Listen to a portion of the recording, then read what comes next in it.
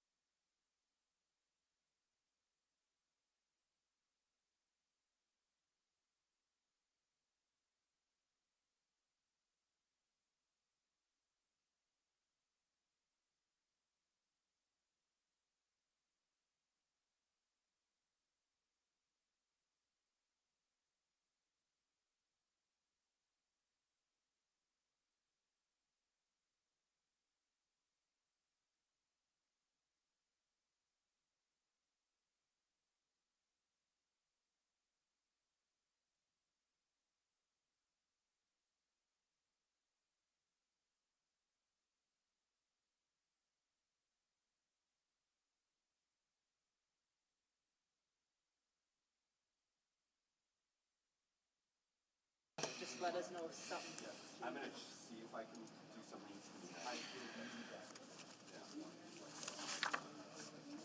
Good morning, everyone. It's nice to see half a council in person. So welcome back, folks, and nice to see some colleagues from the city here who we've only seen in two dimensions for months or years in some cases. So welcome back, folks from a summer like no other. Maybe not the best, but time will tell. Welcome back, and I'll call the August 16th City Council meeting to order and recognize that we're having today's meeting on Treaty 6 territory, the traditional territory of the Cree, the Dene, the Saulteaux, the Nakota Sioux, and the Blackfoot peoples, as well as one of the great homelands of the Métis Nation, and a place where people continue to gather from every walk of life, Indigenous and non-Indigenous alike, to try to build a better, safer, more prosperous place together. And that is, I believe, what the treaty spirit is all about. And I was pleased to see this morning, though unable to participate myself, a lovely smudging ceremony reopening City Hall this morning. So appreciated having elders and leaders from our Indigenous community join Mr. Corbould and members of council and celebrate the reopening of this building to Edmontonians. It has been eerie to be here in the quiet for the last almost year and a half, and so it's wonderful to have it reopened and to be reopened to each and every person in a good way. So thank you to Elder Betty Latondra and others for helping us do that this morning. I wish I could have been there. Circumstances intervened. So with that recognition, I will ask for a motion to adopt the agenda. Agenda's got a couple of moving pieces. Mr. Mayor, could we do roll call, please? Oh, yes. Sorry, I got head faked out because people are here in person, but yes, we do have a mix. So I will start with Councillor Banga. I'm present, Mr. Mayor. Good morning. Good morning. Councillor Cartmel, I can see. Good morning. Good morning. Councillor Katarina, I can also see. Good morning. Good morning. Councillor Zadek. Present. Welcome. Councillor Essinger. Good morning. Good morning. Councillor Hamilton. Good morning. Good morning. Councillor Henderson, I can see. I'm here. Perhaps for the last time. Oh. Councillor Knack. Good morning. Good morning. Councillor McKean. Good morning. Good morning. Councillor Nickel. Good morning. Thank you. Councillor Paquette. Good morning. And Councillor Walters is live and on deck as well. Welcome. Really is good to see you folks. Now, the adoption of the agenda. Councillor Essinger, have you got the all the changes? I do. Go for it. I'm happy to move the August 16th, 18th, 2021 City Council meeting agenda with the following changes. Additions under 6.6, leave of absence from City Council. 6.11, revised deputy and acting mayor terms. 9.8, collective bargaining update. Replacement pages under 5 and 5.2. 6.3, waste services supplemental capital budget adjustment, and deletion of 9.6. Second. Thank you. Any questions on the agenda? Not seeing any, then please vote on the adoption with those changes.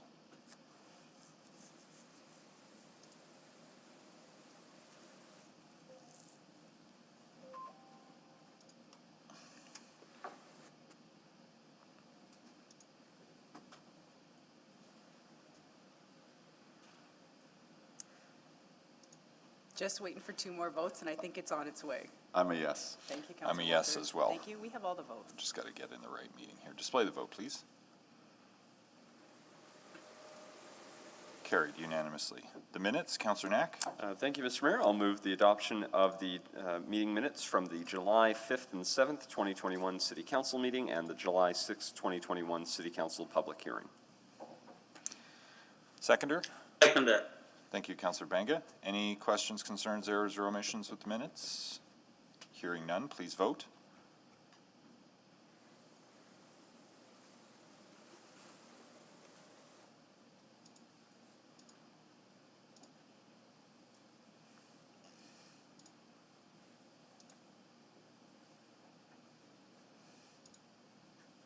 yes. We have all the votes, Mr. Mayor. Display the vote. Carried.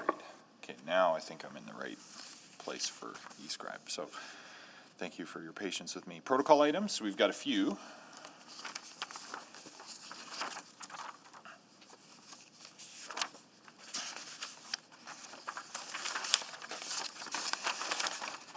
So first up, recently our Transit Peace Officers, or TPOs, were awarded the St. John's Ambulance Gold Life Saving Award. These awards were established more than 30 years ago to acknowledge individuals or groups who have administered first aid while saving lives or attempting to save a life. Only 2 awards are granted at the national level by the Chancellor and 1 at the provincial territorial level by the Chair of Council. And this is part of why this award is so special. Our TPOs were given this award as recognition for their part in saving many lives on our city's transit system as a result of significant increases in overdoses. Their ability to respond to incidents in a quick and professional manner, especially their ability to administer Narcan, has saved countless lives. Peace officers work alongside all our first responders to ensure the health and safety of Edmontonians, and this award recognizes this. And so I'd like to personally congratulate and thank each and every peace officer who continues to represent our city with integrity and with compassion. We need to continue working together to ensure that our most vulnerable citizens have access to the support and medical intervention they require, and our TPOs are an important part of this response. And while there are too many TPOs to individually recognize, I am happy to introduce Matthew Yakemchuk, who is here on behalf of all of his counterparts. Congratulations, Matthew and team, and I hope and expect that you will keep up the excellent work. So congratulations, Matthew, to you and all of your colleagues. Thank you. Thank you very much, Mr. Mayor, for the recognition. It's a huge honor for me to be speaking on behalf of the Transit Peace Officer Group today. And I know our group particularly is very proud of receiving the St. John's Award. Our peace officers interact with vulnerable citizens every single day and are always seeking ways to improve their circumstances. Lately, that's included literally bringing them back to life. It's very unfortunate to think about, but the opioid epidemic disproportionately affects the vulnerable sector. They're already going through such difficult times and difficult circumstances, and adding on the opioids and the fentanyl epidemic makes things that much harder for them. It's quite difficult to put into words, but literally saving somebody's life when they're lifeless in front of you only moments prior is very humbling, a very special experience. And I just wanted to acknowledge also that it isn't just about the Transit Peace Officer Group, it's about the entire city. And as long as we keep working together as a team, we can overcome the circumstances. Also, a huge thank you, just very briefly, to the City of Edmonton for recognizing the need to provide us with the proper training and equipment, most notably the Narcan or the Noxolone kits that we get, the nasal Noxolone, to protect ourselves and anybody who we encounter. So thank you so much, Mr. Mayor, and thank you, everyone. Well, thank you, Matthew. That's very well said, and we are in this together. But you folks are on the front lines of so much of what's happening in our city right now. So we appreciate your efforts and your leadership, and especially your time with us here today. So glad you could join us. Next, lots of good news today. Each year, the Canadian Institute of Planners selects a small number of city planning projects from across the country for their National Planning Excellence Awards. These awards recognize innovation, impact on the planning profession, overall presentation and implementation potential, and are the Institute's highest level of recognition for professional planning projects. So I am pleased to announce that the city's Urban Planning and Economy Planning and Environment Services branch received 2 awards. 1 for open option parking, and 1 for the city plan. The first was an award of excellence, new and emerging planning initiatives for open option parking. And on June 23 of this year, Edmonton became the first Canadian city to remove on-site parking minimums citywide. This change improves choice in how business and homeowners use their properties to meet their parking needs and removes significant economic barriers to new homes and new businesses. It also supports more diverse options for transportation and moves us in the direction of our climate resilience goals. And also supports, of course, a vibrant, walkable, and compact city that we envision for the future in the city plan. And speaking of the future, that second award was also an award of merit, city and regional planning for the city plan itself. The city plan identifies the choices we need to make to be a healthy, urban, and climate-resilient city of 2 million people that supports a prosperous region. It's about our spaces and places and how we move around our city. And it's about our community and what we need to do together to grow and to adapt and to succeed. So essentially, it's a long-term plan for how we will steward change with our partners and our stakeholders and our citizens as we leverage the strengths of the community that we have built, as we respond to the current realities, and as we build an attractive city where existing and new residents will feel welcome and at home. Both of these awards are well received and demonstrate our city's commitment to finding innovative and creative ways to make the way we move and grow more functional and more efficient. So I'd like to recognize the following team members for their incredible work: James Veldkamp, Trevor Illingworth, Michael Strong, Hoeda Hassan, Lila Peter, Dallas Carhut, Lisi Hels, Kim Petrin, Rhonda Toohey, Jane Purvis, Karen Burgess, Nathan Smith, Michael Doyle, Rachel Lee, Stephen Cook, Pablo Orozco, Charity Dyke, Brian McCosh, Daniel Borick, Jane Ledbetter, and Sydney Gross. And on behalf of City Council, I'd like to congratulate the people who are a part of these projects and hand it over now. Well, first, let's give a round of applause to those folks for this well-deserved recognition. And now I'd like to hand it over to Stephanie McCabe to say a few words on behalf of the department. Well, thank you, Mr. Mayor and City Council, and on behalf of the executive leadership team here at the city and the Urban Planning and Economy Department leadership team, I'm honored to lead such a talented team that's being recognized nationally for these bold, forward-thinking city planning projects. Open option parking is a really big move for our city, and it's really critical for implementation of the city plan. It really will result in a more compact, walkable, sustainable, and climate-resilient city. It allows us to be more responsive to serving the development and business communities, and provides homeowners with provides more choices for homeowners. This is critical to attracting and supporting and growing business in Edmonton, and hundreds of businesses and homeowners have already benefited from open option parking. One example is an existing retail and specialty food service business that received a quick approval to expand their use to develop an interesting market-style outdoor patio that resulted in no parking impacts. This initiative would not have been possible without the collaboration, dedication, and hard work from our experts and talented staff across the department and across the city as a whole. They used research, planning, and engagement to make these big changes, to inform these big changes. The city plan is really a gift from Edmontonians to Edmonton. It's the collaborative work of integration of voices of over 10,000 Edmontonians and used evidence-based research from a technical body of work. It's a plan for and by Edmontonians, and we're very proud to steward the city plan. The city plan is much a plan for 1 million, as it is a plan for welcoming 1 more additional million to our city.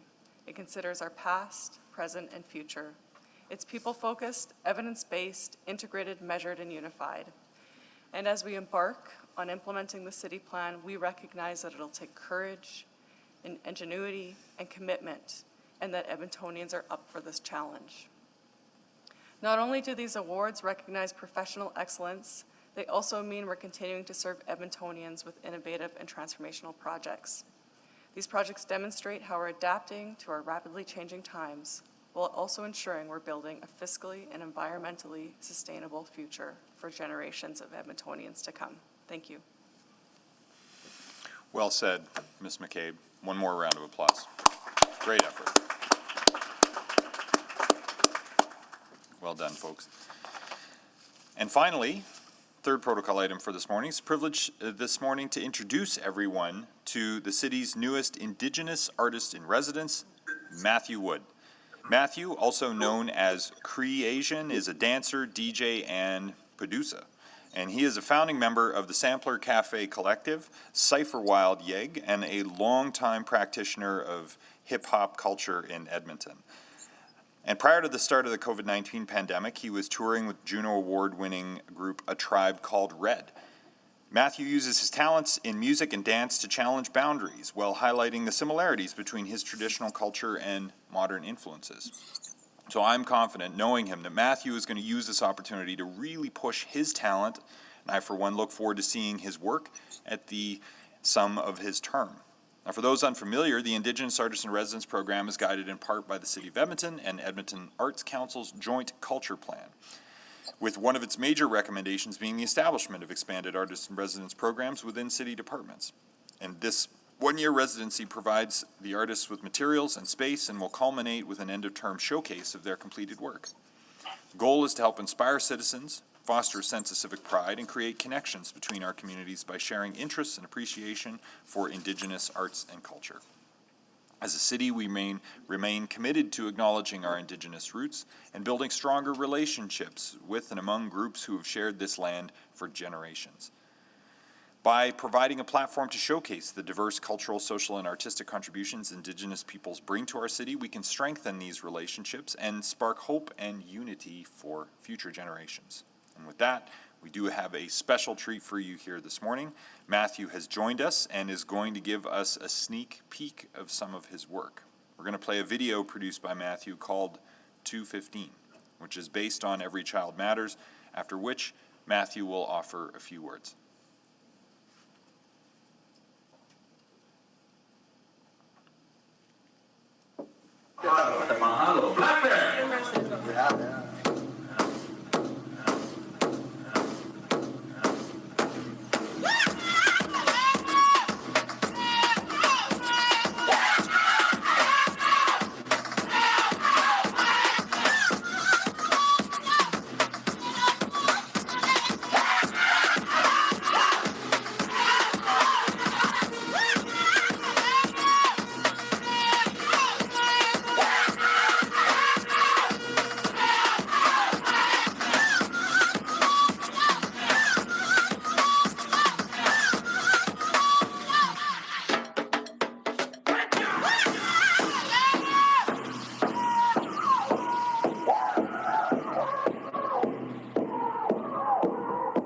And as the Minister adds that Canada will not be able to accommodate all Indigenous concerns, what that means is that they have decided to willfully violate their constitutional duties and obligations. Mr. Speaker, sounds like a most important relationship, doesn't it?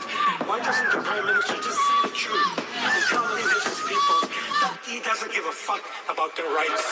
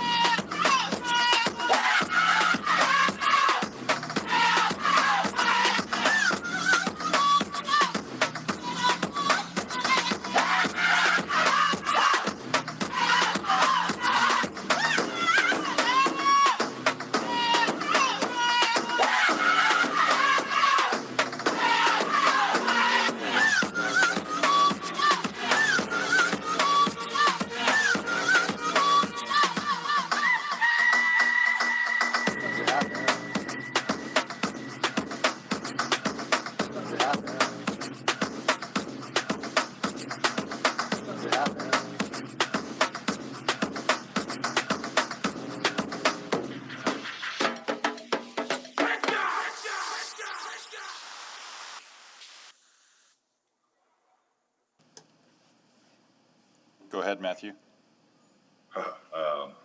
Good morning. Matthew Kitseno Nisikasun, Matthew Wood Nisikasun, Creation Nisikasun, Nehiowen Absis Pogo. It's great to be here. My traditional name is Matthew Kitseno, which is Medicine Man Being. My government name is Matthew Wood, and my stage name, everybody knows me as, is Creation. It's great to be recognized by City Council through my artist in residency, and as you can see through this video that produced helped also my brother, my roommate, Busy Rock, aka Brandon Shaw, and it's become very important for us to keep the fire burning and not forgetting about the children that were lost due to residential schools, and also recognizing the crimes against Indigenous people. As you know now too, that number has risen like significantly and keeps on rising with more unmarked graves being found. And this whole work, this body of work is to acknowledge that, and so that it's never forgotten. As before, the findings, it was considered old news, but now it's definitely made a huge impact throughout our communities and throughout the nation, Turtle Island, and even internationally, people are starting to see what has been done, but moving forward, how we could heal, and just something that I've always been taught is through as a grass dancer, which I displayed on the short film. There was something I always like to say is when we dance, we pray, and when we pray, we dance. And it's not to just pray for ourselves, but it's also to pray for everybody out there, that whether they're going through a rough time, or they're sick in the hospitals, or our loved ones that we've lost, or the newborns, the new ones that are being born, is to put out that good energy and that good medicine. And I've been gifted that name, Matthew Kitseno, Medicine Man Being, is that deity. His duty was to spread that good medicine across the nation. And so to be gifted that through my Mushum, Jerry Senior Saddleback, what he shared with me is my name caught up to me. I never was raised or had a traditional name growing up. So to be gifted that has been a very special thing, and to be recognized also the work that I've done previous and how it lines up with that, with my traditional name. So it's I feel very grateful and thankful to be here and to be, my hometown being Miskatchewan, Wisconsin. Originally, I come from Good Fish Lake First Nations, but my home, I reside here in Miskatchewan, Wisconsin.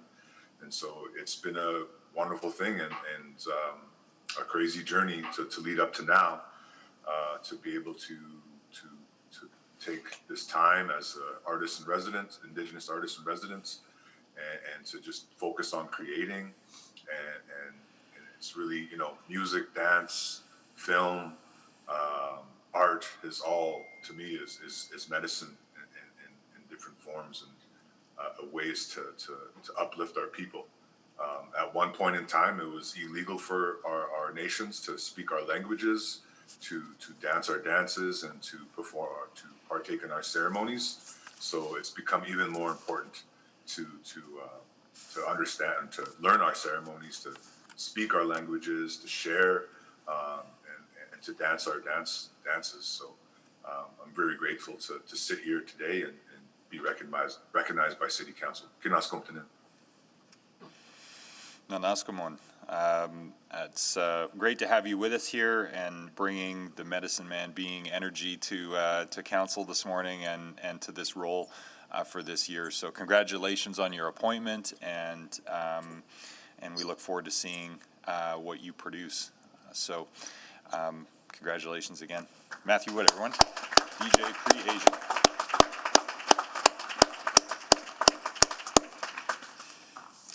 Well, that's a good way to start things off. We will now select items for debate.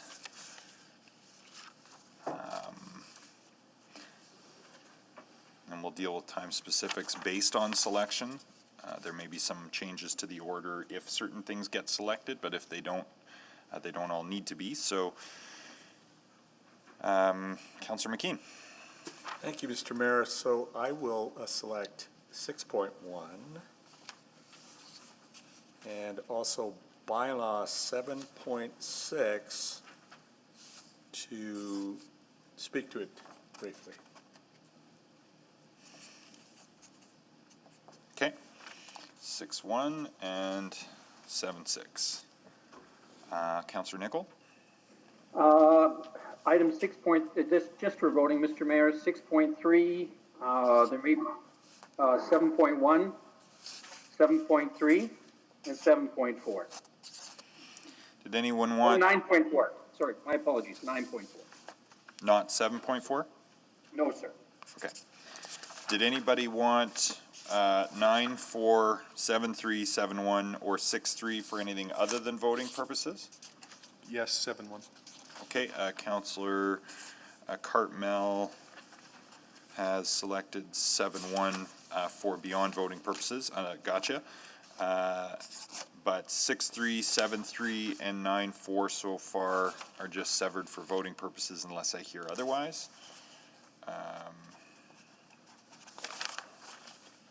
with me, just noting this all down. Okay, Councillor Knack.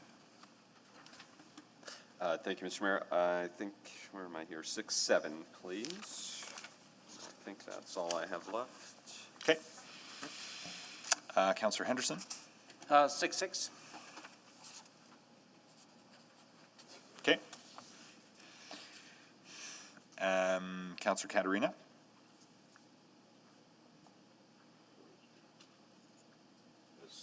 Must be selected, please. Use your chamber mic. 7.5 must There be you go. selected. 7.5 must be selected. Got it. Thank you. Any other selections this morning? Could we have 6:10, please, Mr. Mayor? Unless you don't want.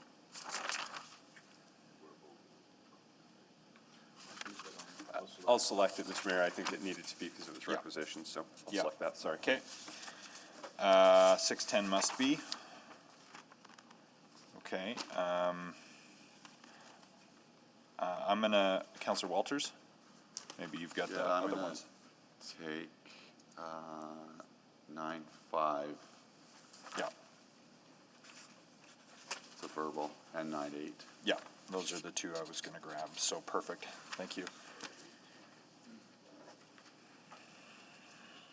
Okay, any other selections? Going once, going twice? Someone wanna move the balance? I'll move the balance, Mr. Mayor. Thank you, Councillor Walters. Second. Seconded by Councillor McKean. Please vote on those items not selected for debate this morning.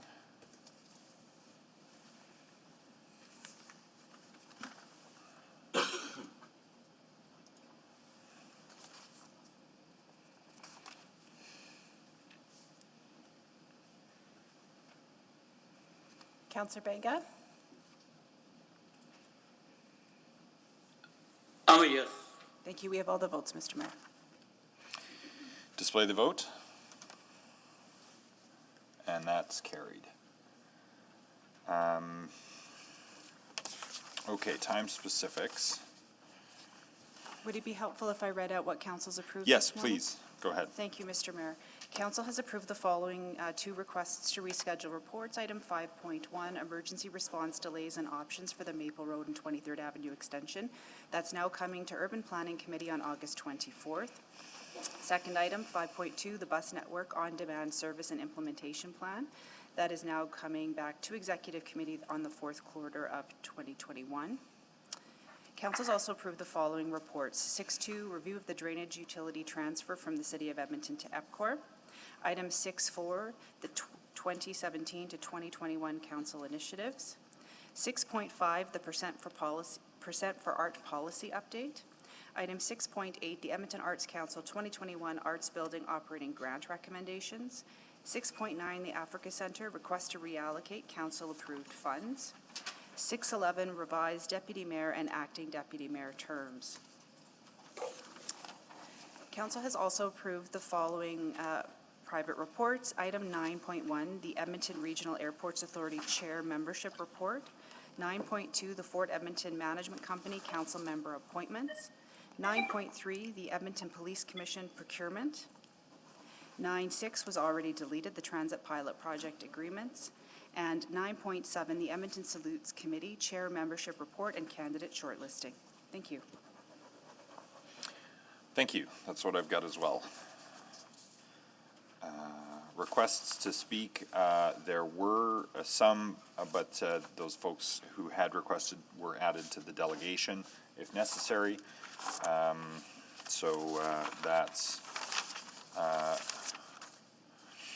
moot, and it wasn't selected anyway. But just in case you were wondering. Request for time specific, we have a request that 6.6 be made first item. And I think I'll move all the, that. thank you, Councillor Henderson. Second. Seconded by Councillor Knack. I think all of the other time specific requests were moot because the items weren't selected. Okay, so there's just that one. Please vote to bring that one up, essentially. And that's carried. I'm sorry, we're still calling the votes, or did you do it, to do that by unanimous consent? I'm just missing 3. Oh, no, sorry, I presumed the outcome, but tally. Sorry, I'm just waiting for Councillor Banga and Councillor Nickel, please. Still loading, but a yes. Thank you, Councillor Nickel. Councillor Banga? Yes, for me as well, please. Thank you. We have all the votes. Display the vote. Carried unanimously. Okay, so that will be the first of the reports that are dealt with. We've still got bylaws to work through that were not selected for debate. Councillor Caterina? Yeah, thank you, Mr. Mayor. So we'll start with recommendation on 7.5. Second. Recommendation on 7.5. Thank you. Seconded by Councillor Knack. So we just need to get some revised wording for that one. Do you mind just delaying that, and we'll deal with that after, because we need to correct the recommendation. Okay, so the only other ones at this point right now are 7.2, Mr. Mayor, on second and third reading. Second. So I'll move second reading of 7.2. 7.2 and 7.4 was selected in error, so I think 7.2 and 7.4 we can do. 7.4, yeah, no, that's correct, I had it. And then 7.3 is just for voting, so we'll deal with second and third separately on that. But if we do second and third on 7.2 and 7.4, and then second and third on 7.3 separately, I think we'll be good. Yep. So second reading of 7.2 and 7.4 is your motion? Yep, that's correct. Okay. Second. Seconded by Councillor Knack. Please vote.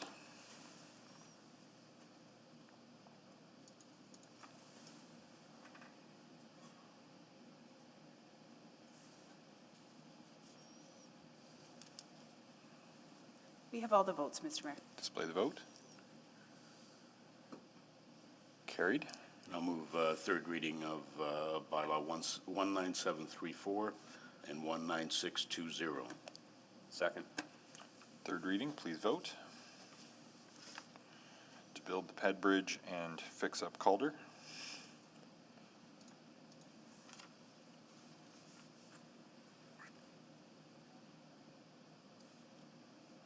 Councillor Banga? Yes. Thank you. Display the vote. Carried. So 7.3 is for voting only. So I'll move second reading of, Actually, if I might yield to Councillor Walters for that one, if you don't mind. yeah, no, that's fine. Thank you. I'll move second reading of 7.3. Are we doing them both? Are we gonna do them both? Just, second reading of 7.3. Yep. Which So moved. extends the train. Second. Seconded by Councillor Caterina. Please vote.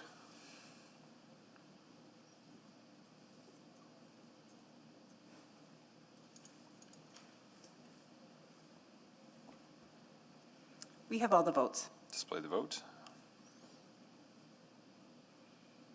Carried 12-1. Okay, I'll move third reading of bylaw 19781. Second.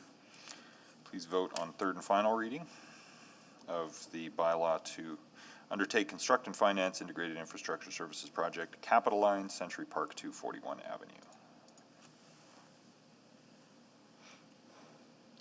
We have all the vote. Display the vote. Carried.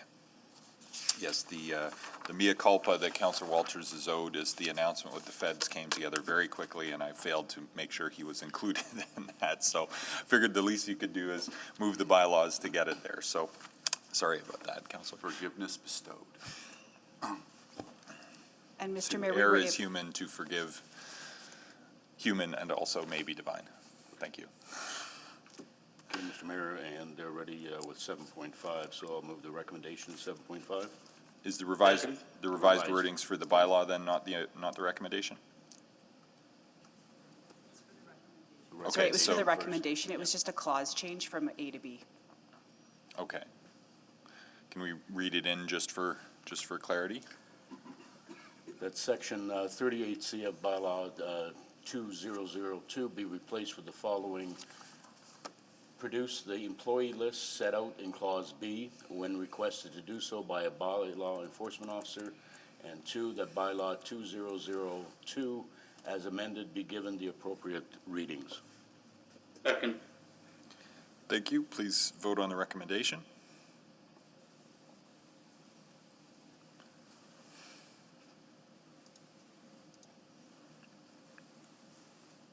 We have all the votes. Display the vote. Mr. Mayor, I'll move first That's carried. reading of 7.5. Seconder? Second. Seconded by Councillor Banga. Okay, please vote on first reading.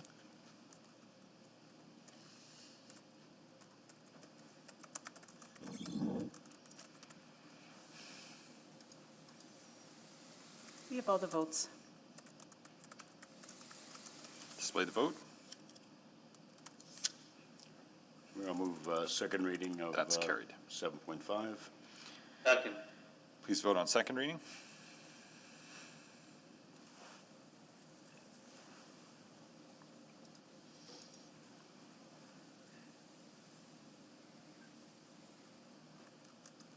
We have all the votes. Display the vote. Carried. Mayor, I'll move consideration of third reading on 7.5. Second. Please vote.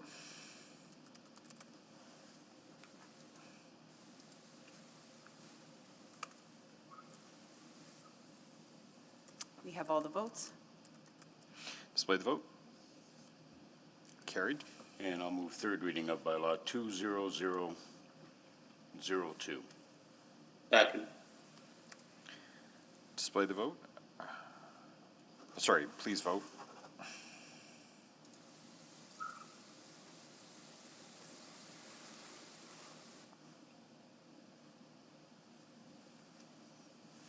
We have all the votes. Display the vote. Carried. Do you want to do 7.6 now, Mr. Mayor?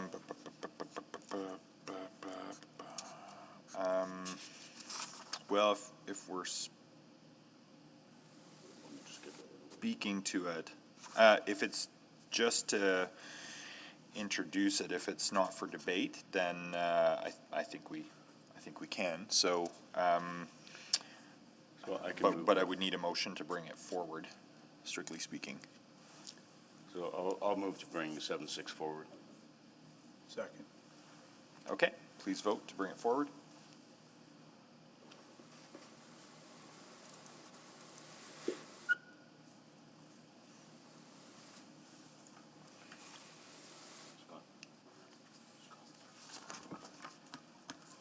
Councillor Walters? We have all the votes. What's that? Display the vote, please. Thanks. Carried. And Councillor McKean, did you want to move first reading and speak to 7.6? Yeah, I would like to move first reading and speak to it briefly. Okay, go ahead. I'll second it, actually. Go ahead. on Mayor, first reading. thank you. This was a result of some work that involved the Anti-Racism Advisory Committee and their advice. But I'd heard numerous times, and I suspect many of you have, that we had not, as a city council, made a strong statement against incidents of racism in our community. And then extra frustration with the fact that some of these incidents did not reach the level of hate crime as far as the police were concerned, and I understand the police are frustrated, everybody's frustrated. This gives an opportunity for the City of Edmonton City Council to do a couple things. Make a strong statement against harassment based on religion, race, sexual orientation, gender identity, and I think it's really important that we make this statement, and it will be enforced appropriately and smartly, I believe. It will not restrict people's right to assembly or free speech, but it will catch some of those alarming incidents that we've seen happen in Edmonton and the Edmonton area over the last year or so, generally towards hijab-wearing Muslim women. And to me, this is a strong statement condemning those acts. So I hope everybody can support it. Thank you. Thank you. Councillor Paquette? Yeah, thank you. And I hate to raise this right after that wonderful statement, but I just did have a process question. And it was brought to my attention over the weekend that there were some concerns that this bylaw doesn't have anything in it regarding hate symbols. And I'm not sure what the appropriate course would be on that to include in this bylaw. My suggestion and if would we do that now or later. At this stage would be a subsequent motion asking for further work to be done around that question rather than delay this today. So that, and if there's a right way to add that, that can be drafted and a subsequent amendment could be brought forward to achieve that. So we can work with you to develop some wording on a subsequent, which we can come back to later in the meeting if we need a little bit of time, but that would be my suggestion. Yeah, perfect. Thank you so much. Yeah, no problem. Good flag. Councillor Banga?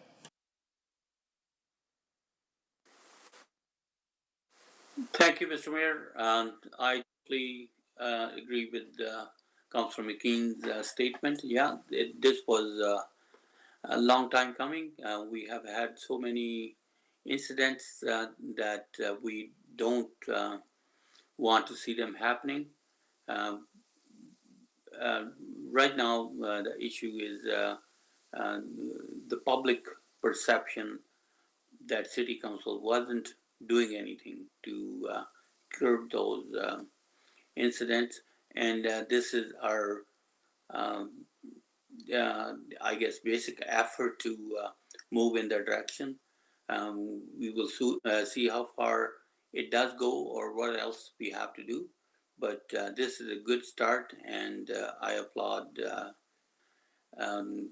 all the efforts by Councillor McKean, and I ask the councillors to support this, and thanks a lot. Thank you, Councillor Banga. Any further comments? Councillor McKean to close. Quickly, I appreciate Councillor Paquette's suggestion and your advice to him, Mr. Mayor, to not hold this up. And I just think, again, to summarize, this is a strong statement of our community values. Bylaws often, well, they do reflect our community values. And Edmonton stands against racism and stands for compassion and being, I think, one of the most, if not the most welcoming city in the world. Thank you. Thank you. please vote on first reading of the Public Places Bylaw Amendments, Acts of Harassment.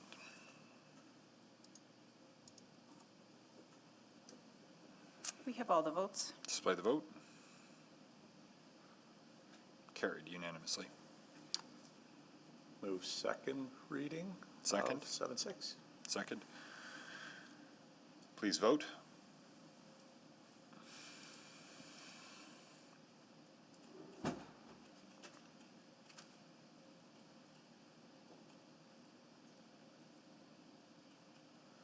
Councillor Nichol? Yes. Thank you. We have all the votes. Voting again. Display the vote. Carried. I will move consideration of third reading on 7.6. Second. Please vote. Yes.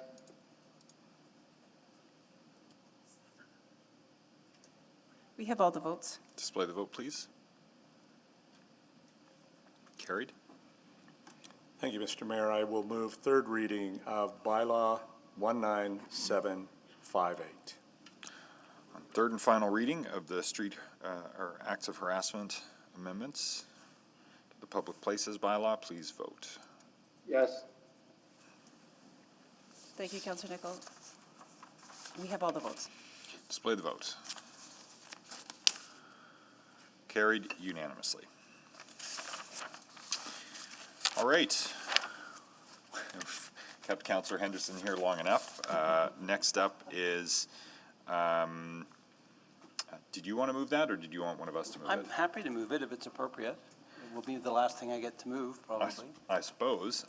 So you'll put that on the floor. Second. I'll second that. I got Councillor McKean in there first. So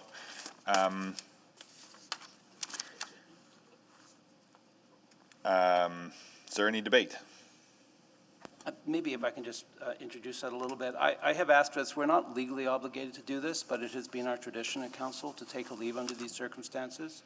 And I really think it's important to do. I think it's an important tradition to uphold. I have always deeply appreciated that we operate as a nonpartisan body, and I don't want to put councillor in any conflict by being here for votes that may impact. And for that reason, I'm asking for leave of absence.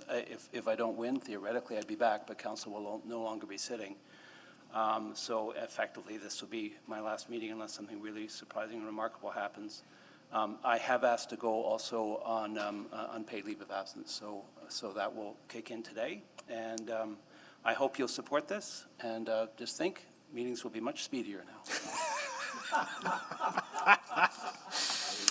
Well, Councillor McKean, if you could take the chair. Take the chair. There's an inherent tension because there is much to be said, but it's tough to editorialize in a situation like this. But I would just note that Parliament doesn't have time limits, or at least as strenuous. I think they do. They're longer time limits. They're longer time limits than we're used to. So we may not have seen the last of you. But there'll be much more to say at a more appropriate time, mindful of the very principles you cited earlier about your long service to the city, Councillor Henderson. So, but I'll suggest that it's appropriate for us to support this, particularly as it's brought forward by the member. And but we will miss you. I'll say that. With your indulgence, Mr. Mayor, the one other thing I was going to mention, I am going to try, if I can, to get back for the protocol item on the last council meeting. So I won't vote, but I'd like to be here for that if I can. I don't know if I'll be able to make it. Boy, I'd like to rule you out of order. We'll figure something out. We'll figure something out. Yeah, I think that's ceremonial. I'm sure we'll find a way to accommodate that. Councillor Banga? Mr. Mayor, my first question to you is, since the writ has been dropped already, and would it be okay to put the date on it starting today?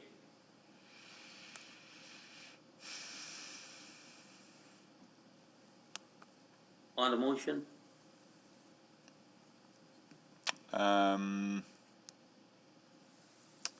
I suppose, well, the motion as it's structured right now, it is retroactive, which is actually a little odd since we've just voted on some things. So it might be a friendly amendment to make it effective. Yeah, we wrote this Yeah. prior to knowing when Yeah, the rate would be exactly, dropped. exactly. It was a looking forward motion before, so that's a good flag, Councillor Banga. I'll go to the clerks for maybe some recommended friendly amendments to make it effective at, as of the passage of the motion. So we'll come up with an adjustment. Thank you, Councillor Banga. Did you have another question? No, I didn't have a question. I just wanted to let Councillor Henderson know that when he's not in council, he always stated he's a little bit nervous. I don't know who's going to be nervous in his absence. I guess somebody's got to take that role. Maybe I should presume that role. He's moving into my neighborhood, so I think I should be moving into his neighborhood. Well, thank God, we can all Councillor. assist with the backfill. We'll figure that out. All the best. Thank you, Councillor Banga. Councillor Walters? Yeah, just, there's so many things you could say, but I want to say that in so many ways, Ben, you have been an absolutely outstanding Edmonton City Councilor, so thank you. Thank you. Councillor Walters, Councillor McKean? Yeah, thanks, Mr. Mayor. During the smudging ceremony this morning, I had the privilege to speak on your behalf and cited Elder Henderson as a tremendous leader during his 14 years. I always like to exaggerate that on council. And what I always appreciate about Ben, and I hope we have another opportunity to fet him, but he would see things that I would not see. He would, I so appreciate your mind, Ben, and your commitment to this city and council. As your city councilor, though, I will take all those nice things I've said about you back if you complain once to your city council as a constituent. Good luck, Ben. Thank you. Any other fond farewells? And we will get another couple of opportunities for those comments in a different venue. So not seeing anything further, Councillor Henderson to close. Nothing more to add, I don't think. Thank you all. It's been a blast.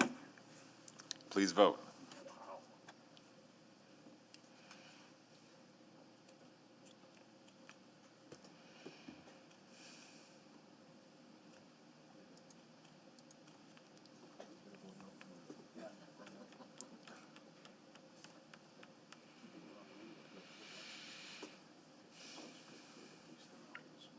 I'm going to guess, Madam Clerk.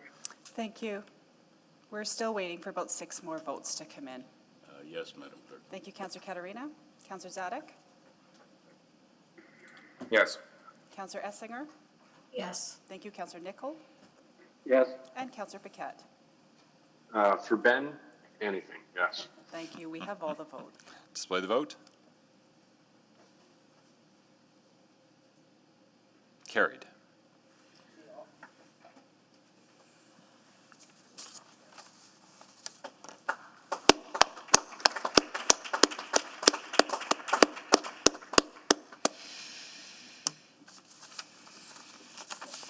End of an era.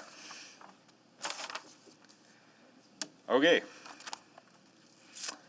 6.1, Rapid Housing Initiative, Updated Housing Investment Plan is up next.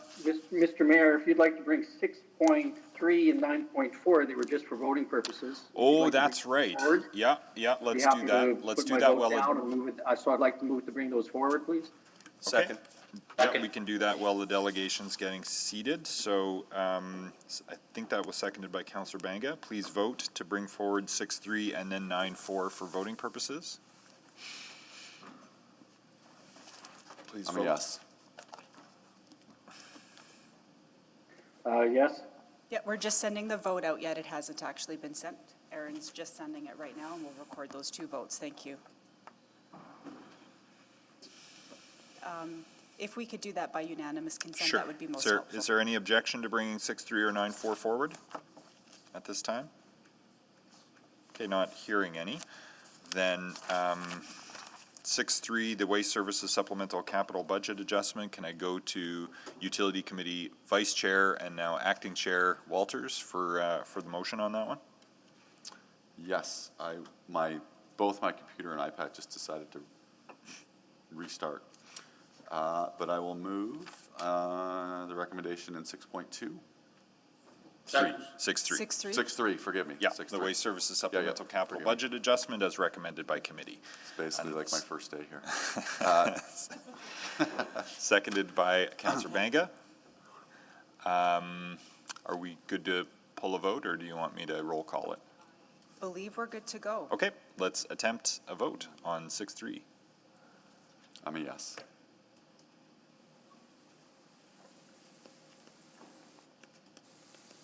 Yes, Madam Clerk. Just give Aaron a couple of seconds. I think Councillor Walters' computer is going to sleep has impacted us.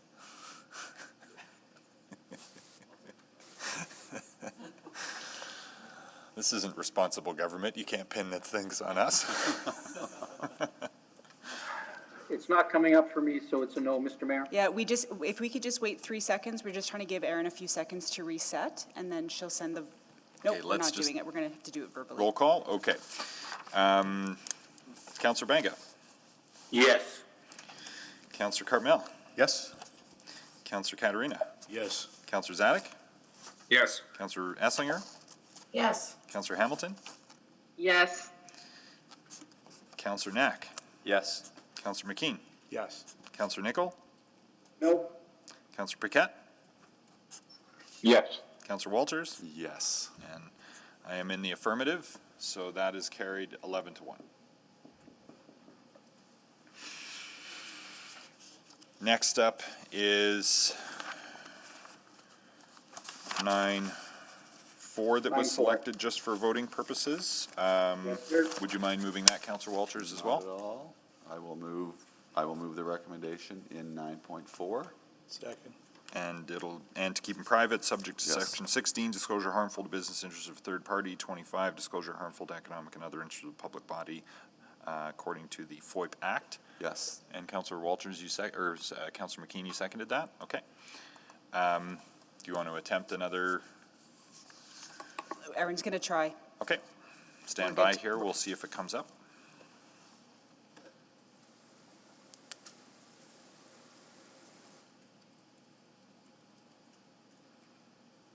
We're just going to do it verbally, Mr. Mayor. Okay. Let's start this time with Councillor Cartmel. Yes. Councillor Katarina. Yes. Councillor Zadek. Yes. Councillor Essinger. Yes. Councillor Hamilton. Yes. Councillor Knack. Yes. Councillor McKean. Yes. Councillor Nickel. Nope. Councillor Paquette. Yes. Councillor Walters. Yes, for sure. And I am a yes as well, so that's carried 11 to 1. Mr. Mayor, I'm affirmative too. Did I skip Oh, and Councillor Banga. Apologies. No worries.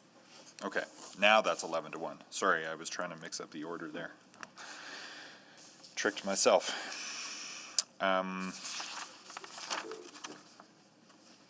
Okay. Now let's hear the Rapid Housing Initiative updated housing investment plan. Councillor McKean, you'd selected this. Have you got questions on it, or do you want the presentation? I have questions. I don't think I need the presentation. I went over the report a couple times, and I'm slightly confused. Anyone else want the presentation? Not here. Mr. Mayor. Yeah? Wouldn't be a bad idea. in the Okay, presentation. okay. And I'm just going to pass the chair to Councillor McKean for a moment while the presentation's happening. I just need to step out for a second. I'll be right back. So, Councillor McKean, you have the con, and I'll be back hopefully before the end of the presentation. Thank you. Please go ahead. We'll go ahead then. I'll start off by introducing our delegation on this item this morning. Jackie Ford, our branch manager of social development. Also joining us in chambers is Crystal Kajener. Crystal, as you know, is our director of affordable housing and homelessness. And online for questions, we have Brendan Pinches. Brendan is the program manager in Crystal's section, and Margot Hoffner from Legal Services. Report this morning provides an update and makes a number of recommendations with respect to the Government of Canada's recently announced Rapid Housing Initiative. Federal funding presents the City of Edmonton with a very important opportunity to develop additional units of urgently required supportive housing for our city.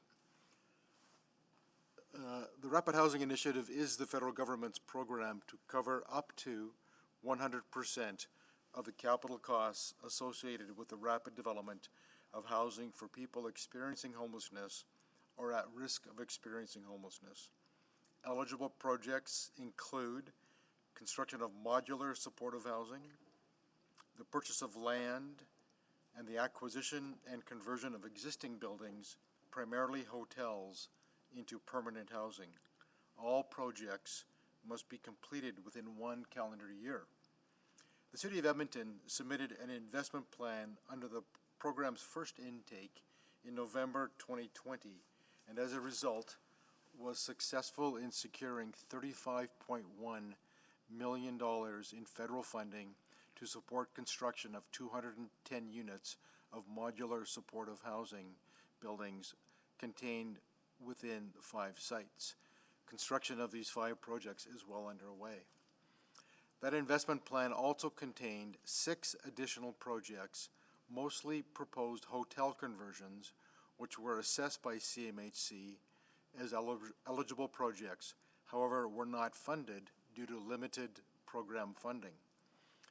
The Government of Canada's 2021 budget announced earlier this year identified an additional $1.5 billion for a second round of the Rapid Housing Initiative, which will provide the opportunity for the City of Edmonton to allocate additional funding to support the remaining unfunded projects from the investment plan Council previously approved.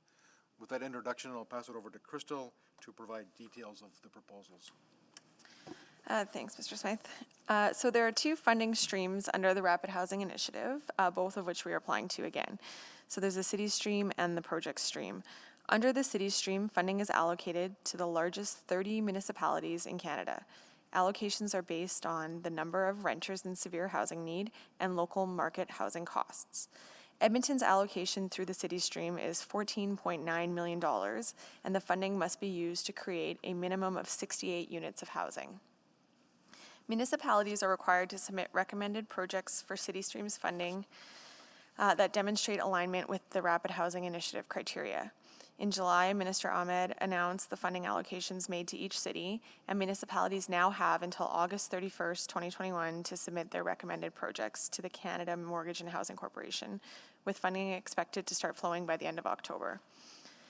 In reviewing the previously proposed projects on City Council's approved RHI 1.0 investment plan, administration has identified 2 medium-sized hotel conversion projects it recommends for City Stream funding.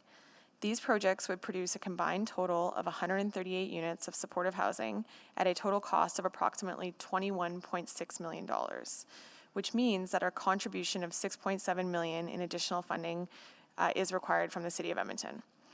The strategy is recommended because it allows the city to maximize the number of units created, which helps us get closer to our overall target of 900 units of supportive housing, and ensures we are able to fully utilize all of the City Stream funding allocated to the City of Edmonton. Under the project stream, the second stream of funding, Canada Mortgage and Housing Corporation is focused on funding projects that were unfunded from the first RHI intake in round 1.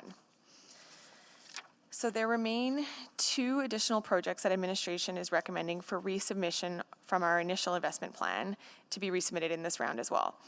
The costs of these projects exceed the funds available in our city stream, and as a result would be required to be submitted to the project stream for additional funding beyond what's been allocated.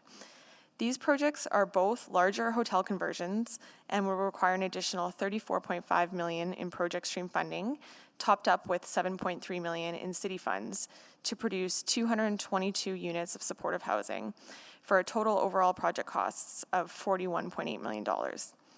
Although it is possible to submit a proposal for projects to be funded entirely by the federal government, the city's commitment of funding will allow these projects to score higher under the program framework and will increase the likelihood of securing additional capital funding through the project stream.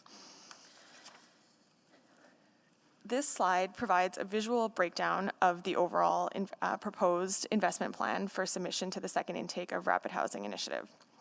The names of the proponents and the hotels have been omitted for the purpose of the slide. However, the details of each project are contained in the private attachment to the report. Project specifics are confidential at this time since sales agreements are still pending and releasing this information could jeopardize the commercial interests of the parties involved. In total, the plan will ensure the construction of a minimum of 138 additional new units of supportive housing, which combined with the previously funded 210 units already under construction means almost 350 new units of supportive housing will open in Edmonton within the next 12 months. In addition, should the remaining 2 project stream applications prove successful at attracting additional funding from the CMHC, a further 222 new units of supportive housing will be created, bringing the overall total of new supportive housing units to 572. It's worth noting that the projects outlined in this presentation for funding under the second intake are uniquely different from the projects that were funded under the first Rapid Housing Initiative intake in Edmonton. Those projects in the first round focused on city-constructed new modular supportive housing buildings. These projects instead are hotels that would be purchased by third-party non-market housing providers and then converted into permanent housing.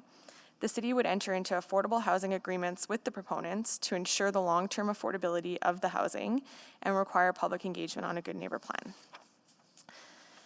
A Good Neighbor Plan is a tool for developing and maintaining a positive relationship between supportive housing and the community, and it will outline the shared commitments of the service provider and community, identify who the community can contact with concerns, as well as include an issues resolution process through which the community and service provider can work together to resolve any concerns.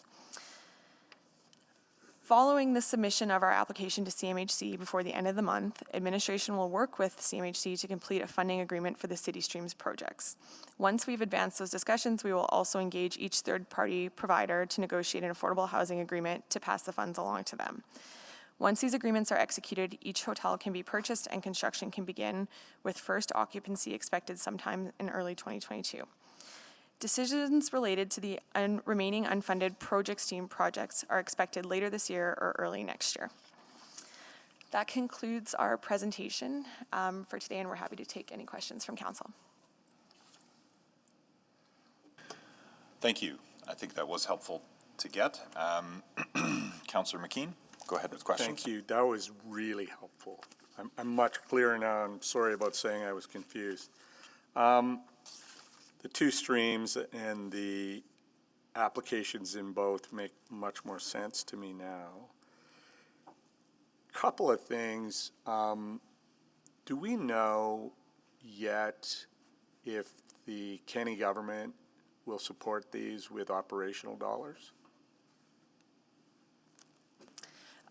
We don't know that yet, Councillor McKean, but we are in active discussions with the Community and Social Services Ministry about both the first round of projects and this new round that's been announced. I read in here somewhere, and I can't find it right now, but that, and I might have read it wrong, are you recommending that no funding to Project 4? No, we're still recommending submitting it for funding. We're just not adding an additional city contribution at this point. And why is that? Mostly due to budget constraints.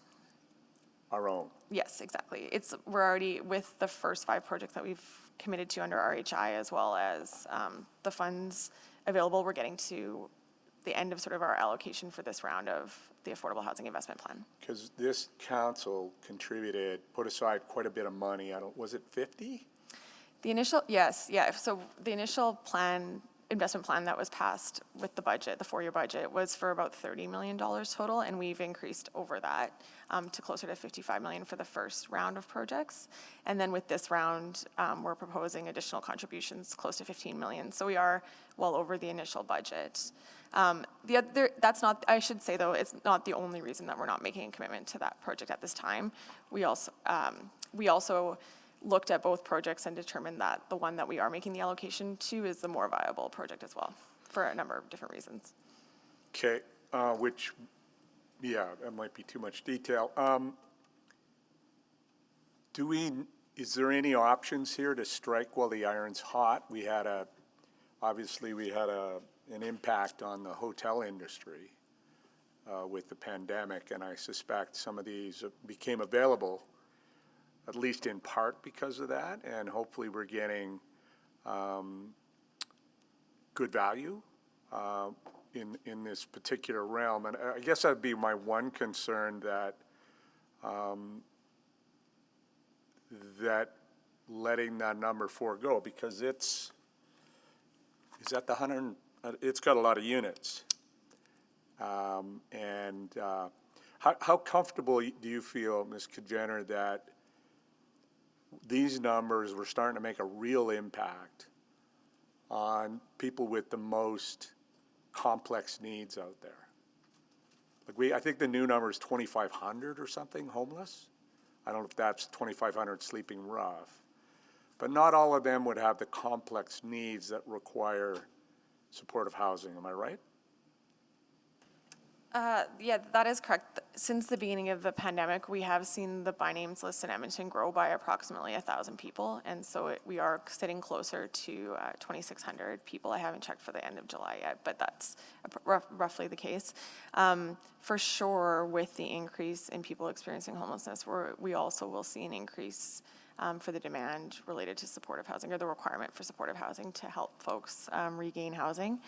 But at this point, we don't have enough information about the specific needs associated with that population to adjust the target one way or another. I know in talking to Homeward Trust that they are planning to refresh the plan to end homelessness in light of the tremendous impact on homelessness that the pandemic has had. And so I think in a few months, towards closer to the end of the year, early next year, we'll have more information about the exact nature of who's on that list and what's required to meet their needs. Yeah, and I guess maybe it's a really hard question to answer, but, we certainly saw in the greater downtown during the pandemic concern and considerable social disorder. And I think there were rising crime rates, probably street-involved person on street-involved person being the vast majority of it. But, yeah, I guess it's a really hard question to answer whether or not we're going to make significant impact on the related issues with homelessness. Some of the people would just need housing first. Some people will need significant programming, and you can't answer that today, what numbers we're looking at. Because this is a significant number of units. It's really great news in a lot of ways, I think, but, and maybe you just can't answer that question today, right? Well, the only thing I would add is that we know that this is a critical infrastructure gap in Edmonton, regardless of the number of people experiencing homelessness at this point. It's just something that we have not had enough units of. And so I think the good news story is that with the second round of RHI, if the plan is approved by council, we will see close to 350 new units of supportive housing, which we didn't have a year ago. And so that is a good news story, even if demand for the units has also increased. Yeah. And certainly, Councillor, we will return to council once the second round of federal funding, those in the project stream, we'll see how much traction the City of Edmonton gets for that funding, and then we can provide we'll have more information then at that time. Well, really good work, folks. Thank you so much. Thank you. Councillor Banga? Thank you. Just a couple questions here. Ms. Kajener, you mentioned two streams, city stream and project stream. In the city stream, how much money is the city putting in there? The recommended contribution in the city stream is $6.7 million. Okay, and the rest is going to be coming from, I thought you stated that one of the streams was 100% federally funded. Was it? So yeah, so it's possible for us to use 100% federal funding in the city's stream to cover all of the costs. But the issue is that when you look at our investment plan, we didn't have any individual project that could meet the unit target and be funded without leaving additional money on the table. So there was one project, so we could have met the unit target, spent about $10 million. But with this additional city contribution, what it lets us do is actually fund 2 projects, which allows us to get 138 units instead of 68 units with a smaller top-up. And then we're also not leaving the approximately $5 million left over on the table, if that makes sense. Okay, and I know these two entities, I'm going to state, they're interrelated. Homelessness and affordable housing. In your mind, which way the city is trying to lean more towards at this point in time? Certainly addressing homelessness and solving the housing affordability challenges are both 2 very related priorities that City Council has set for administration. As you know, Councillor Banga, City Council has identified supportive housing as its #1 affordable housing priority for administration to work on. And so with this submission to the Rapid Housing Investment, we are fulfilling that direction that's been set by Council. And in doing so, we are obviously providing affordable housing for people experiencing homelessness or at risk of homelessness. So we're sort of addressing both of those challenges right at the margin of where they intersect. Okay. And my final question, I guess, would be that we have been at it, this issue for a while, even though we were initially pretty slow. My question to you is, if you are an assessing person, are we winning this? Or are we tying it? Or are we just still losing it despite all those efforts in the homelessness department? Well, thanks, Councillor Banga. That's a difficult question to answer, but I guess I would say that with respect to fulfilling this goal of creating new units of supportive housing, Edmonton is doing very well. We've attracted much more funding than some of our peer cities have due to the nature of the quality of our applications. And so with respect to that goal, we're certainly making very good progress. As I mentioned earlier, the pandemic has had a very significant impact on the number of people experiencing homelessness in our city. And so I would say that I think it's fair to say that we've suffered some setbacks with respect to our overall progress towards ending homelessness. But with programs like Rapid Housing Initiative, there is hope that that setback will be temporary and we can regain our ground as we bring on more infrastructure like this and in future rounds of funding for rapid housing as well. Okay, so at this point in time, you wouldn't be able to tell me that we're making any progress? Councillor, I think we certainly are making progress. There's absolutely no question that the city is often asked from other cities, or a Homer Trust is asked in terms of the practices that we have instituted as a sort of best in class or one of the leading cities in the nation.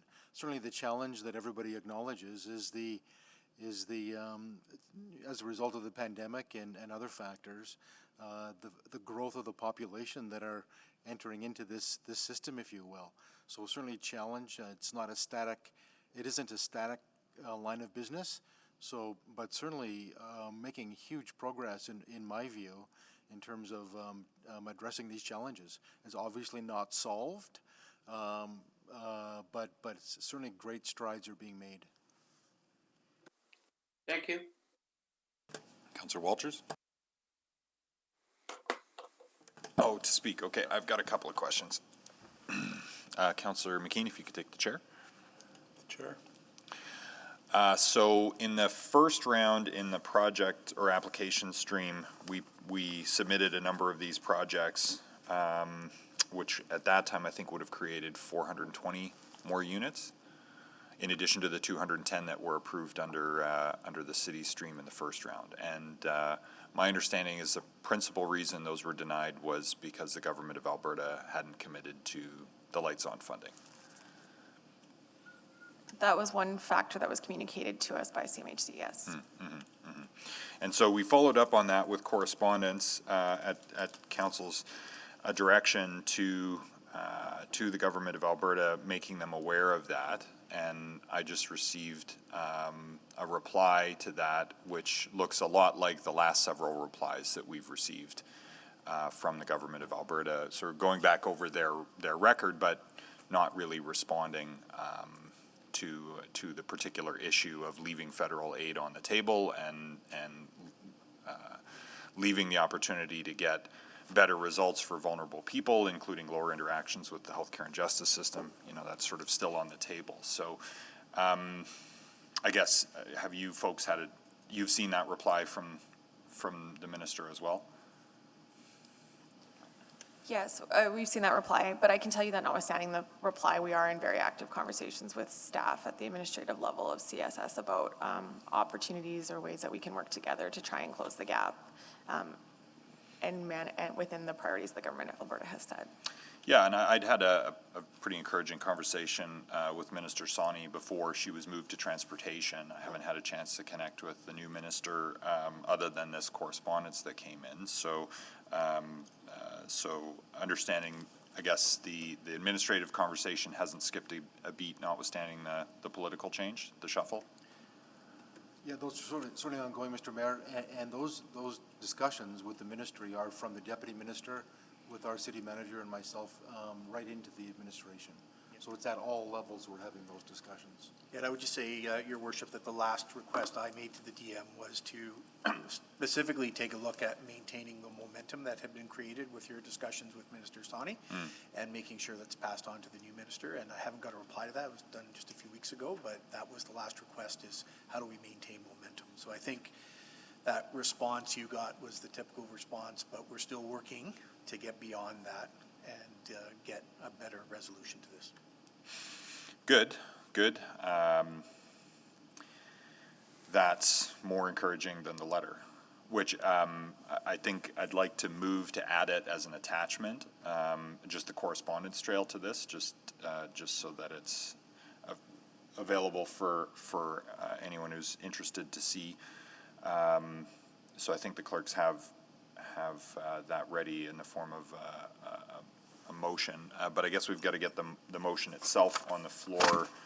No, this is just an agenda adjustment to add this to the meeting record, so that can be a separate motion, right, Madam Clerk? Okay.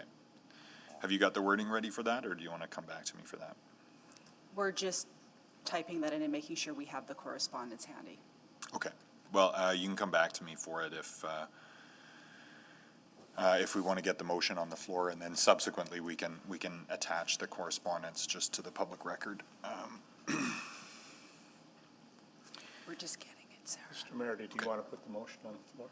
I was going to come back to see if either you or Councillor Walters wanted to do that as leads on our housing initiative. So I'll take the chair back, and then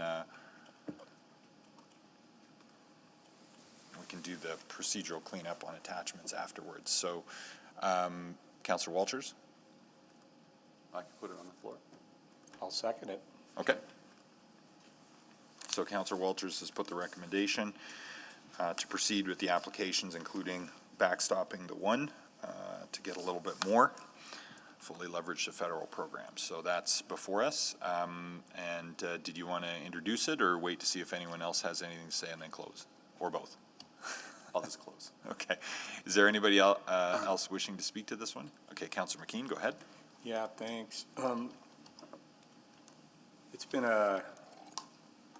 hard dealing with this issue and the impacts of homelessness on, first of all, the people that live without housing, many of whom are, I think if you went back far enough in history, they would have been institutionalized in major psychiatric hospitals, and now they're fending for themselves on the street, and that is unfair to them, that they're not getting proper care and compassion and treatment.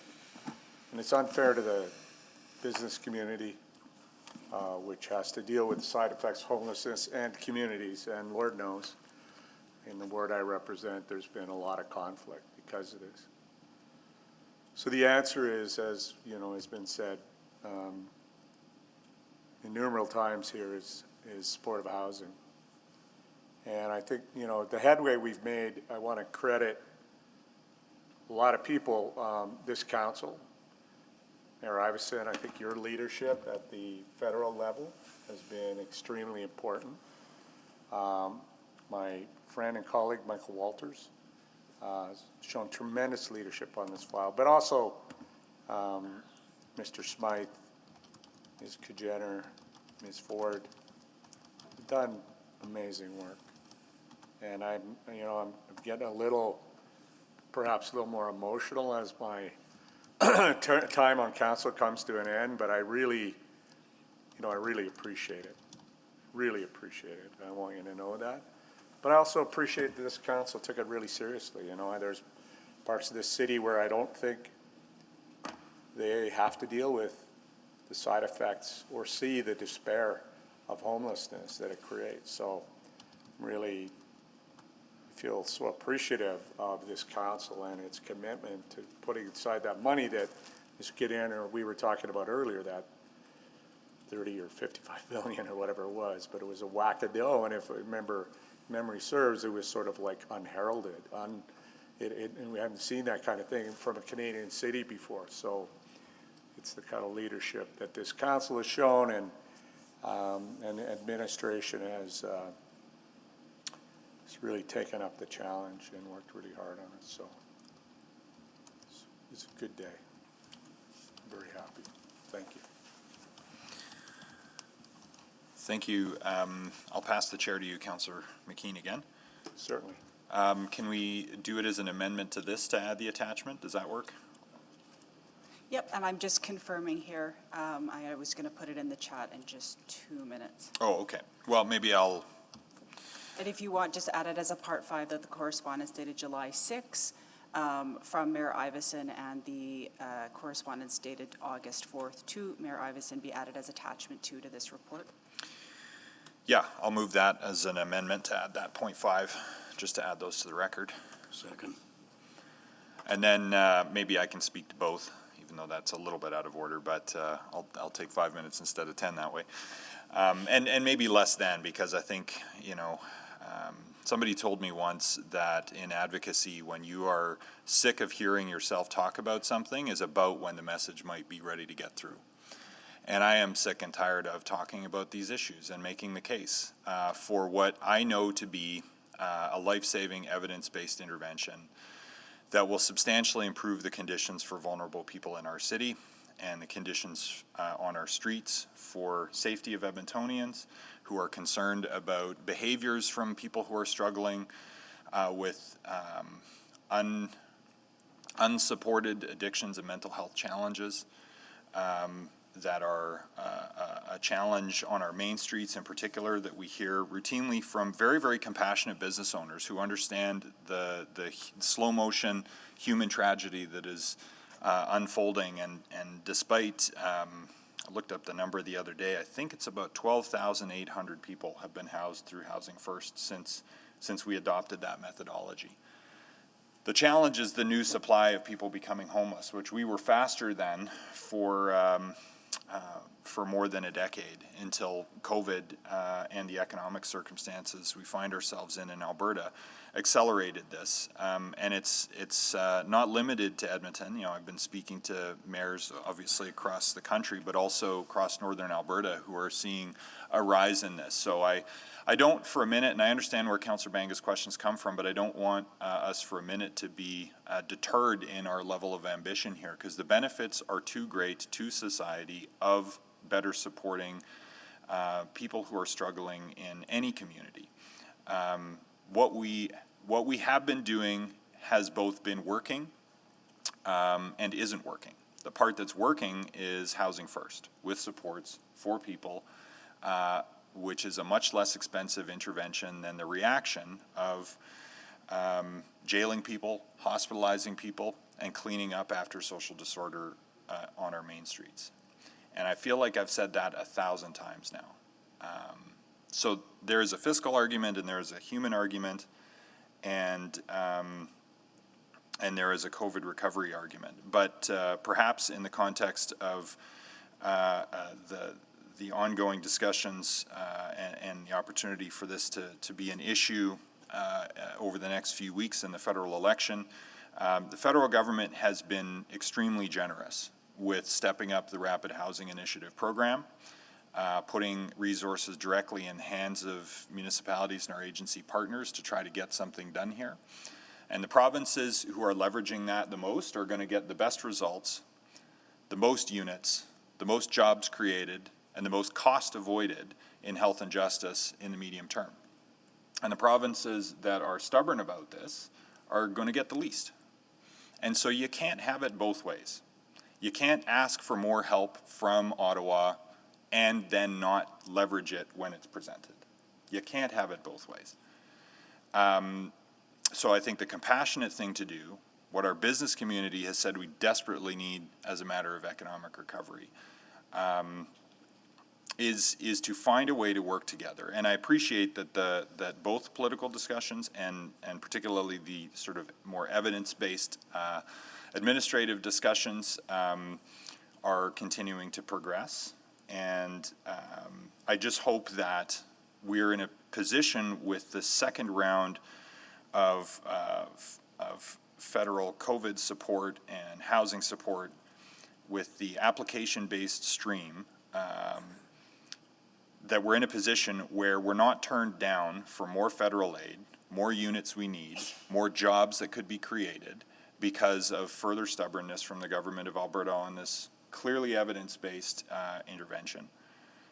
And so I recognize they may not do it before October 16th. Maybe they'll do it for the next council as a goodwill gesture. But if we leave another several dozen $1 million on the table in the process, you know, I shake my head. We've accomplished a lot and on this file, and I think we should be proud, and we've been tenacious on this. Certainly I've had my critics for leaning in on this, but I think how we treat our most vulnerable is one of the most important measures of any society, and I think our council's record on that is unimpeachable. We just need partners at all orders of government to match the incredible work of our agency partners on the front line to get better results for people. So hence adding the correspondence trail to keep the conversation going, and obviously supportive of these applications. Make the most of this program. I'll leave it there. Thank you. I'll return the chair. Do you want to call the vote on the amendment to add the Part 5? I will do that. Please vote on the amendment.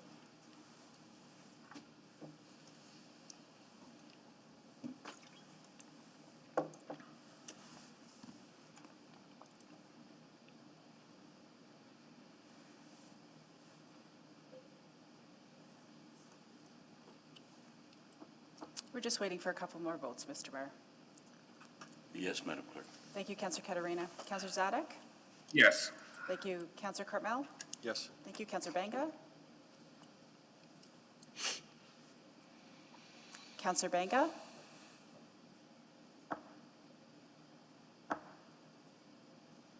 I'm a yes. Thank you, and Mayor Iveson? Yes. Thank you. We have all the votes. Display the vote. That is carried. I'll return the chair now. Thank you. Councillor Knack? Thank you, Mr. Mayor. I don't think I have much to add beyond what you've all been sharing over not just today, but over the years. But I will add this new piece, I think, is that I do find it, I think there's been so much good work done by the city, in particular by our council leads and by all of our city staff, that there is still maybe a misunderstanding that this requires all partners to the table. I am surprised to have so many conversations, especially over the last little while, from people who don't realize that the province is not actually part of the major, contributors to housing, that this is in fact within their jurisdiction. So I only share that because we've tried many things, but I actually find that there's still a lot of folks just out in their homes who don't realize that they need to be involved in this. And so I don't know how we fix that. I thought I'd share that out loud because it's come up quite a bit. And maybe that means they've been getting off with any type of pressure from the public too. And I know adding this correspondence might be really valuable just so people realize that they play a very important role in this. And if they don't want to play a role in this, then they should turn over that role to the jurisdictions that can get it done. So I just wanted to offer that because for all of the same reasons, everything else has been said. I mean, we know the solution. We know there's the human benefit to this, which fortunately almost everyone I speak with as well is talking about that. And I think the message, though, about the financial impacts and the benefits of properly housing and supporting people is getting out there quite well. So it's just that last piece to the puzzle. And so I hope that they will finally join us and join all the orders of government in solving something that doesn't actually have to take 10 years or 20 years. You know, this is something that we could build the units in a couple of years and everyone could be housed and it would be done.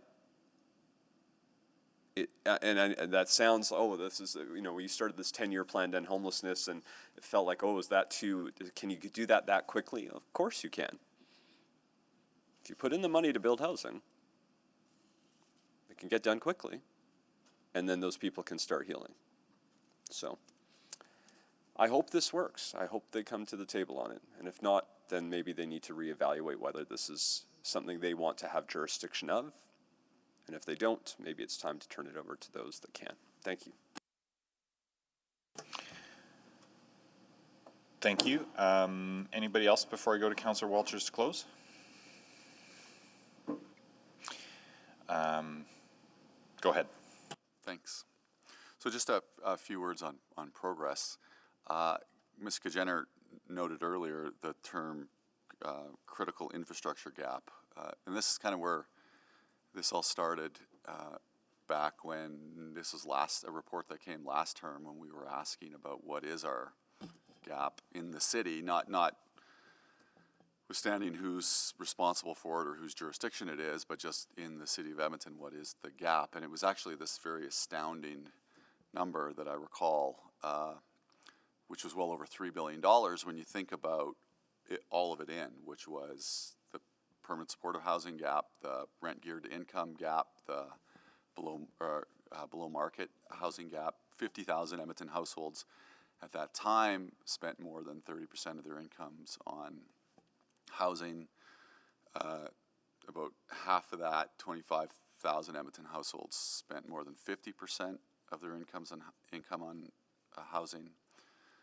And an increasing number of families were spending upwards of 75% and even all of their incomes on housing, particularly folks from newcomer communities. And this was kind of the basis of what we were trying to do. And then, as Ms. Kajener pointed out, this council made the permanent supportive housing piece the #1 priority because that was manifesting in all kinds of awful ways in our city, not just to the people who are experiencing homelessness, but to communities and to the business community in our city as a whole through the associated challenges that emanate from people struggling on the streets.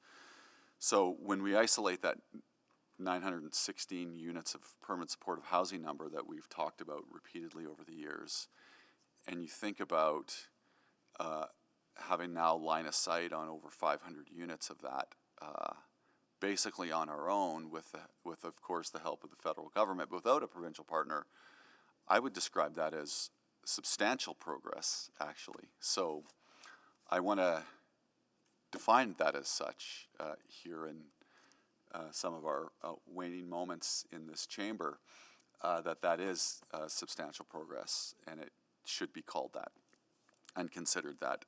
Not to mention that much of that progress was made while our folks in the housing department basically had to run two major campaigns. One was continue to keep their eye on this ball, and secondly, respond to the pandemic and how the pandemic treated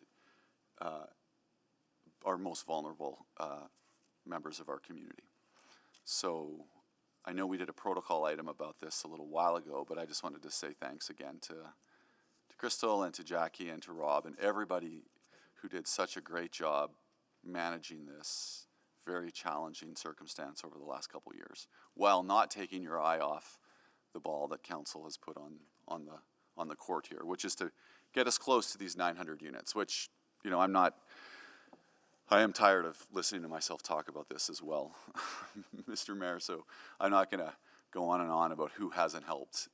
It's obvious, but, you know, there's still hope there. The despair is kind of the name of the game among the homeless community for sure, but I feel like this council didn't tend towards despair. It tended towards, you know, sort of sticking with it and not getting too down and finding a different way to attack the issue when certain things weren't working. And in fact, you know, we did try to integrate our ask and align our ask with what we thought the provincial government was focused on, which was recovery. And we took a couple cracks at making sure that we were really trying to, you know, see the issue the same way and get to the same outcome. So, you know, I'm forever grateful for the mayor's leadership on this issue and for not blinking, and for Councillor McKean's very powerful, poetic, and passionate approach to this, and human approach to this, which reminded us all the way along, even though I've been complaining lately about municipalities sort of punching outside their jurisdiction on this issue, we had to keep doing it because it was the right thing to do, and no one else was showing leadership locally, so we had to be those leaders. So, but there'll be plenty of accolades for Scott and Dawn coming in the weeks ahead. But to administration, mostly thank you for never letting up on this, and please share that with all of your staff. And I will happily support this motion, and I invite you all to do the same. Thank you. To build some more housing, please vote.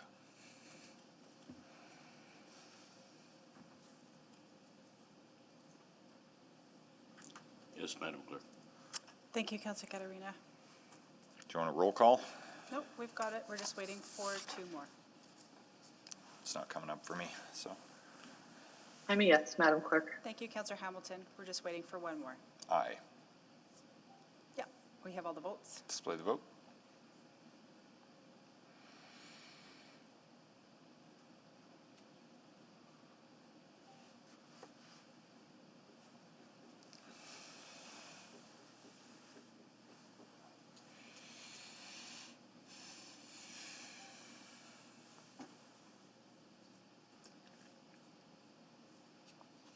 I'm not sure eScribe is wanting to display, but it was a unanimously carried, Mr. Okay. Mayor. That's carried unanimously, I'm told. And thank you to both Councillor Walters and Councillor McKean for their long-standing leadership on this initiative. Okay, next up is 6-7. Councillor Knack, you had selected this, but I'll go to Councillor Paquette as Chair of the Community and Public Services Committee for a little introduction first. And there is a presentation if we want it. But Councillor Paquette, if you could give us the committee Coles notes. Yeah, sure. So we had a good discussion on snow and ice control policy, and we heard from one speaker about concerns about substances we use on the roads. But overall, it was pretty straightforward, just sort of aligning the new policy with overall city policy, with the city plan, and with an eye toward GBA plus understandings and a roadmap for better communication with the public, and how we're going to get there. And yeah, that's pretty much the gist of it. Thank you. Did anyone want the presentation, or do you want to go straight to questions? Straight to questions, please. Okay, if I don't hear from anybody else, I'll go straight to Councillor Knack then with questions. Go ahead. Thank you, Mr. Mayor, and sorry, I apologize for selecting and asking a few questions. I didn't have great service on the way, so we were getting caught up. So I don't mean to waste council's time too much on this, but just a few questions. So I wanted to ask, and I'm going to use this for a couple of categories. So I'm going to take residential roads as an example, and I know we might be able to do a little bit more than we have in the past, but generally speaking, the residential roads category, as with things like active pathways and even the main roads, they're all generally staying the same in terms of the target timelines with this procedure document, correct? Correct. So I get the question I wanted to ask last time that I was being cut off by my phone. I guess, is that enough from a safety and equity lens? And then the follow up is the reason you recommended that because you were assuming the current budget? Councillor, I'll start by answering your second question first. We did stay within the existing resources and budget for all the work we did. In terms of, is there ability to do more? I think there's always an opportunity to do more, and I think our first sort of approach is always to try and do as much as we can with what we have, and then determine if there's a desire on behalf of council and citizens to do more than that, and then figure out how we address that gap in terms of resourcing. Mm-hmm. Yeah, I guess because my question, I think about the priority one active pathways around wheelchair ramps and senior centers, and if we didn't think about budget for a moment, would we be targeting 24 hours or would we be targeting 12 hours or would we be targeting 4 hours? Because that's what some other cities do. They highly prioritize those areas where if you're in a wheelchair and you don't have a clear pathway, it prevents you from even getting to those places. So that's why I guess I was wanting to know if I wanted to make sure I understood where the procedures document was coming from, and from what I've been understand, it's based off, you had to do it based off your current resources, not potentially increased resources in the future. Correct, and I think in terms of what would be the appropriate level of service should we change it, I think that would really be dependent on some significant engagement with a number of different user groups and stakeholder groups, in particularly some of the more vulnerable groups that you've described, so that we can really put that equity lens on it. Because we have heard from the Accessibility Advisory Committee, we've heard from seniors organizations and the Seniors Coordinating Council about a desire to do more. So they would be groups that might be worth engaging further. So I'm leaning towards doing a subsequent motion that would ask for, if we were going to increase the service standards with a greater focus on accessibility, safety, can we also make sure we're doing that in collaboration with these groups? So would you see like that, you would want to be able to do that and spend some time on that, to do that work?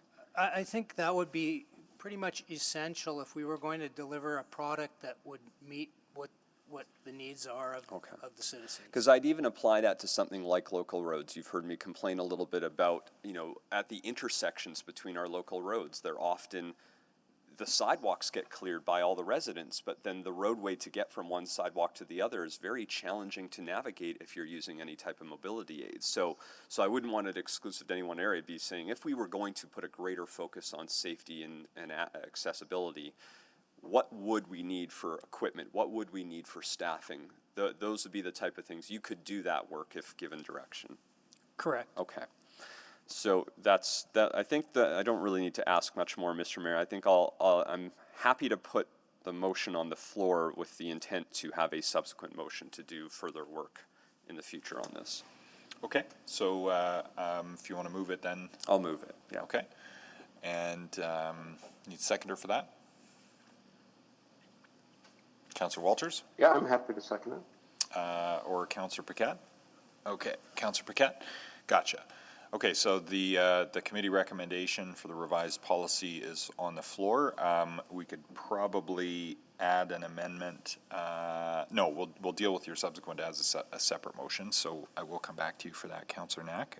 Carrying on with, next up is Councillor Banga. Or did you want to introduce it, Councillor? No, I don't think I need to introduce this. Okay. I'll wait for my subsequent. Thank you. Okay, got it. Councillor Banga is next. Thank you. Mr. Subrick, my question is, as a citizen, who would be, let's say, commenting on this no snow and ice policy, what would I notice? the changes from last year to this year? Could you summarize that in a paragraph, please? So operationally, there will be no change this winter. I think what you'll see, what a citizen would see is that really you'd need to go back to 2 winters, because last winter we had incorporated a number of operational changes that would provide improved service. However, we really weren't able to deliver on those new service levels based on the fact that it was a very mild winter. So I think what residents will see this winter, if we do have a typical winter, if we were to compare it to 2 years ago, what citizens should see is a better, more uniform level of service across the residential areas going forward. I think that would be the biggest thing that would a typical resident would experience.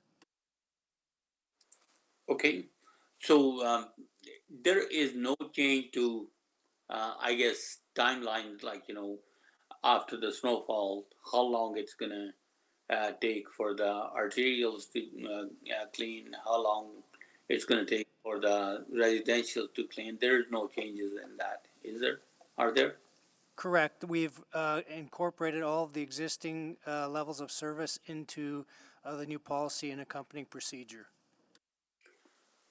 So as in relation to making the proper announcements of what area is going to be, I guess, snow plowed today and or on a certain date, letting the residents know in that area, and then are we going to be improving on the efficiency of I guess the road cleaning through doing any kind of enforcement, removing those cars off the street so that we can do our operations smoothly?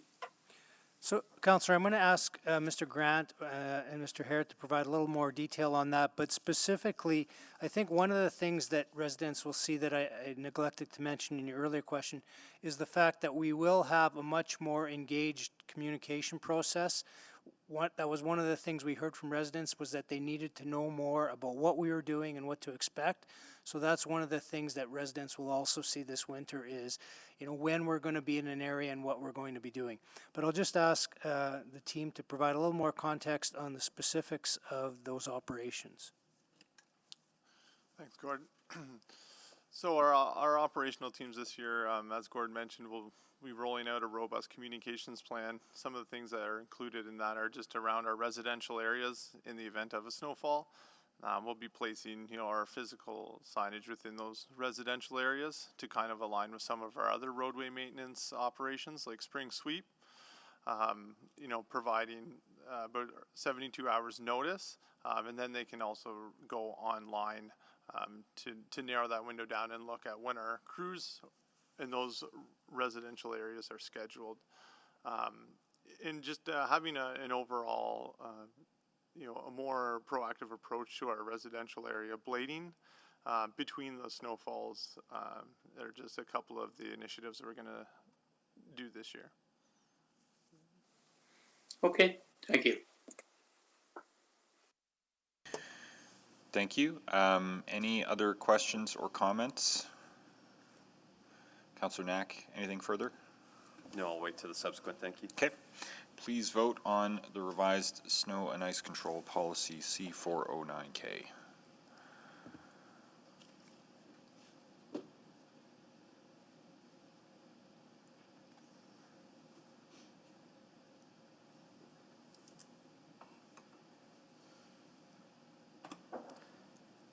Sorry, I'm in the wrong meeting because I had to pull up my notes. I'm a yes.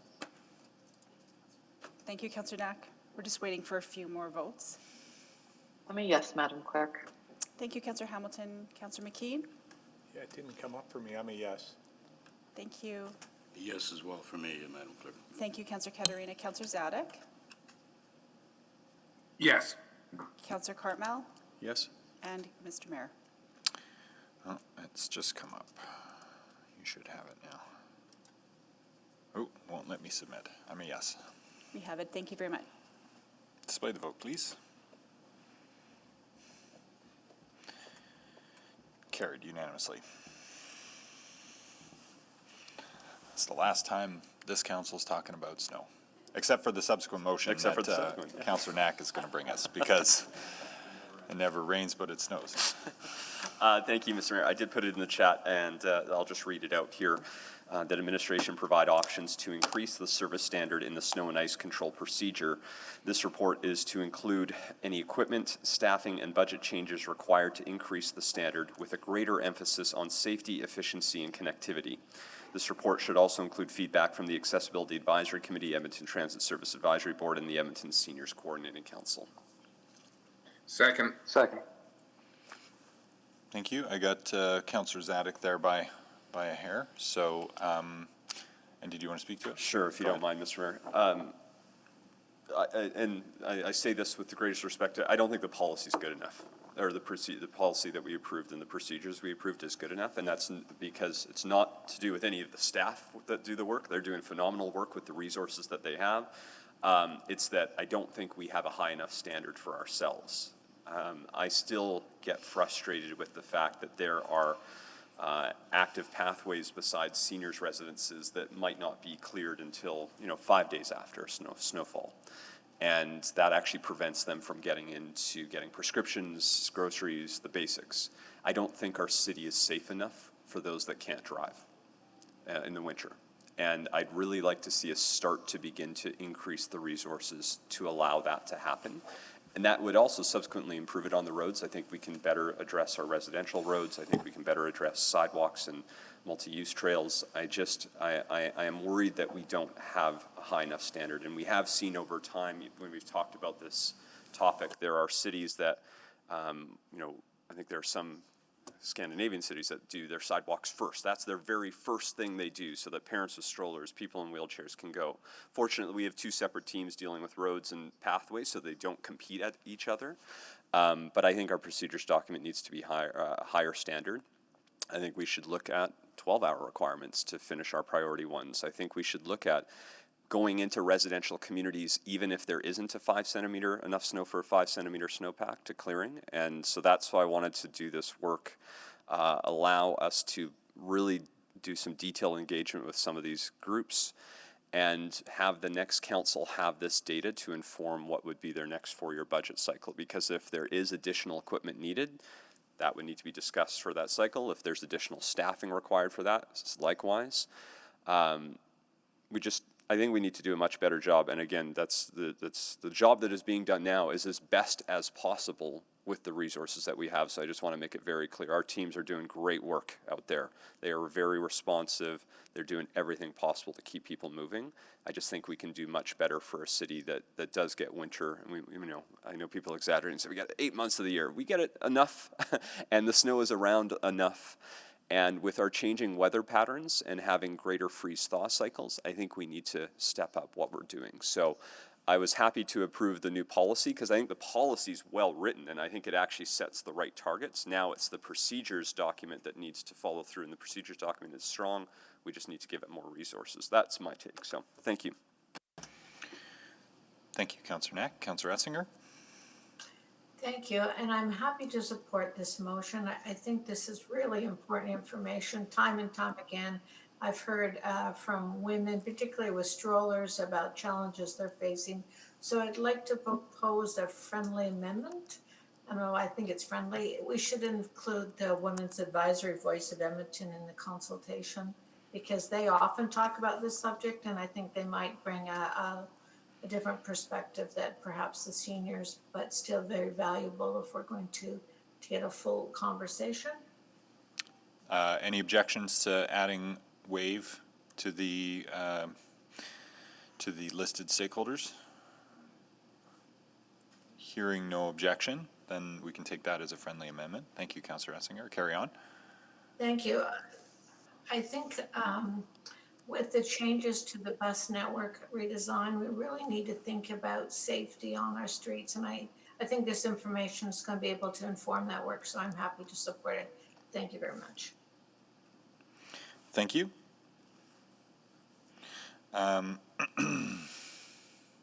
Councillor Paquette is next. Yeah, thank you. So I just wanted to also add my support to this. And, you know, if there are any potential council candidates watching, I would also mention that they should prepare themselves for the fact that this might mean a difference in the budget for how we approach snow and ice. And, you know, we're typically in the range of between $60 and $66 million a year. And we know that Calgary's at 40 million, but they're looking at increasing their budget. And the reason they're lower, because a lot of people ask me this, is that they've got more frequent melting and melting events, and their climate tends to be just a little bit warmer, less severe snow effects that we experience. And a similar city to ourselves, Ottawa, has a budget of 70 million plus, and then of course Montreal with pushing $200 million. So my point is that we often hear people saying, why can't this be better? Why can't this be better? And I think we've reached the point where we've about maxed out the efficiencies possible in the current budget for the service we provide for the sheer amount of roadway and pathway that we have in the city of Edmonton. And so that's why I really support this motion. I hope that it makes us take a second look on what we want to see and what we're willing to pay for. So thank you, Councillor Knack, for bringing it forward. Thank you. Any other comments? Nothing further, Councillor? No, Mr. Mayor, thank you. Okay. Please vote on the subsequent.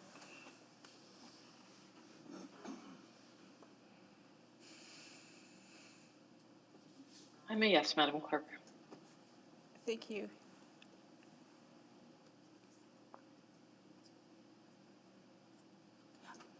I'm not sure if the votes come out to any, no, we're going to have to do this verbally, Mr. Mayor. Okay, no worries. I'm just going to keep it simple and go alphabetical so I don't miss anyone this time. Councillor Banga. Great. Councillor Carmel. Yes. Councillor Katarina. Yes. Councillor Zadig. Yes. Councillor Essinger. Yes. Councillor Hamilton. Yes. Councillor Knack. Yes. Councillor McKean. Yes. Councillor Nickel. Yes. Councillor Briquette. Yes. Councillor Walters. Yes. And I am a yay as well. So that's carried unanimously, I believe.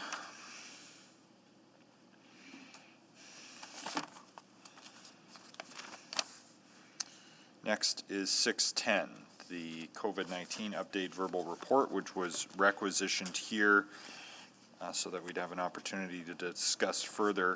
Obviously, there have been some developments from the GOA, Government of Alberta, that is, since we talked about this at committee last, which I think would be, I understand Mr. Corbold's going to summarize with further presentation, and then we'll see where the discussion goes. So, Mr. Corbold, and welcome back. Thank you, Your Worship and Council. I'd like to give you a quick update or summary of the information that was provided last Thursday, update you with some new information about provincial government action since last Thursday, and confirm direction about next steps.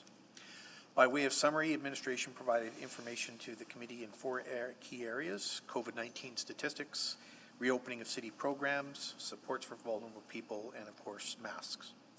While case numbers in the Edmonton health zone increased after public health restrictions were lifted at the beginning of July, it is important to note that hospitalizations and ICU numbers are growing, but not at the same rate previously seen. This is important in that it signals the effectiveness of vaccines in protecting people and the healthcare system. As of August 11th, nearly 80% of eligible Edmontonians are vaccinated with their first dose, and more than 70% have both doses. And these rates are higher than the provincial average we see here in Alberta. In terms of a healthy community, we are seeing steady growth in the number of people in recreation programs, at the zoo, playing golf, riding transit, and walking throughout the city. The sights and sounds of summer are returning with Elks football, FC Edmonton soccer, and of course festivals. For vulnerable people, no social service serving agency are currently under outbreak, and physical distance regulations have been lifted. With the opening of the Herb Jamieson Centre, we expect there to be adequate room for people needing space over the winter months. We also confirmed that the city is not considering imposing mandatory vaccinations of employees, nor are we considering introducing vaccine passports for access to city services at this time, although we always will monitor this situation. On Thursday, we had discussed that the provincial mask mandate for transit vehicles for hire and rideshare would in fact expire today. But on Friday, the provincial government made an announcement. Most relevant to today's discussion is that the provincial mandatory masking order in transit, taxis, and rideshares is now extended until September 27th, an additional 6 weeks.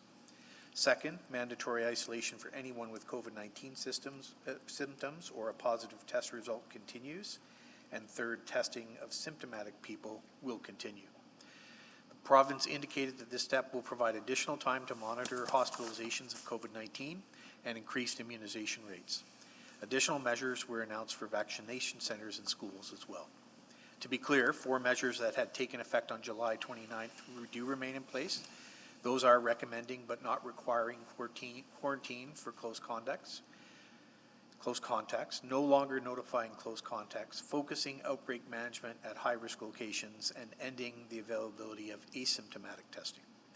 To confirm, the city's temporary mandatory face coverings bylaw remains on the books until December 31st and is currently in its deactivated state. And now we'd be happy to take any additional questions or take direction about next steps. Thank you. Councillor Knack, you'd selected, so go ahead.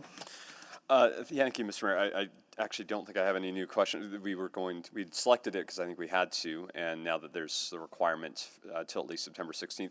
Maybe I will ask one question just around touching base with our riders between the province's new deadline and seeing if we're going to get their feedback. Yeah, we can certainly, we'll monitor, just to be clear, that'll be in place until September 27th, not 16th. So correct, sorry. I don't think we have time for a full consultation, but we'll certainly touch base with riders and continue to assess the transit system. Yeah, I would want to make sure we're asking them, because if the last time we asked them it was in June, they might have, knowing that there is a date where it would end, are they comfortable continuing to be on the system without masks? If there's 50% who aren't, does that risk us losing ridership? Because I think a lot of us have gotten emails saying, I won't continue if it's not there. Yeah. Things could change in September, who knows? But this is both a health decision, but also a customer service decision that I think we shouldn't forget about. That if our customers are asking for something, we shouldn't be frightened to do it, even if it's not required on the health side, but it's required for a comfort and safety side. I would hate for us to not do it. Yeah, I would say we would continue to assess that. The other thing that we will continue to assess is, of course, decisions by other jurisdictions. So, for example, EPSB put out their school plan today, which includes masking at schools again. Mm-hmm. So that is another impact, because if you're going to mask at the school, you may want to mask on the way to the school, that sort of thing. So we'll continue. I think it's safe to say there's a lot of decisions being made by different jurisdictions now in terms of what's right for them, and we'll continue to monitor all those as we have in the past. That's perfect. I also saw, I think it was when the announcement had occurred or just after, that there was suggestion that the data would now in fact be released, because we didn't have that information during our last EAC meeting, that the data from Alberta Health hadn't been circulated to anyone else. Have we received it yet? I didn't see a timeline when that quote had come out from Dr. Hinshaw. I have not, but I'll just see if anybody else wants to speak up on the matter. I don't believe we've seen additional data since, although we did get the Edmonton vaccination rates that I provided this morning. Correct. Yeah. And it's okay if we don't have it now. I just wanted to ask, make sure that since they said it's now going to be released, that we, keep asking them for that to help inform any decisions we have to make as a city going forward. So we will indeed. Awesome. Thank you very much. Thank you. Councillor Caterina. Thank you, Mr. Mayor. Thank you, Mr. Corbo. Just the mechanics of this. So the province has changed the rules as far as public transit and rideshare. But until what date was that again? Until the 27th of September. So essentially a 6-week extension of So we are suspended now with that.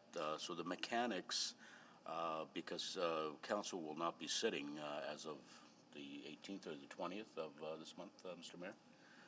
and there's no opportunity, if something were to happen, how would that, being suspended now, how would it be unsuspended if council's not sitting? Do you have the authority to do that on your own, or?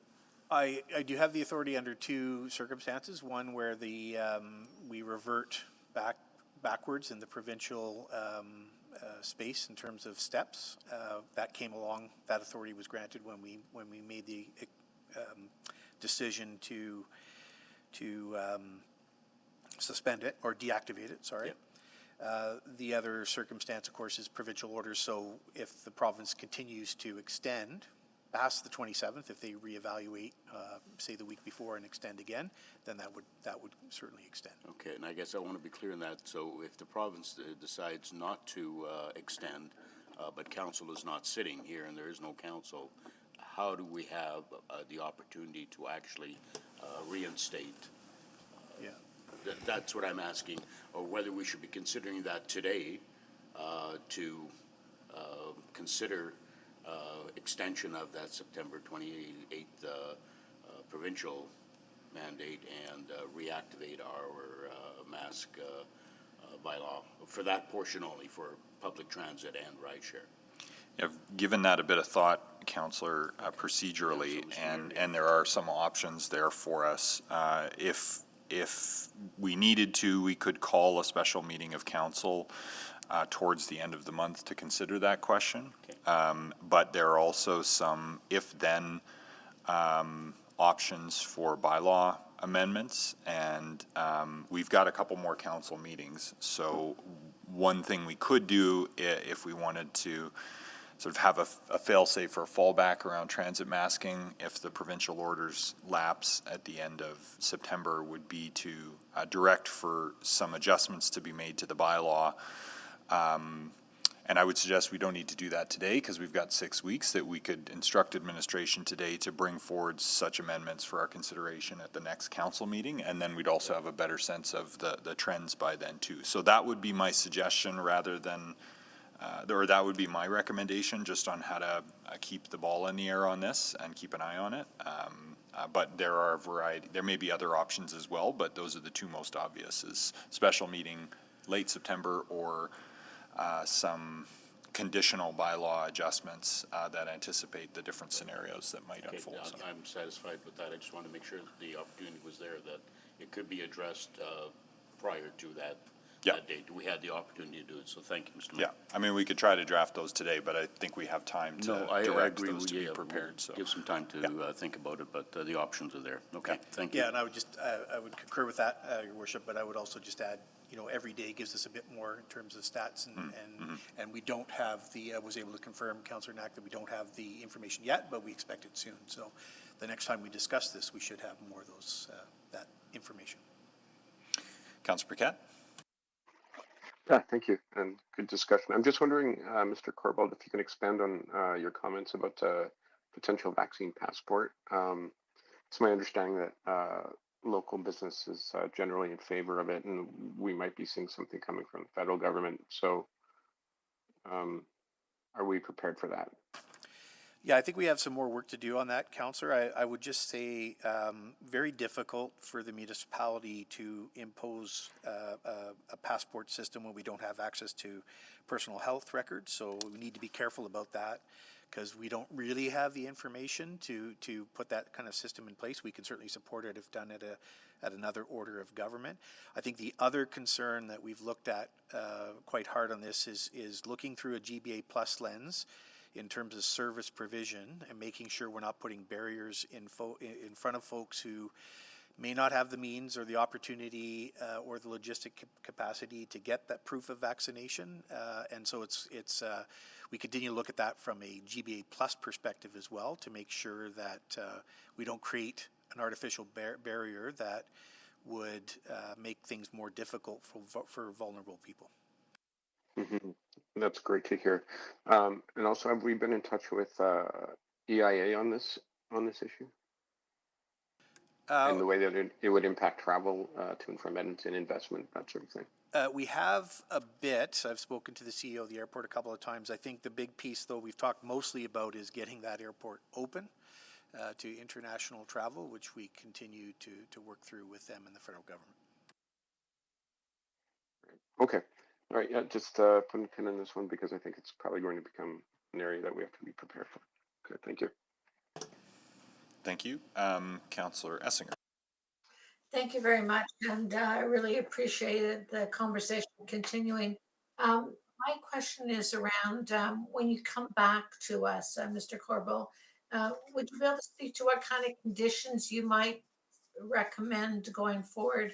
In the past was about vaccinations, but a lot of people now are concerned about children who aren't eligible for vaccination. So that's the area that concerns me, and if we'll have more information in the future. Yeah, we'll do our best, certainly, Councillor Essinger, to get all of that information. I think it's fair to say it's a bit of a challenging space right now because, like I said before, different jurisdictions are making very different decisions. And so, for example, mandatory vaccinations, I was very surprised to see that announcement by the federal government on mandatory vaccinations, and even they don't know when that they'll be ready to put that in place. There's a ton of legal and sort of civil rights work that has to be done to put that in place. But I guess to summarize, we will always put together all the information we have about the different jurisdictions and decisions they're making, and of course they impact ours. So I don't know if that was helpful, but we'll continue to dive into all that. My understanding is I think we have one more EAC in September 8th or 9th, something like that.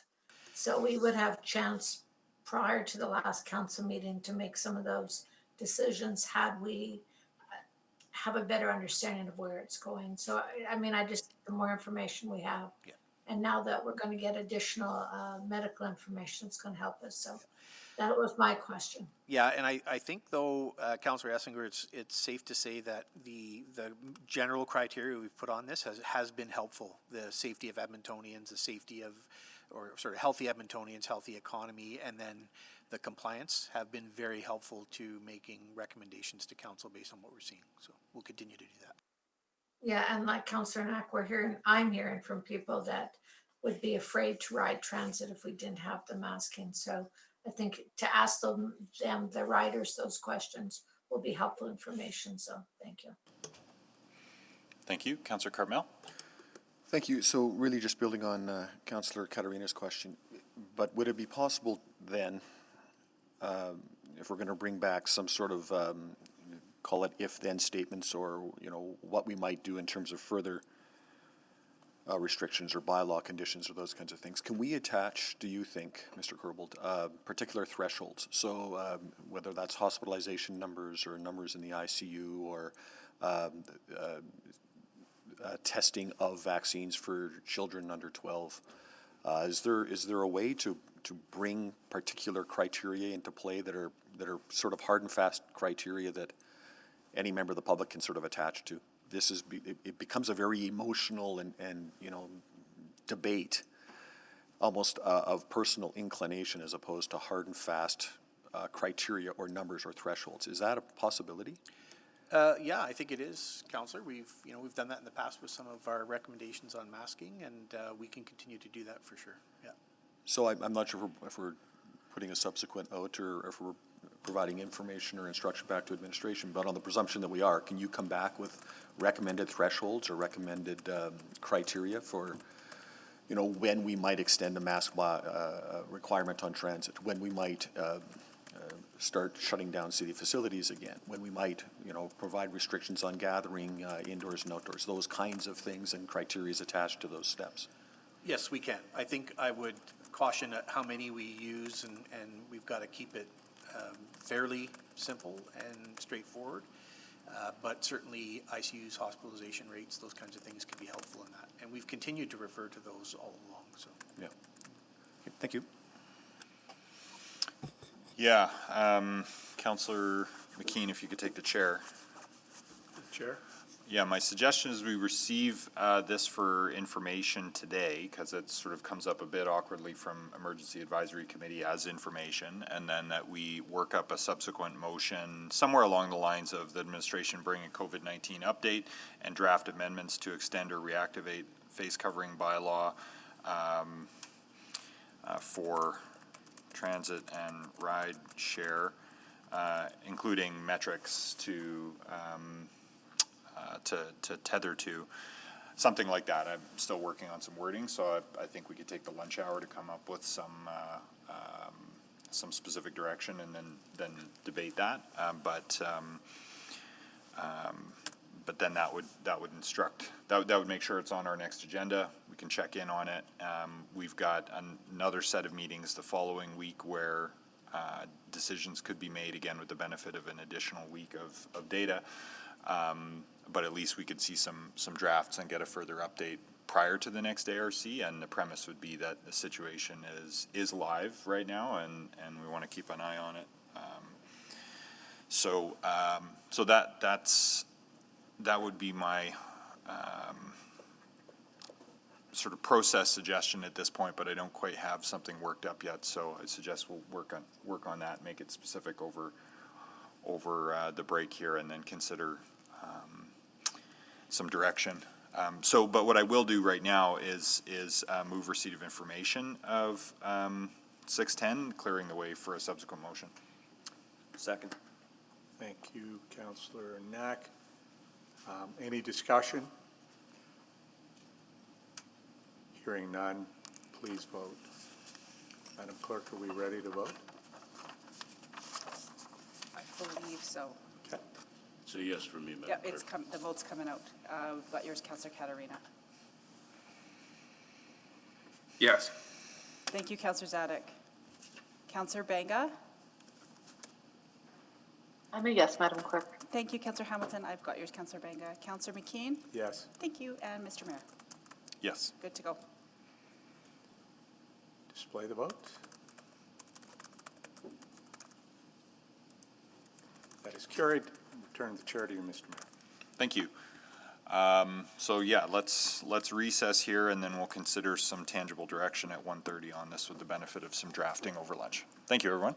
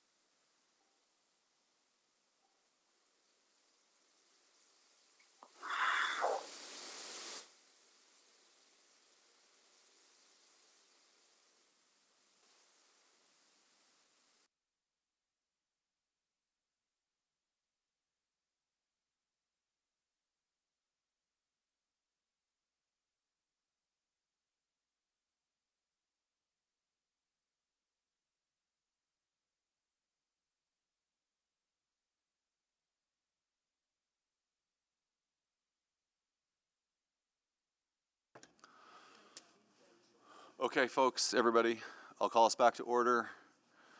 I think the mayor's not back, Councillor McKeon's not back.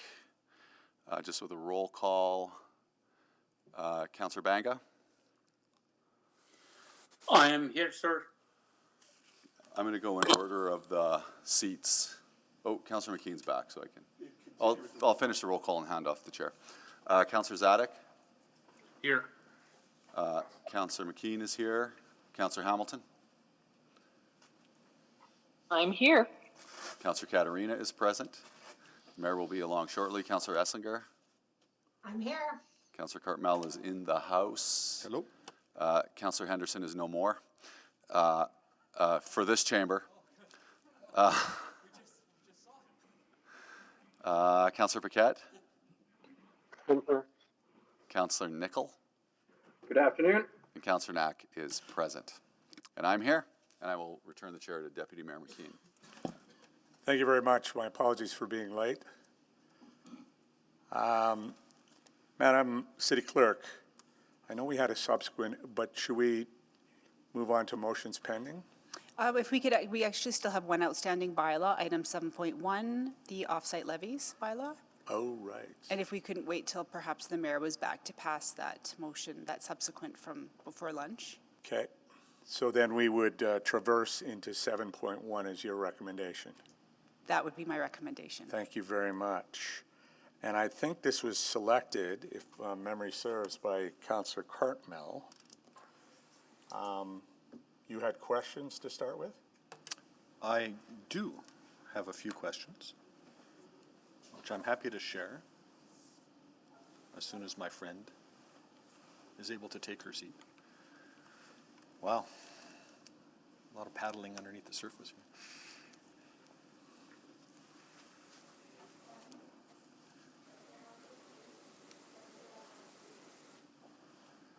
Fire away. Okay. All right. Ready.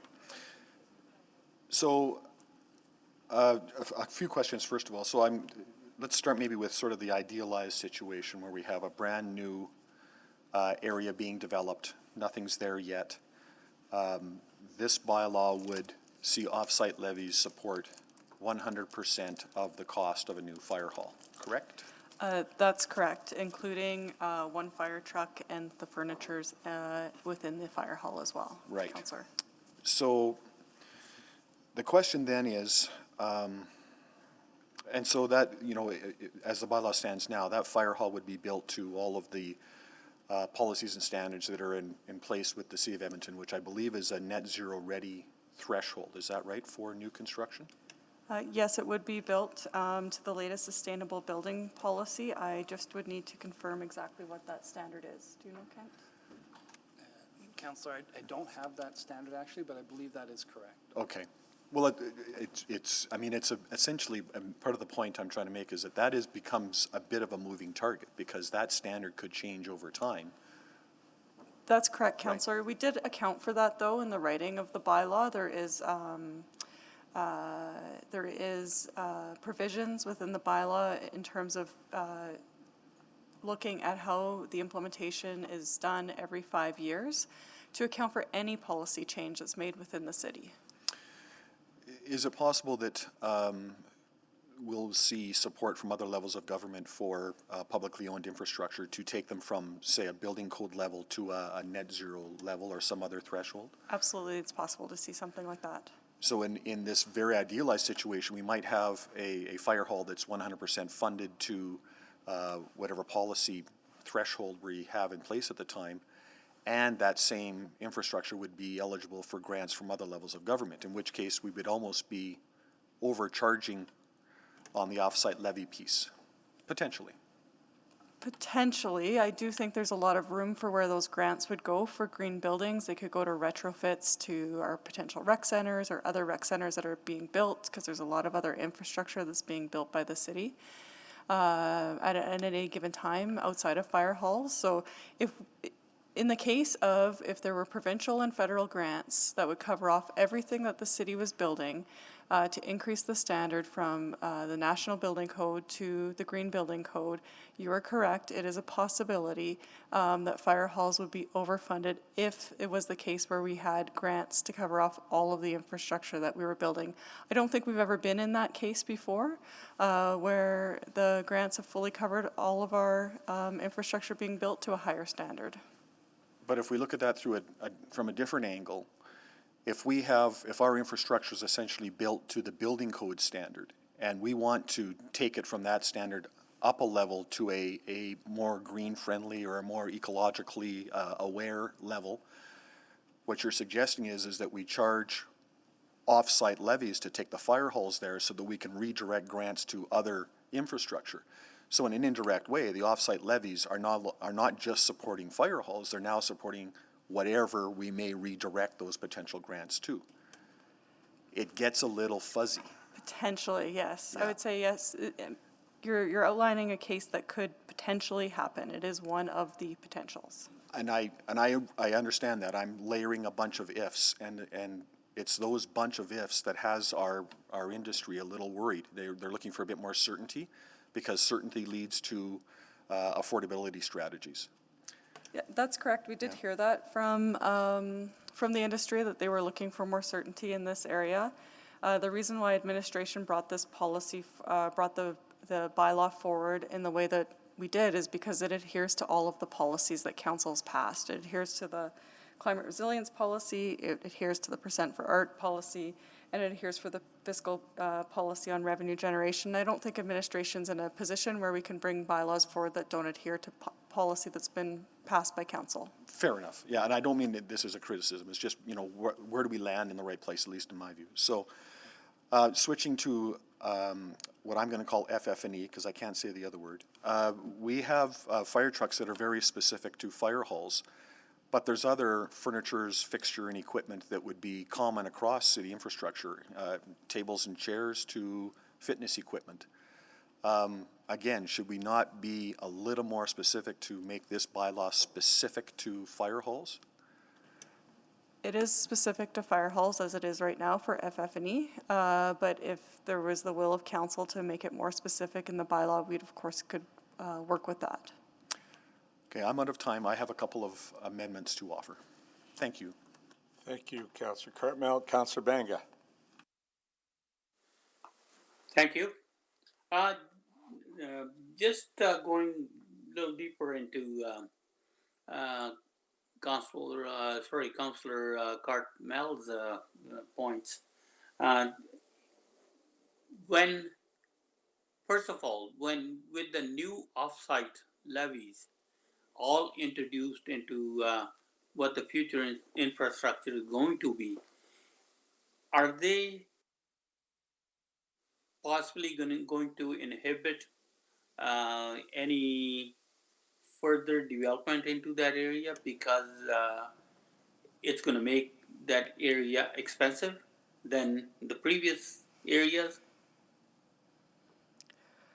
So Councillor Banga writes before you today is an offsite levy bylaw for fire halls only. We worked really closely with industry on this. There's extensive engagement, and they did send a letter that they support the principle that growth pays for growth. And when you allow for a fire hall, there actually are some trade-offs, because what happens if there's a fire hall that's within a response area, the buildings do not have to be built to a different standard. The houses do not have to be built to a different standard.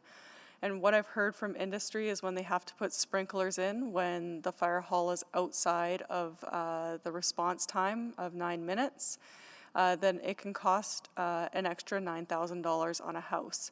So industry has seen the trade-offs associated with this, and I believe that's one of the reasons why you saw the letter of support for the bylaw and the engagement process to date. However, there are 2 points of contention with industry, and that is the construction costs associated with the fire hall, as well as the fixtures and furniture and equipment that they would pay for that component of it.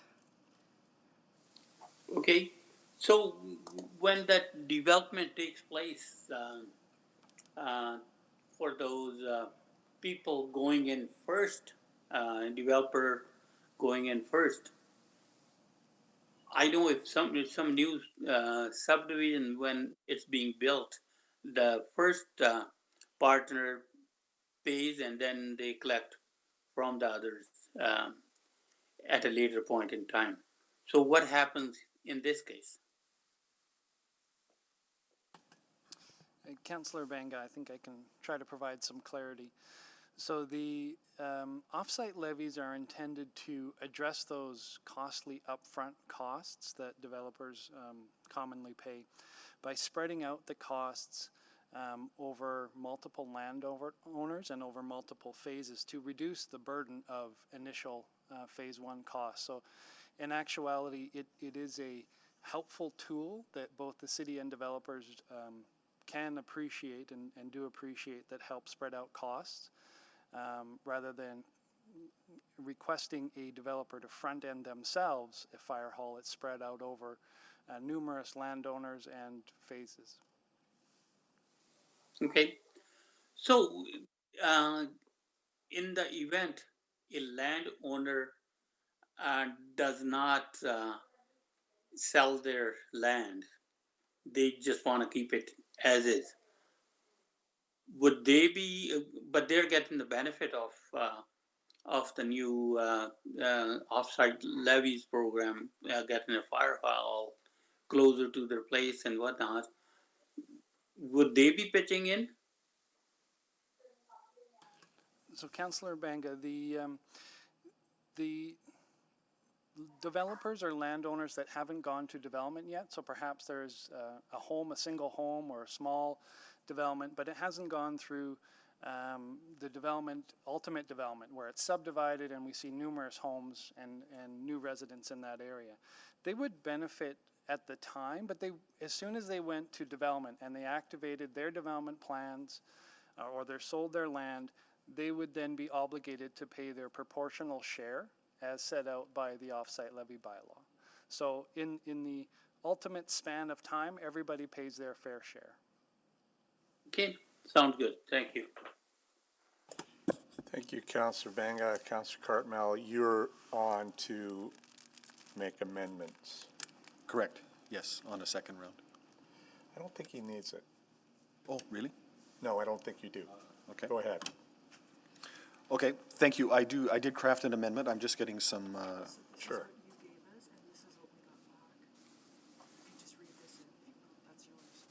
Okay. I'm sorry, Councillor McKeon. Not Just at bear all. with me for just a sec.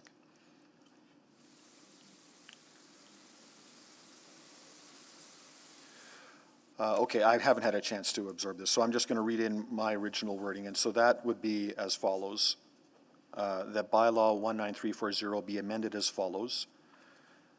1, amend the definition of construction cost in section 2B of the bylaw 2. Construction cost means the estimated/actual cost of design, construction, or expansion of a facility in accordance with the addition of the National Building Code in place at the time of planned construction, including an amount for engineering and administration, the purchase price or estimated market value of land required for the facility, the estimated costs of any related appurtenances, interest on any borrowed money, and contingency of 10%.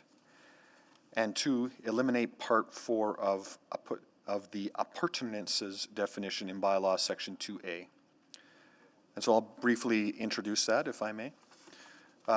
The first part of my amendment would simply move the threshold of construction cost to build a building that meets with the National Building Code Alberta Edition in place at the time of planned construction, and not the somewhat higher threshold that might be involved in a building that was designed to net zero ready or other similar phrases that way. And again, the basis of that is that there's going to be other funding available for those, potentially for those buildings to take them up a notch.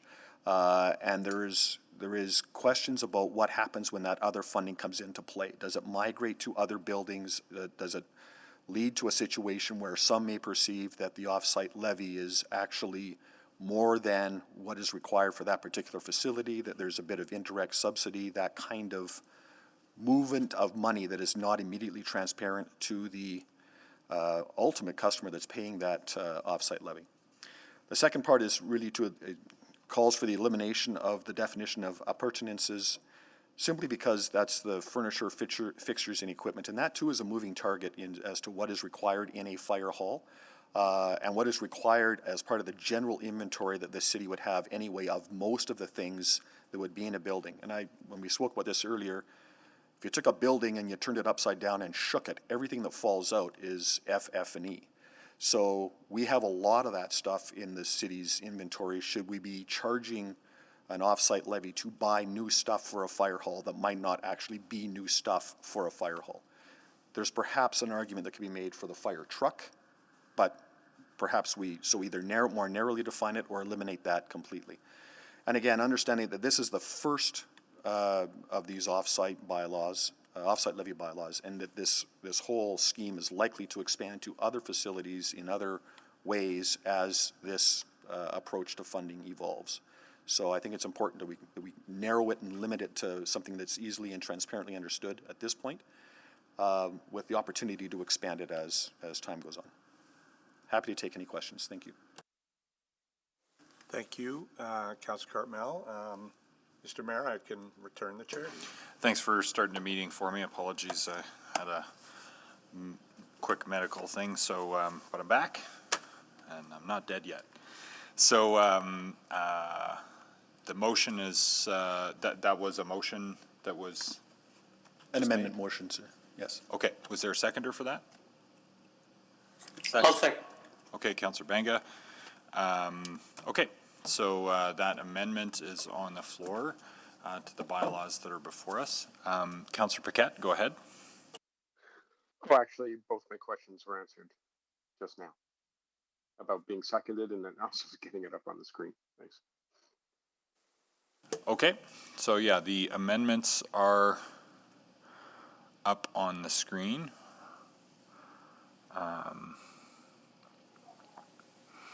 Okay, Councilor McKean, if you could take the chair. Have the chair. Just maybe a couple of background questions. It's been a while since we talked about this at committee, but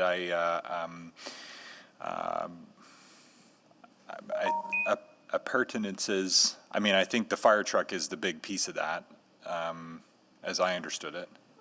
If clerks could, we've got a slide. Could you put up the slide deck? Do you have that? No? Perfect. That'll give you the cost breakdown for each of the things that are under question here. That would be helpful if we can get it up on the screen. Okay. So the fire truck is 7% of the total costs, and the fixtures, furniture, and equipment is 1%.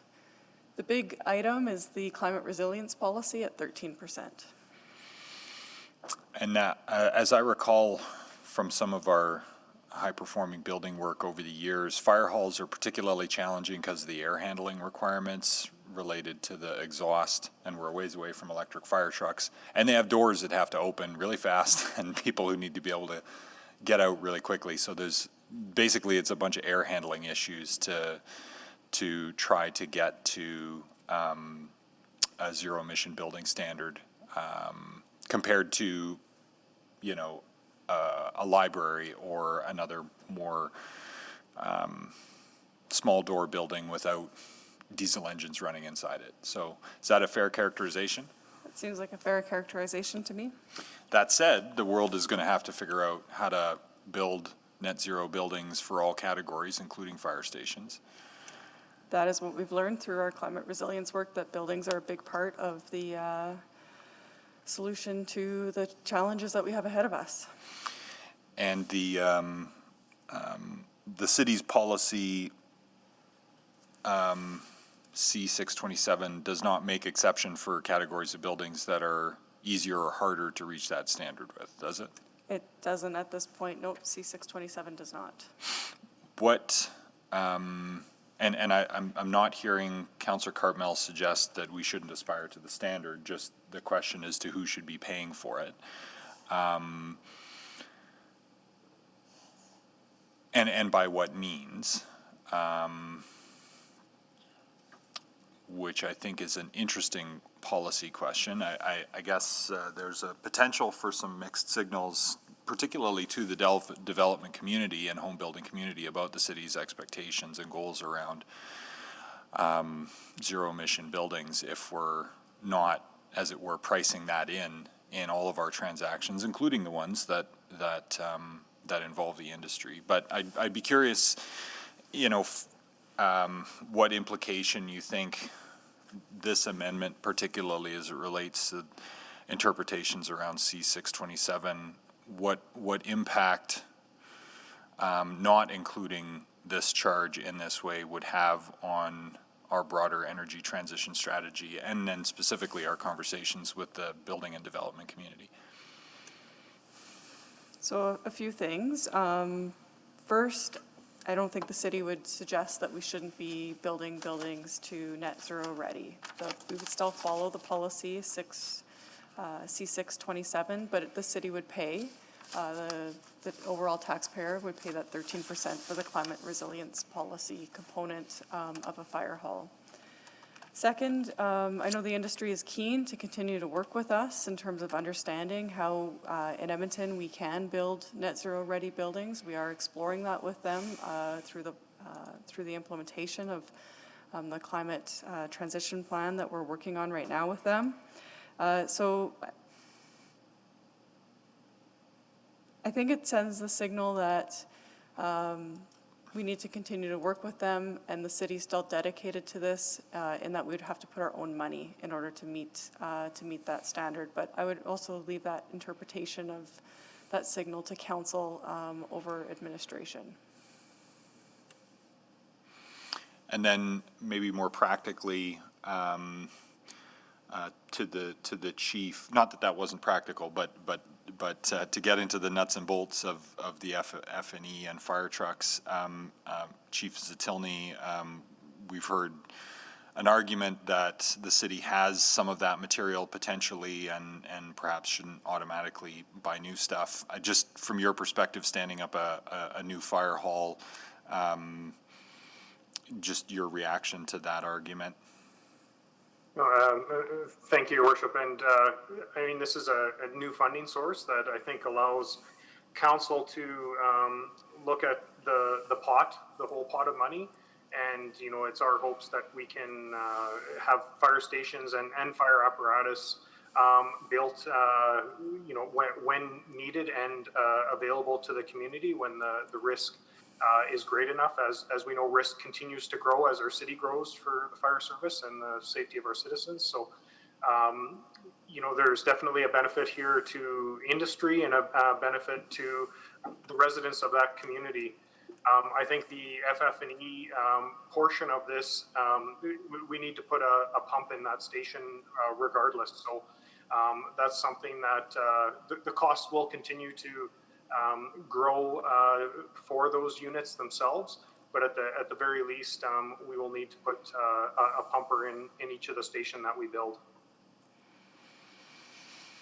And I can't see the time. I think I must be out of time, but I'll just, I'm way over time. Okay. Thank you. I'll take the chair back. Other questions?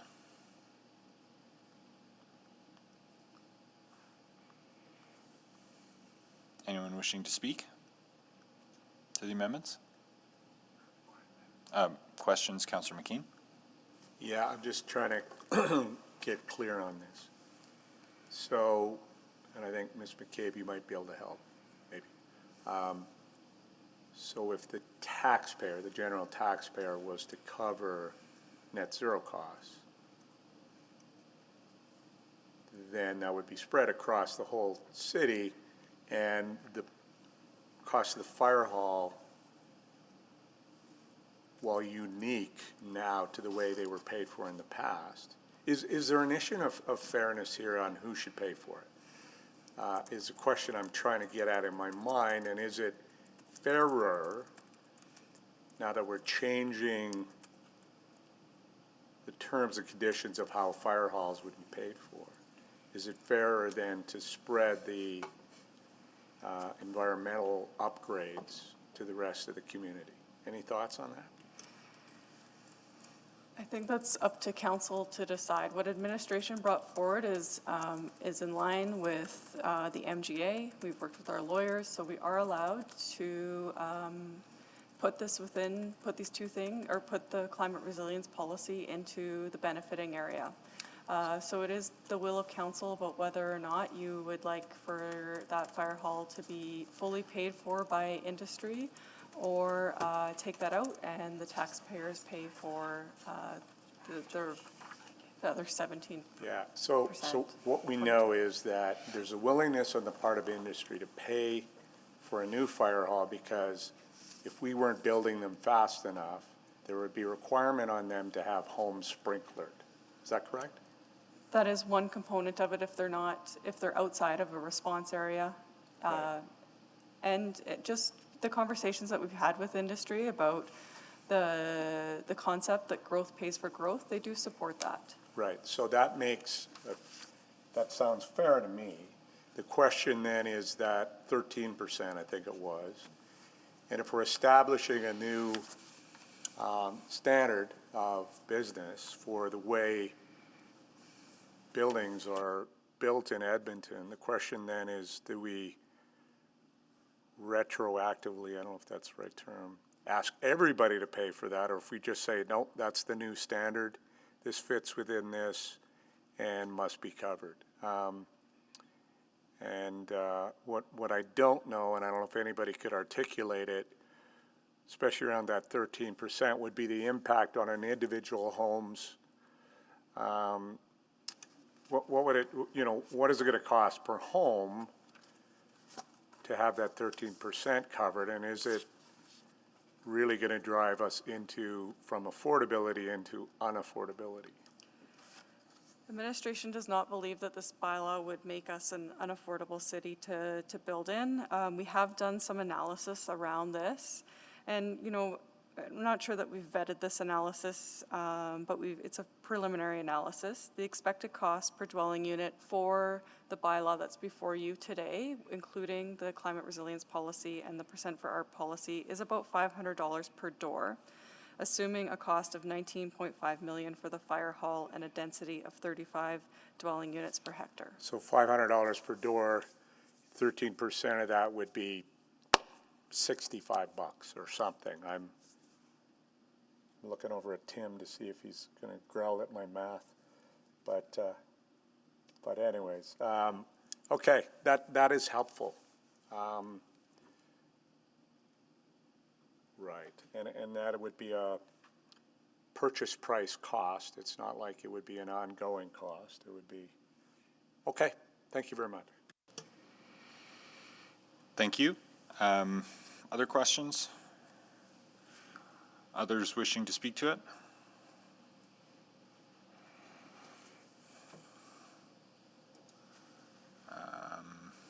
Trying to click on here, but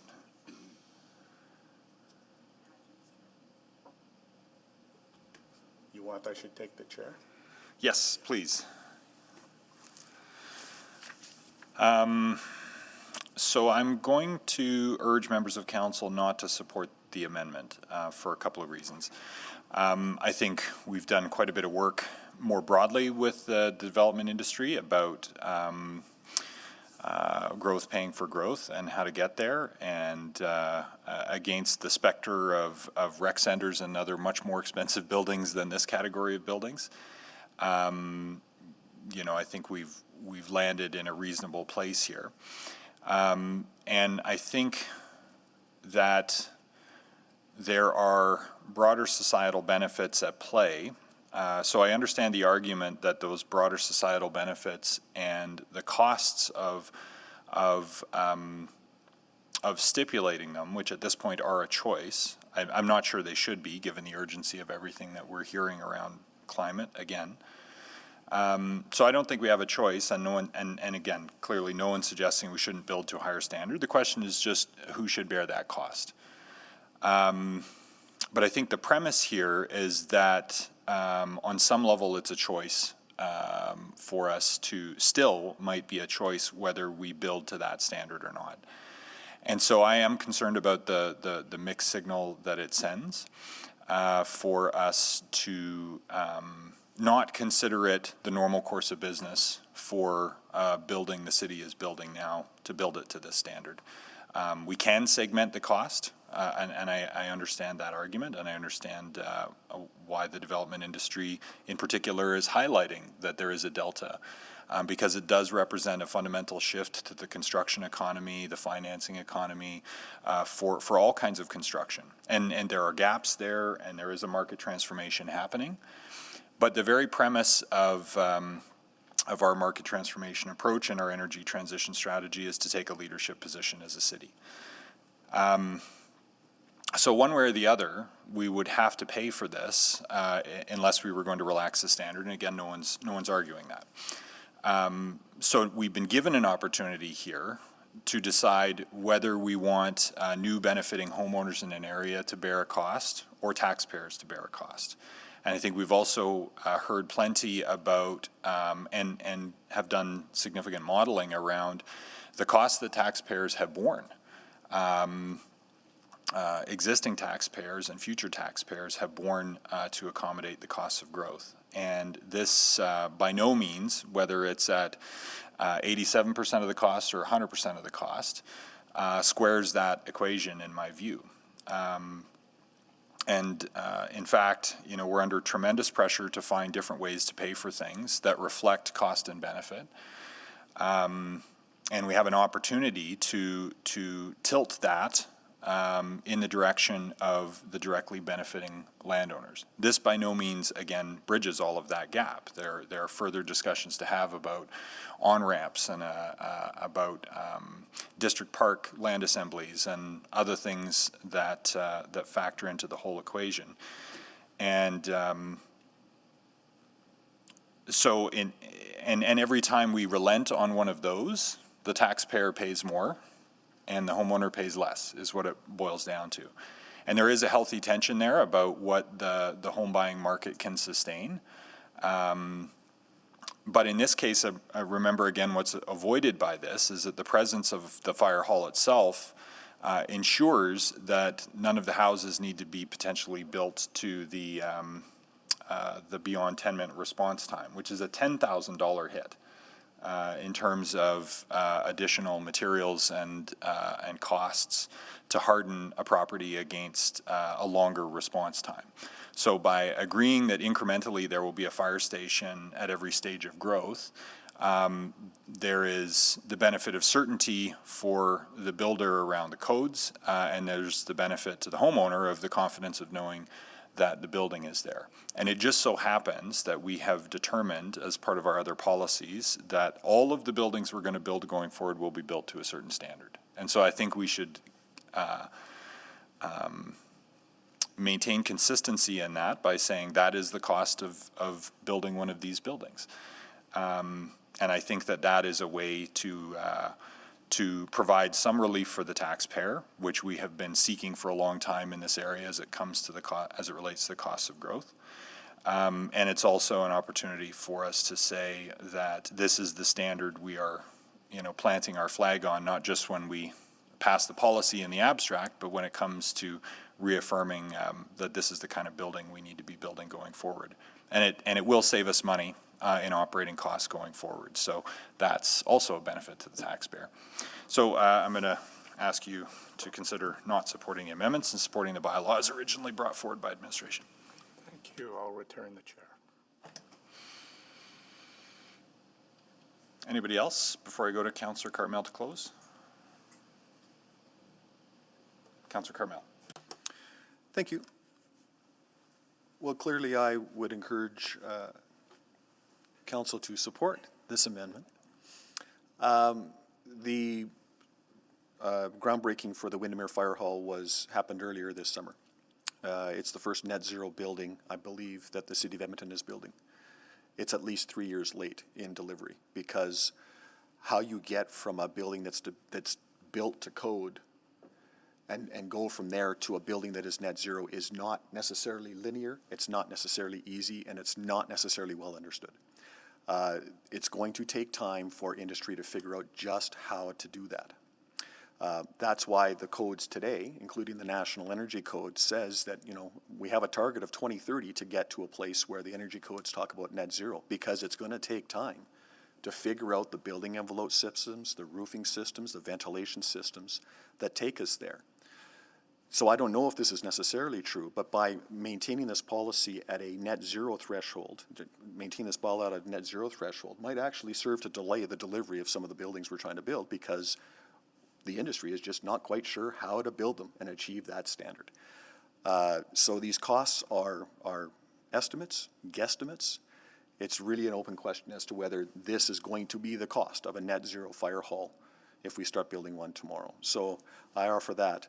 There is also a transparency piece. I spoke to this earlier. So, you know, the risk that we cross-subsidize other buildings inadvertently, I don't know that that's particularly fair, that we charge an off-site levy for one thing and it ends up being directed to another. The issue of off-site levies and the policy around off-site levies is evolving. We already have off-site levies. We have them for our arterial road assessment. We have them for our sanitary sewer fund. But those two funds in particular are very clear, very transparent. This is the cost of a road. This is the cost of a pipe. This is who's paying for it. This is the way in which those policies are going to evolve. This policy is going to evolve further. And if we maintain a bylaw that is fuzzy about what money is collected and where it goes, that's going to potentially cloud the conversation about extending this bylaw to other things, like rec centers, where the catchment basin for who pays is harder to define, like district parks, where that basin is easier to define, but what are we going to add to that cost? What fuzziness is going to come with that? What FF&E is going to come with that next building? So I really think that it's important that we clarify and define this bylaw in a very stark and direct and very clearly articulated way, understanding that these policies are going to close simply by virtue of the evolution of building codes in this country over the next few years.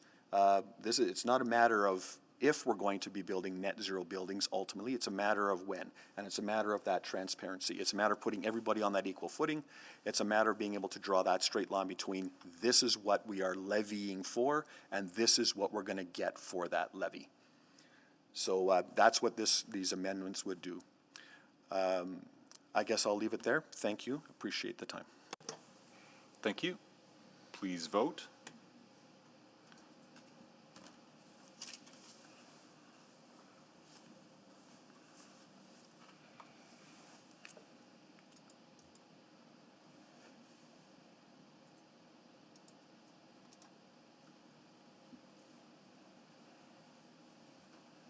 I'm a yes, Madam Clerk. Thank you, Councillor Hamilton.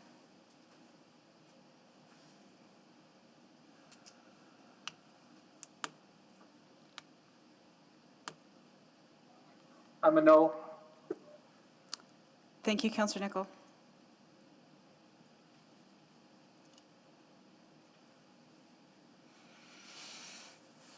Do you want me to roll call it? No, everybody's voting. They're just coming in a bit slow. I have not. I'm a no. I'm sorry? I'm a no. Okay, Councillor McKeon, we've recorded your vote. I'm just missing 4. Councillor Zadek? Yes. Thank you. Councillor Katarina? No. Councillor Banga? Yes. And Mr. Mayor? No. Aaron's just updating the form and we'll... Sorry, Councillor Zadek, just to confirm, please, your vote? Yes. Okay, we're just going to make sure that's correct. We have all the votes, Mr. Mayor. Display the vote. That is defeated on a tie. Would he? Oh, yeah. Come on, it's Ben. Of course it would have voted against it. Well, we will never know what Councillor Henderson's vote would have been. Okay, so now we've got the bylaws in their unamended form before us. So somebody want to move first reading of item 7.1? I'll move first reading, Mr. Mayor, of 7.1. Second. Thank you. Councillor Katarina, seconded by Councillor Walters. Anyone want to speak to these anymore? Not hearing any. Please vote. Yes, Madam Clerk.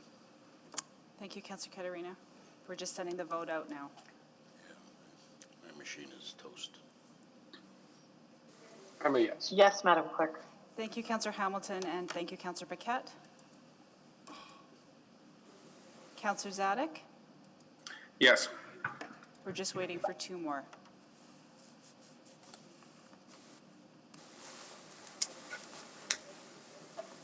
I'm a yes. Thank you, Councillor Walters.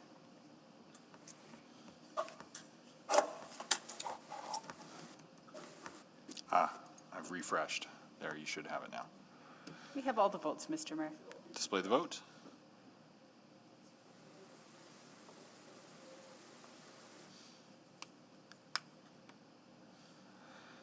That's carried 11-1.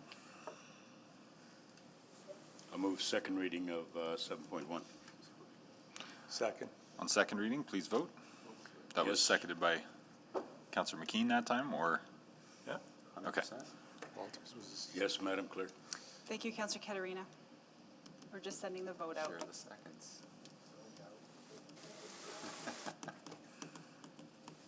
Yes, Madam Clerk. Thank you, Councillor Hamilton. I'm a yes. Thank you, Councillor Walters. Yes. Thank you, Councillor Zadek. Oh, boy. Councillor Paquette. I'm a yes. Thank you. We have all the votes. Display the vote. Carried. And I'll move consideration for third reading of 7.1. Second. Councillor Walters gets it that time. Please. Yes, Madam Clerk. Please vote to allow third reading to proceed.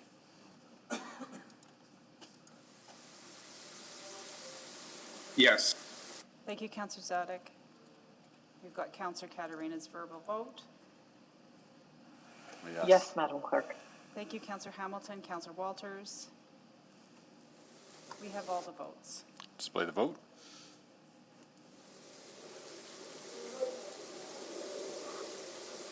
That's carried. And Mr. Mayor, I'll move third reading of bylaw 19340. Second. Thank you. On third and final reading, please vote. Yes, Madam Clerk. Thank you, Councillor Katarina. Yes. Thank you, Councillor Zadek. Yes, Madam Clerk. Thank you, Councillor Hamilton. Yes as well. Thank you, Walters. Councillor Walters. We have all the votes. Display the vote. Carried 11-1. Do we need to do a check to see if any of the bylaws are juicy for next meeting and whether we'll need to get 3 readings? I guess we got a council meeting after that, but anyway, we're done with bylaws for this meeting. We're now into motions pending. I think, or is there, oh, hold on, we still got the subsequent from earlier that we could deal with now. We've got some wording worked out with clerks and city manager. Have you got that? Yep, we're just refreshing the screen and we'll Sure. put up the draft wording as it relates to the previous item before lunch.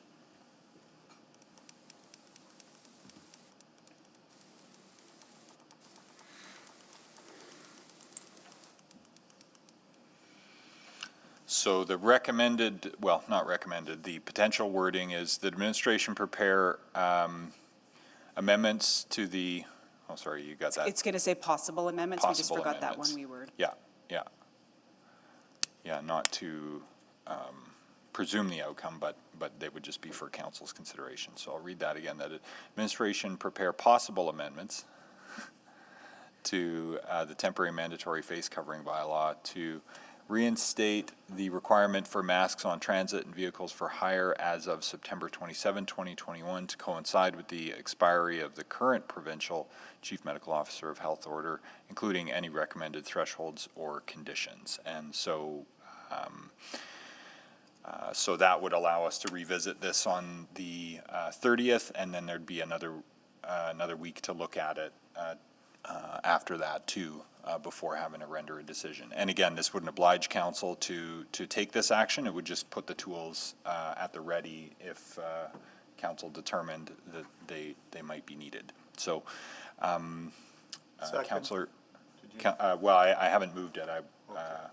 Councillor Knack? Sure, happy to move that, Mr. Mayor. Okay. Second. And seconded by Councillor McKean. Okay, so that's on the floor before us. Any questions on that?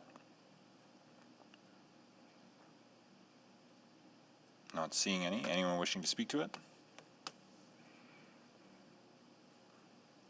Not seeing any. Please vote on a subsequent on the COVID item to bring us some face covering options in a couple weeks, including thresholds or conditions.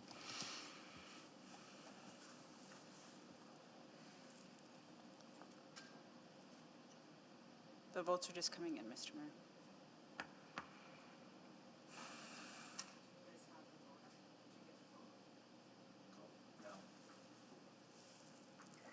I'm a yes. Sometimes I'm getting the vote, sometimes I'm not. Oh, I refreshed and I'm a yes, Madam Clerk. Thank you, Councillor Hamilton. Councillor McKean? I'm a yes, didn't see it. Thank you. And Councillor Zadok? Yes. Thank you.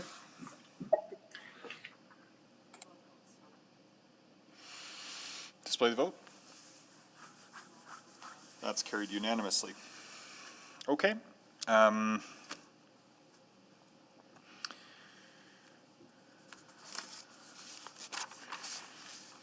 we're into motions pending. Councillor Cartmell, yours is first up. Council Code of Conduct and Sanction Hearing Process.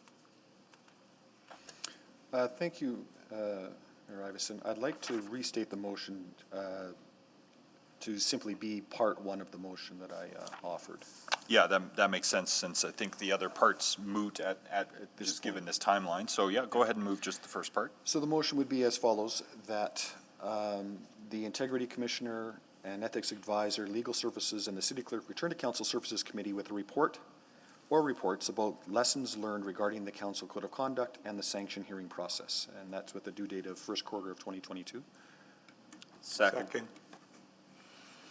Okay, I think Councillor Knack was the seconder on that one? Okay. You want to go ahead and introduce it?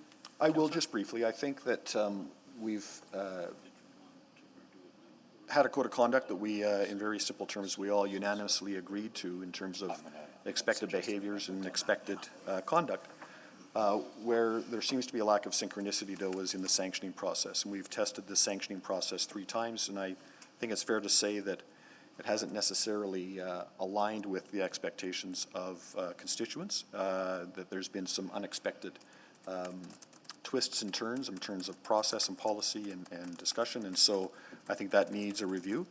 I do think that there's 2 pieces, and perhaps speaking only for myself, that wasn't immediately aware, or I wasn't immediately aware of that when we talked about it, that there is a list of behaviors and a list of procedures and, and some regulations that we have all agreed to, but where it seems that we have not put a lot of attention or really closely considered is, what actually happens through the complaint through sanctioning process. I know I have concerns. I've expressed those earlier in the year, and so I'm not going to repeat them now, but I do think it's worthy at this point, now that it has been tested a few times, that we have a real review of the code of conduct and of particularly the processes to reinforce that code. Thank you. Thank you. Questions? Councillor Knack? Thank you, Mr. Mayor. I guess maybe just, I don't know who I'd be asking clerks at this I don't know if we have anyone else that would be answering this question. Just curious if the report, and maybe then to the mover, there be any, with this report of lessons learned, would it include maybe a summary of some of the best practices from other cities, since I know we're a little bit later to the party on this, others have had it, so. I met with the Ethics Advisor and Integrity Commissioner last week, and they would very much like to bring back some feedback from you on what they've learned through their time in both reporting to council as well as how other changes are happening outside of this jurisdiction. Okay, and was that the intent as the mover, that we would be able to get some of that as well too, just to help for me at least? Well, certainly, I think that it kind of goes with, I shouldn't say it that way, Councillor Knack, but I'm expecting that a jurisdictional scan, at all levels, including the legal level. I'd like to point out that, we've had varying degrees of discussion about what is fair, what is procedurally fair, should there be a separation of various stages of those processes. And I would see that, in the motion we speak to legal providing a report, and I'd like to see that as part of their report. Excellent. So, No, I wanted to make sure. I assumed that was the case. I just wanted to ask it out loud, but that's great. Then I'll support it. Thank you. Thank you. Councillor McKeon? Yeah, maybe to the clerk and to the mover, would you see value in interviewing council members? Given that we've all gone through this, we created this code of conduct, supported it, and then have gone through the sanction process, whether you would see value in if councillors were willing to sit down with the staff member and just give their thoughts. Yes. Yes. Do you think we need to add that into the motion anyway?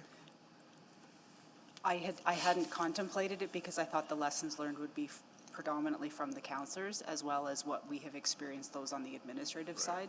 But if it adds more clarity, I'll defer to the mover. Maybe of I'll the just motion. add, Councillor, that both on the previous question of jurisdictional scans and who gets interviewed, that would sort of certainly be part of the assessment that the person who does the lesson learns would have to consider. So. And it could be done perhaps before the end of the term, or I suppose we could be tracked down if it happened. And I don't believe it needs to be added to the motion for that to be done. Okay, fair enough, thank you. Taken as a proper assessment.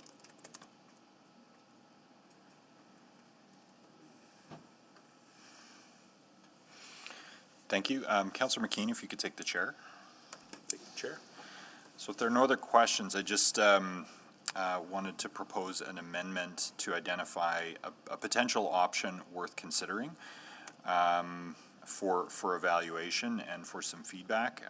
I suppose I could offer this in the lessons learned, but I think to notch forward to considering some changes potentially based on some of those lessons learned. And again, would be in the vein of including but not limited to. But having chatted with some members of council just informally after some of the previous processes to understand some of the complexities of how difficult it is for councillors. Well, I'll read it in and then I'll introduce it a little bit. So I'd move just to add at the end, including an evaluation of options, including but not limited to, delegating the sanctioning authority to the Integrity Commissioner, subject to a right of appeal to council if the respondent councillor feels the sanction is inappropriate. And so this is just an option. Again, it's very much an including but not limited to, but in introducing it here, what I understand, and I put the text in the chat so the clerk should have it, is that and a number of councillors have commented about how difficult it is to stand in judgment of a peer. And that is an awkward position to be in. And we have the Integrity Commissioner coming forward in the awkward position of recommending a sanction and seeing now that the likelihood of council actually meeting the high bar of 2/3 renders the value of the sanction at least, and then ultimately perhaps the investigation, and ultimately perhaps in the Integrity Commissioner's own words, the entire code kind of moot. So we need some sort of save for this, and I think it might be more straightforward for council to meet as an appeal body, not as the sanctioning body, and to consider an appeal to a reasonable sanction or varying it or striking it or upholding it if the respondent counselor appeals to it. So it changes the frame of the conversation from the sort of night court vibe that we have dealt with to more of a stone cold appeal situation, which we're actually much more familiar with from the old CSLAC days. And it really limits and depoliticizes council's role to take this kind of approach. So I'm not suggesting this is the best answer or the only answer by any stretch to adjusting the process, but I thought if we're going to look at it, that having some options to consider that reframe the hearing and frankly empower the integrity commissioner to flex their independence, thus perhaps dealing with some of the bias and discomfort that we've heard about. And again, there may be other ways to do this, but I think having a specific option on the table may provoke at least some other thinking and some other options being developed, and some positive change that allows the code to have purchase in a way that, frankly, so far it hasn't. So I bring that forward constructively, and happy to take any questions you might have about how it could work, though again, really the work is to be done to flesh it out by those who would be considering it. And of course, I think that the input from, haven't run this by the Integrity Commissioner, so their input into whether they would be comfortable with that or think it's appropriate, of course, would be important to look at as part of this. So anyway, I'll leave there. Happy to take any questions.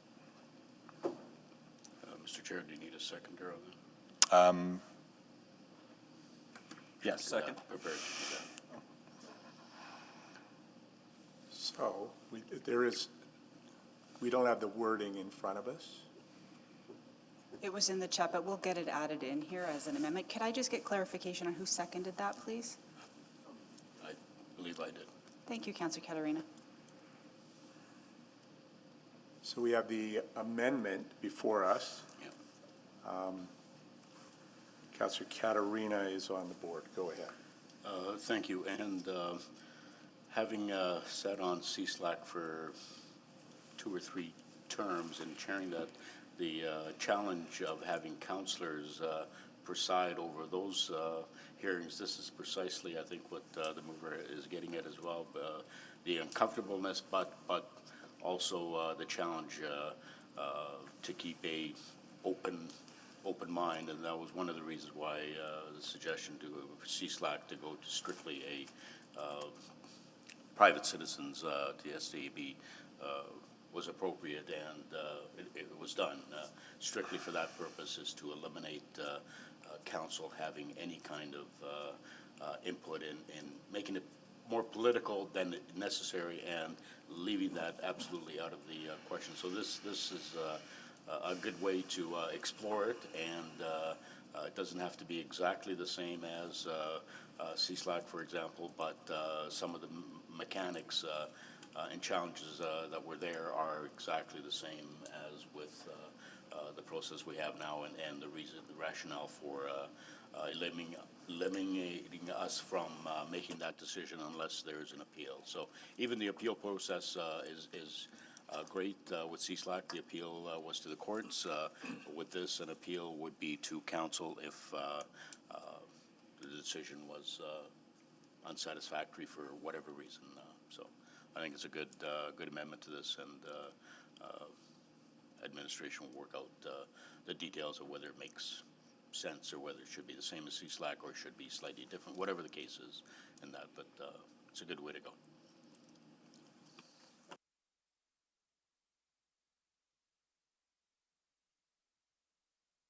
Whoops, Councillor Banga. Thank you. My question to the mover of the amendment first is, are you looking for, in this case, for the integrity commissioner to be basically judge and jury, both? Is that what the idea is? Well, I'm thinking about it in terms of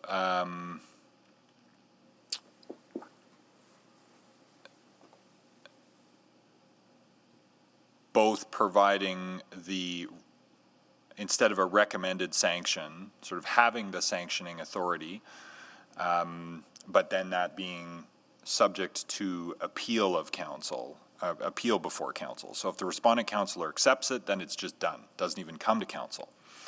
And it's only if it's appealed that then it comes forward. And so it's not a question of judge and jury. It's a question of putting council as the appeal body as opposed to the being the judge in the first instance. Okay. And I guess my question to administration or city clerk would be, let's say if that is the case, and in the last couple of incidents that we did, it was 2/3 majority to pass, but for the appeal, does it have to be 1/3 majority or 2/3 majority or simple majority?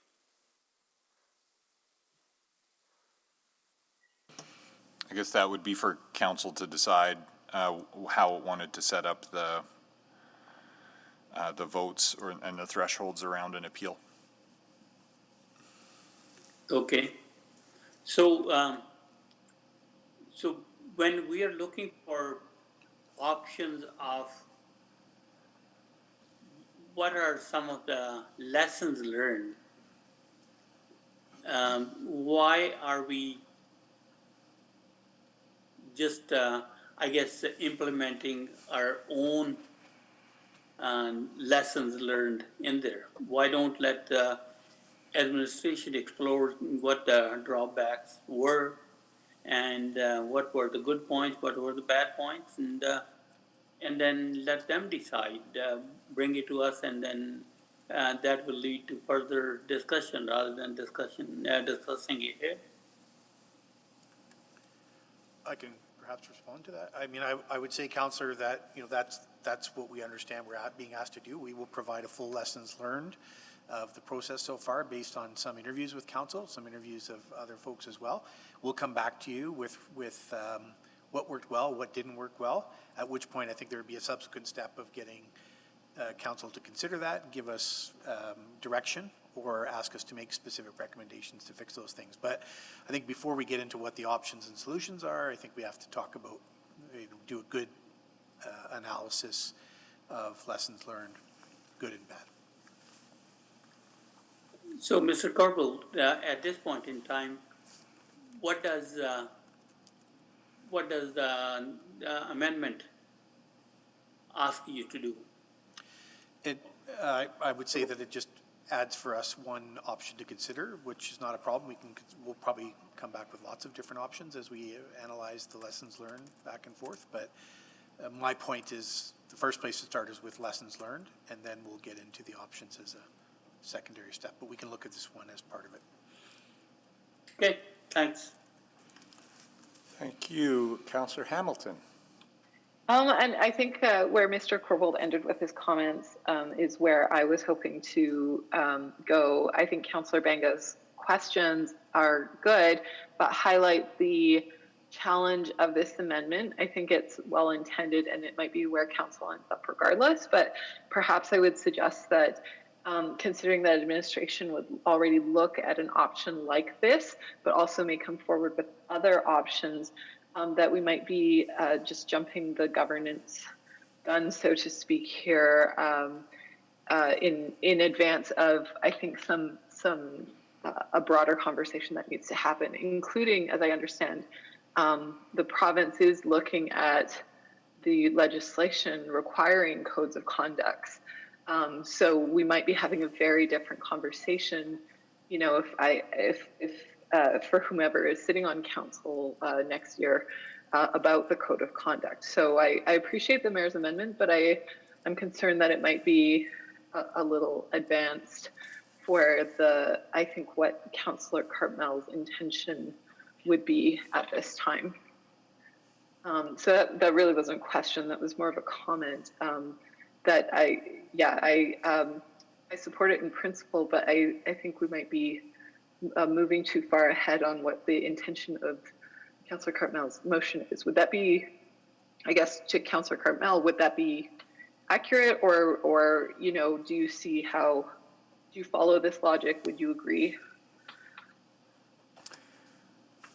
Thank you for the question. I don't support this amendment in any way at all, because I do believe it starts pushing us away from an open lessons learned conversation and the potential to discuss a variety of options and a variety of paths, and starts pushing us down a path without having that discussion about what have we actually learned, what might be remedied here. And I guess while speaking to that, I think what's lacking in our process is more peer perspective, not less. The role of an elected official is very, very unique. And I don't know how having someone completely aside from that role without any of the experience of having gone through it can stand in judgment and then in sanction of a person that has. The peer review element of this is absolutely key. Diminishing it is, in my view, the wrong way to go. So I would not support an amendment that even nudges us down that road. We need to start with where we are at with this process as it stands, what we've learned from this last year, and consider any and all potential options to evolve this code. Thank you. That answers my questions or concerns about the amendment here. Thank you. Councillor Cartmel, do you still need a turn? No, I'm fine. Thank you, Councillor McKean. Thank you. Anyone else? Mayor Iveson, would you like to close on your amendment? Sure, yeah, emphasis on including but not limited to. There may be lots of different options. I guess I'm coming at it from the assumption that we want or need a code and need it to be effective in its application. And notwithstanding that the province may make it optional, which is what I've heard may be under consideration. I suppose an option is to not have one too. So in that sense, all options are on the table. I don't see my amendment as limiting in that sense, but I understand that interpretation that it may pull analysis in one direction, and I suppose that the direction it would pull towards is my bias that it needs to be strong and effective, and that's interpretation is based on some of the feedback that I've received about some of the evident challenges in the process. So I'm going to leave it ride, recognizing that that it doesn't limit at all analysis of other options. In fact, it invites options, including but not limited to, and so it's just one idea, and other amendments with other ideas could broaden it out. Would be the other way to go with this, rather than keeping it high level, because my concern is that keeping it very high level and very open means it will take a very long time too, and that the interregnum of not having a really effective process is not good for business either. So my bias is towards some action and some conclusion on these questions, which may not be as open-ended as other folks are talking about, and I respect that. But again, that's just where I'm coming from. So just an option to evaluate. Lots of different ways council could go with this. Next council will get to determine that, and so really this is my last chance to nudge it one way or the other, which is why I brought this forward. So anyway. Thank you. Thanks, Mr. Mayor. I will now call the vote on the amendment. Please vote.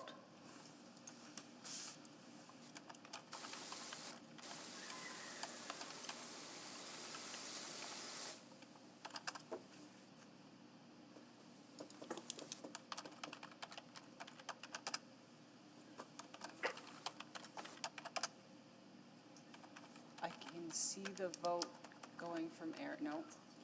We're going to have to do it verbally, Deputy Mayor. Okay, I'll do this, I don't have a sheet in front. Do you have a sheet? I'll start it off. No. Councillor Bang is a no. Councillor Cartmel? No. Councillor Katarina? Yes. Councillor Zadek? No. Councillor Esslinger? Yes. Thank you. Councillor Hamilton? No. Councillor Knack? Yes. Councillor McKeon says yes. Councillor Nickel? No. Councillor Paquette? Yes. Councillor Walters? Yes. And Mayor Iveson? Yes. It's the vote. Please Yep. display. We can't display it because we don't have those capabilities, and I've got 1, 2, 3, 4, 5. I have 7 in favor, 7 in favor? so it's carried.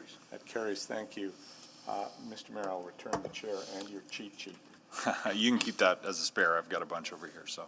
Okay, so back to the motion now with the tag on. Further questions? Other amendments?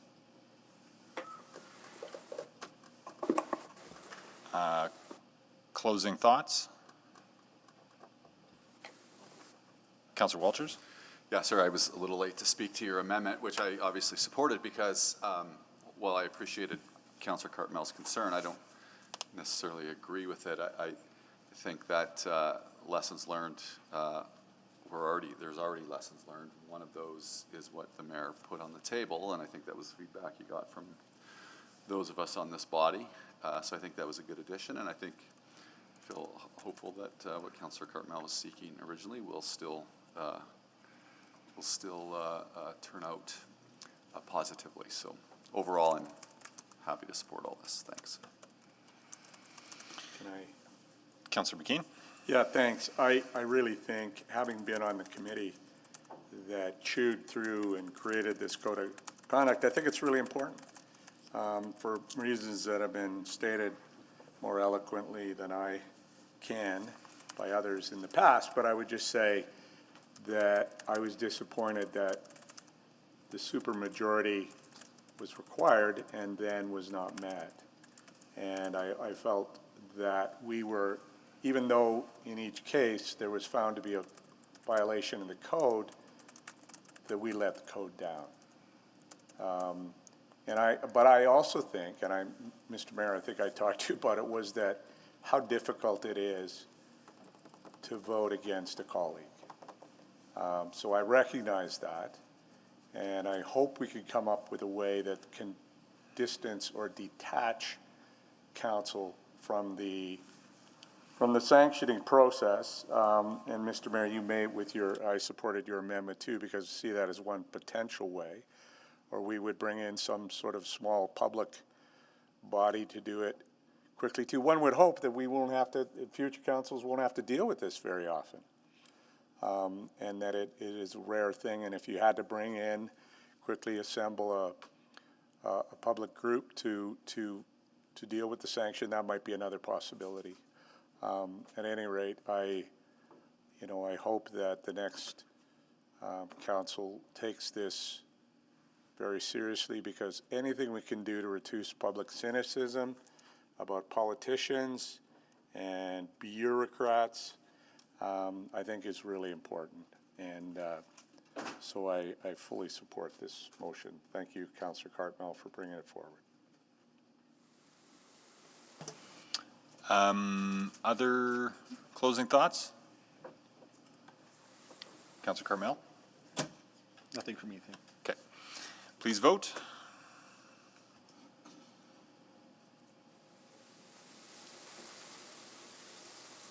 Just give us a second and we'll see if we can get it out.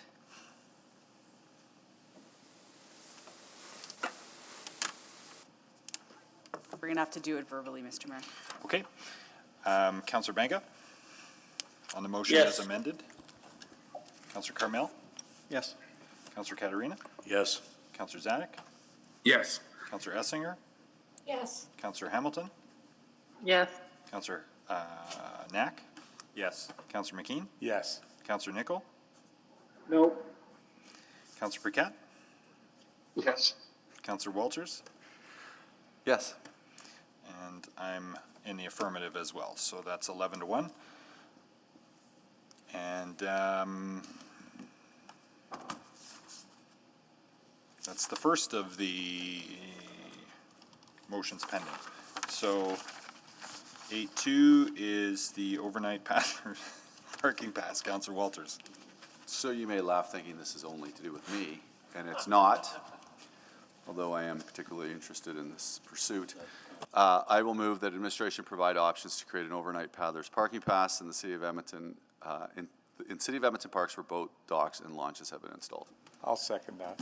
Thanks. And namely, I guess maybe just to introduce it, there is a risk that if someone does go on the river overnight and leave their car at what would be a pickup spot, at the end of your trip, you'll get a ticket, which doesn't necessarily encourage people to use our boat docks and launches to their fullest extent. So it's pretty simple.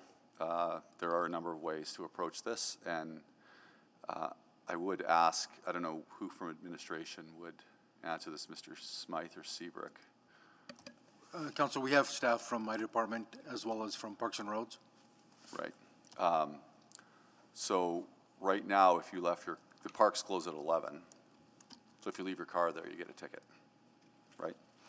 Except if you're part of one of the trips. So if you take a trip with one of the Edmonton Canoe Heads or whatever, they get passes. They can get passes for private vehicles, but an individual citizen can't. It's my understanding. That's correct. I don't have that level of detail. I'll see if Mr. Jeffney's on the line here. Or, I don't believe he is. I don't know if anybody from Parks and Roads is aware of that answer. Yeah, so I feel pretty aware. So this is just pretty straightforward. It's provide some options where citizens could maybe just download something off the website. Even if it costs them a small fee, I'm sure they wouldn't care, but just so they don't have to pay the price of a ticket to use the facilities that we actually spent money to put there. It doesn't necessarily encourage them to use it fully. So I'll just leave it there. It's pretty straightforward. The only additional comment I would make, Councillor, is that I think we'd like to return to council with what those options are, to do a little bit of a deeper dive in terms of the impact of implementing this. I mean, there's limited supply around where the launches are currently, the safety and security of vehicles that are parked there overnight, the impact on people who have boats that are just there for the day. And there's a few little things we have to just work through. So if we can do that homework. Well, that's what the motion, Okay, it that's just says fair enough then. options. So I'm not asking for one particular answer. Right. Thanks. Questions for Councillor Walters on the motion?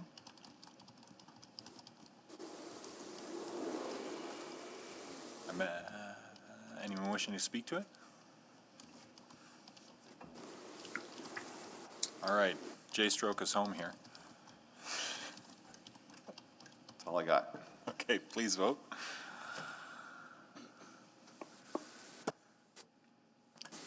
Yes, Mr. Mayor, I am on the board. Oh, okay. I didn't see you there. So we'll recall the vote and go to Councillor Banga.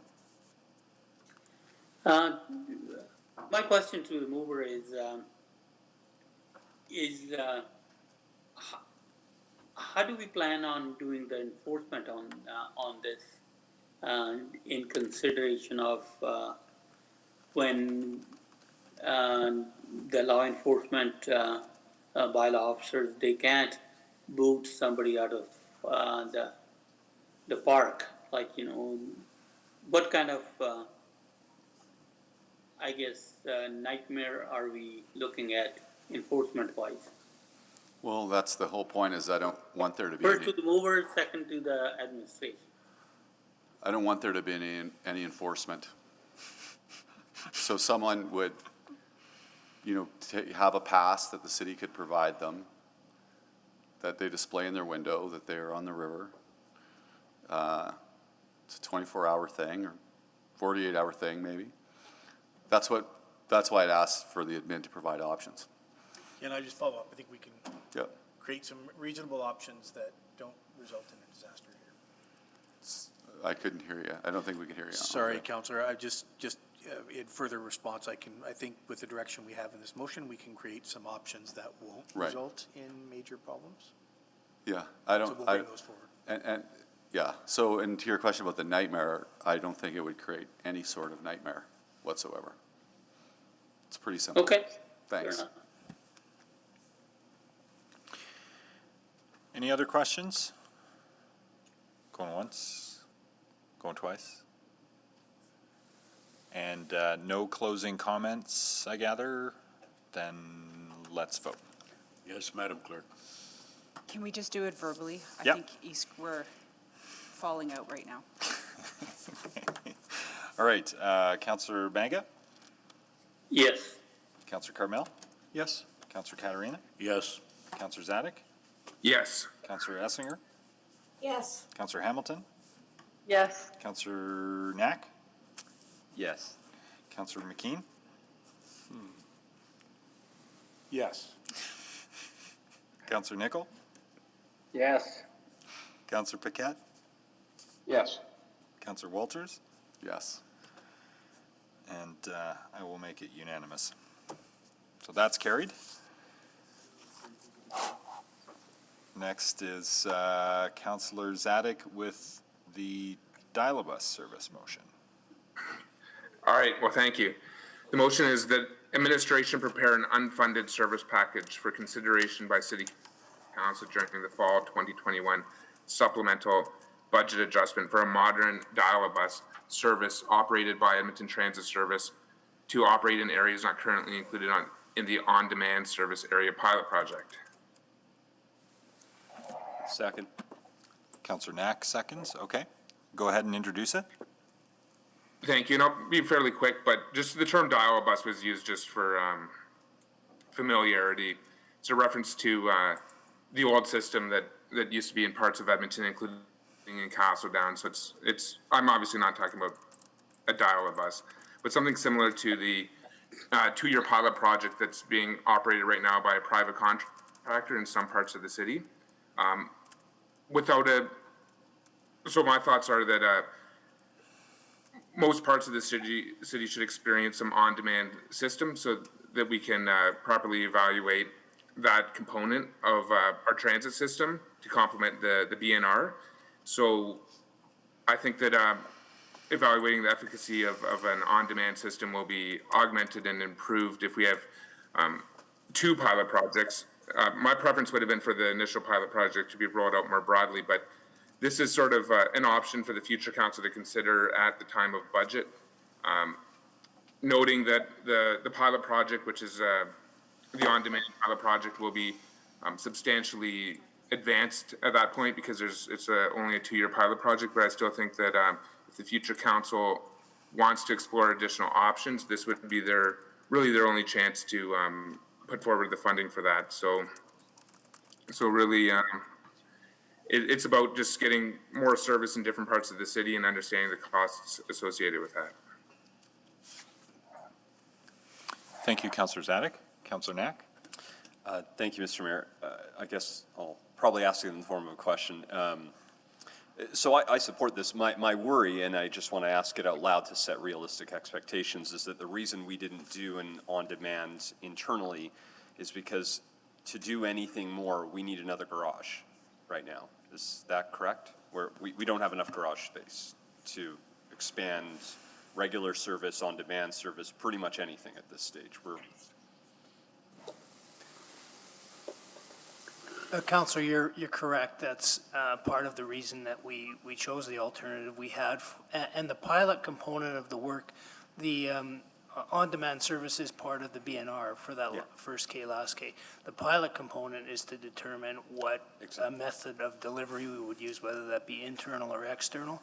this being the comparison of what an external service provider would be. Absolutely, yeah, no, that's helpful. So I'm happy to support this. I wanted to make sure we sort of asked that because even if we were going to do our own pilot, the first step in that is we got to build a garage, which is a multi-year process, and then get that. So it's fine. Like, it's actually good to have this data. We just need to make sure we're putting this in context with all of the work.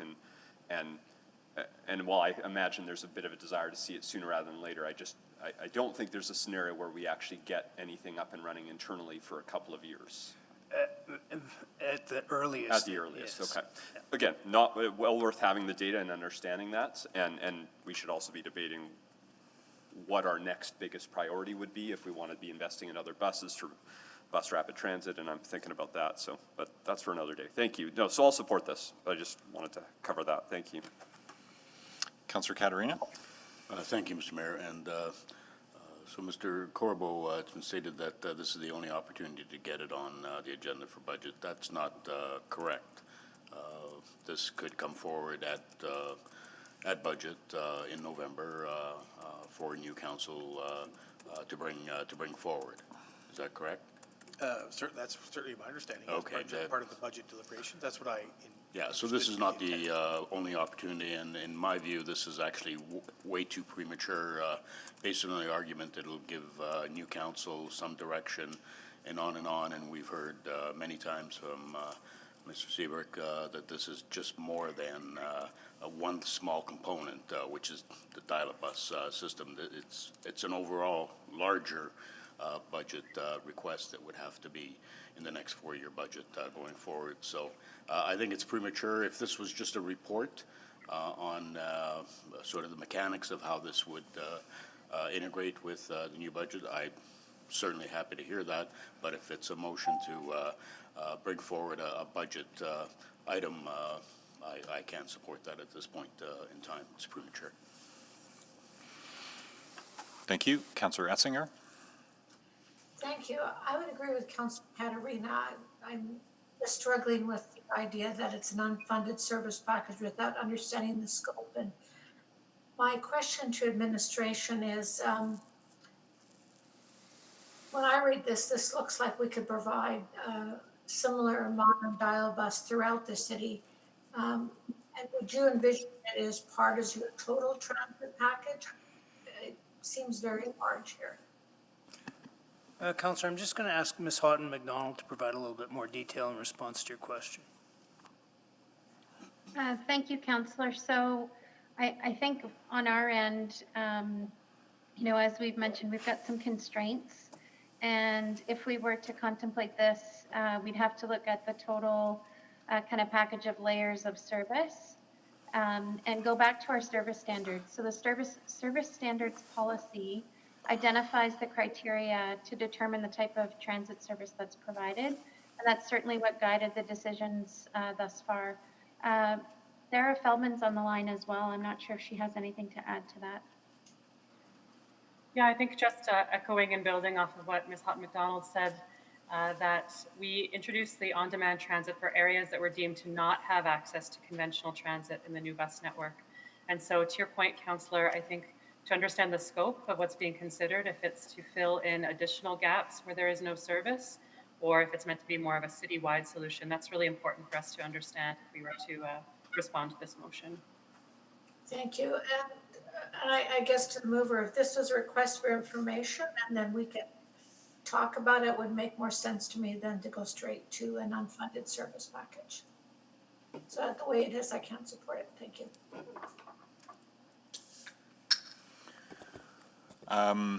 We're having difficulty with the normal speakers list, so I'll just ask if anyone verbally has questions on this.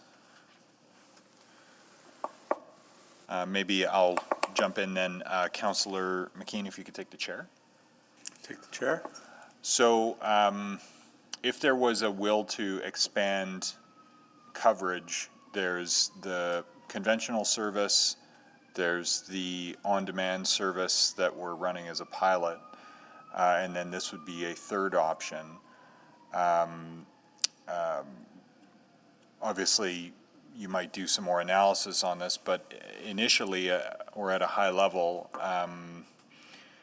where would you stand on adding and there's specialized transit, so there's already another line of business that we're in. Where would you stand on the concept of now introducing a fourth potential line of business to transit versus trying to figure out whether to scale the conventional transit or scale the on-demand to meet the gaps that have been identified here or that are being brought forward for some remedy? I'm just going to ask Ms. Feldman to jump in. Yeah, if I may, Mr. Mayor, I think there's a question in terms of the layers of service of what's the right service model to meet the demand that we're seeking to attract and bring into our integrated transit network. In the case of a dial-a-bus model, our understanding is this is the idea of using a big bus that we might have in our fleet to provide this sort of flexible service. And as was alluded to previously by Councillor Knack, we don't have any available buses in our current fleet or space in our garage to add that capacity. And so this is one of the reasons we went with a contracted model for the pilot. The pilot, of course, uses smaller vehicles, which are more right-sized to the demand of these neighborhoods. And we deemed which neighborhoods would receive the service based on where we thought there was enough ridership to support one smaller bus. So in our estimation, the neighborhoods that do not have on-demand service don't have the ridership there to support even that smaller scale layer of service. So, okay, that's a helpful summary. I guess I'll speak to it at this point and say the motion in its current form I wouldn't be able to support for a couple of reasons. One, we've heard that this is not feasible at this stage, so I think to bring forward a service package that raises expectations for something that's not feasible, I think is not responsible, frankly. Just from an expectation management point of view. Which is not to say that the desire to expand more service is not absolutely relevant and in bounds, but I would then also want administration to give us their best advice about the right blend of service types to meet gaps that have been identified. So a motion that asked for that analysis and asked for options to come forward that could inform the budget, I think I could support, but it seems to me the motion in its current form presumes a very specific and narrow set of options that we've already heard in the Q&A here are not feasible. At least on this timeline. There's lead time issues with fleets and with infrastructure. And so again, raising an expectation that it might be possible when we've already heard here that at least in this form it's not, I think takes us not in the best direction versus a different approach. But I'm not sure how to amend the motion to get to that. I think we'd kind of have to start over with it, quite frankly. So that's my feedback into the debate based on what we've heard so far and my understanding of the journey we've been on with on-demand and different ways to fill gaps in the service. So I'm not going to be able to support it in its current form, but perhaps a subsequent or alternate formulation would allow some option identification to occur to allow the next council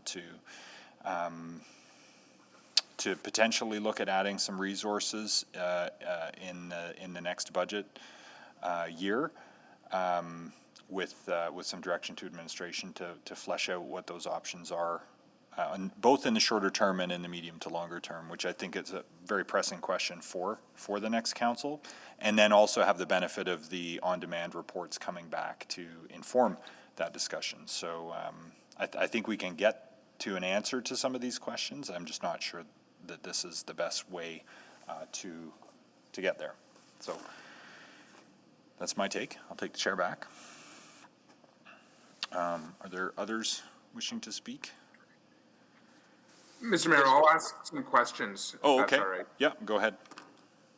Okay, so to administration, we hear that the private contractors were chosen. We know that we're in the 2-year pilot project, but there's no it sounds like there's no contemplation of the city ever taking on this service if there's capacity issues, which I want to address in my next question. But right now, is it administration's take that as long as there's an on-demand system, whether it's in its current form or expanded, it will never be offered by ETS? Thank you, Councillor. No, that's not our position. So we're recognizing we have some constraints. There's going to be a discussion early in the winter months about the needs around the next transit garage, and then mapping out some of the timelines there. But we're certainly open, and we follow the direction of council. And right. So early in the winter months, right after we pass the next 4-year capital budget? The next 4-year capital budget, my understanding, would be debated in the fall of 2022. Okay. So it's in advance of that. And yes, you're correct. With the talk about capacity issues, but the Dial bus traditionally used regular sized buses, but you could use smaller ones. But the on-demand system is something that's offered during off-peak times. So to me, it seems more of a personnel issue. You would need to get the operators in place, but why would you need extra roof space in order to offer this? Maybe I'll ask Ms. Feldman to weigh in on that piece. Yes, I think, thank you for the question. I think it comes back to what's the scope of what we're considering for Dial-A-Bus. When we responded earlier, it was in regards to the idea that normally when you'd introduce service to a new area that has no service, most of the demand is for the peaks. That's when most people are traveling. And so in the peaks, we do not have the buses available. But if we were looking more at a purely off-peak service, there might be some opportunities that could be explored there to use our existing fleet. It would just be a matter of where the demand is, what areas are we looking at introducing that. And of course, we have a lot of off-peak service in many areas of the city already. So then in your answer to my question there, that some of the earlier comments made by administration were used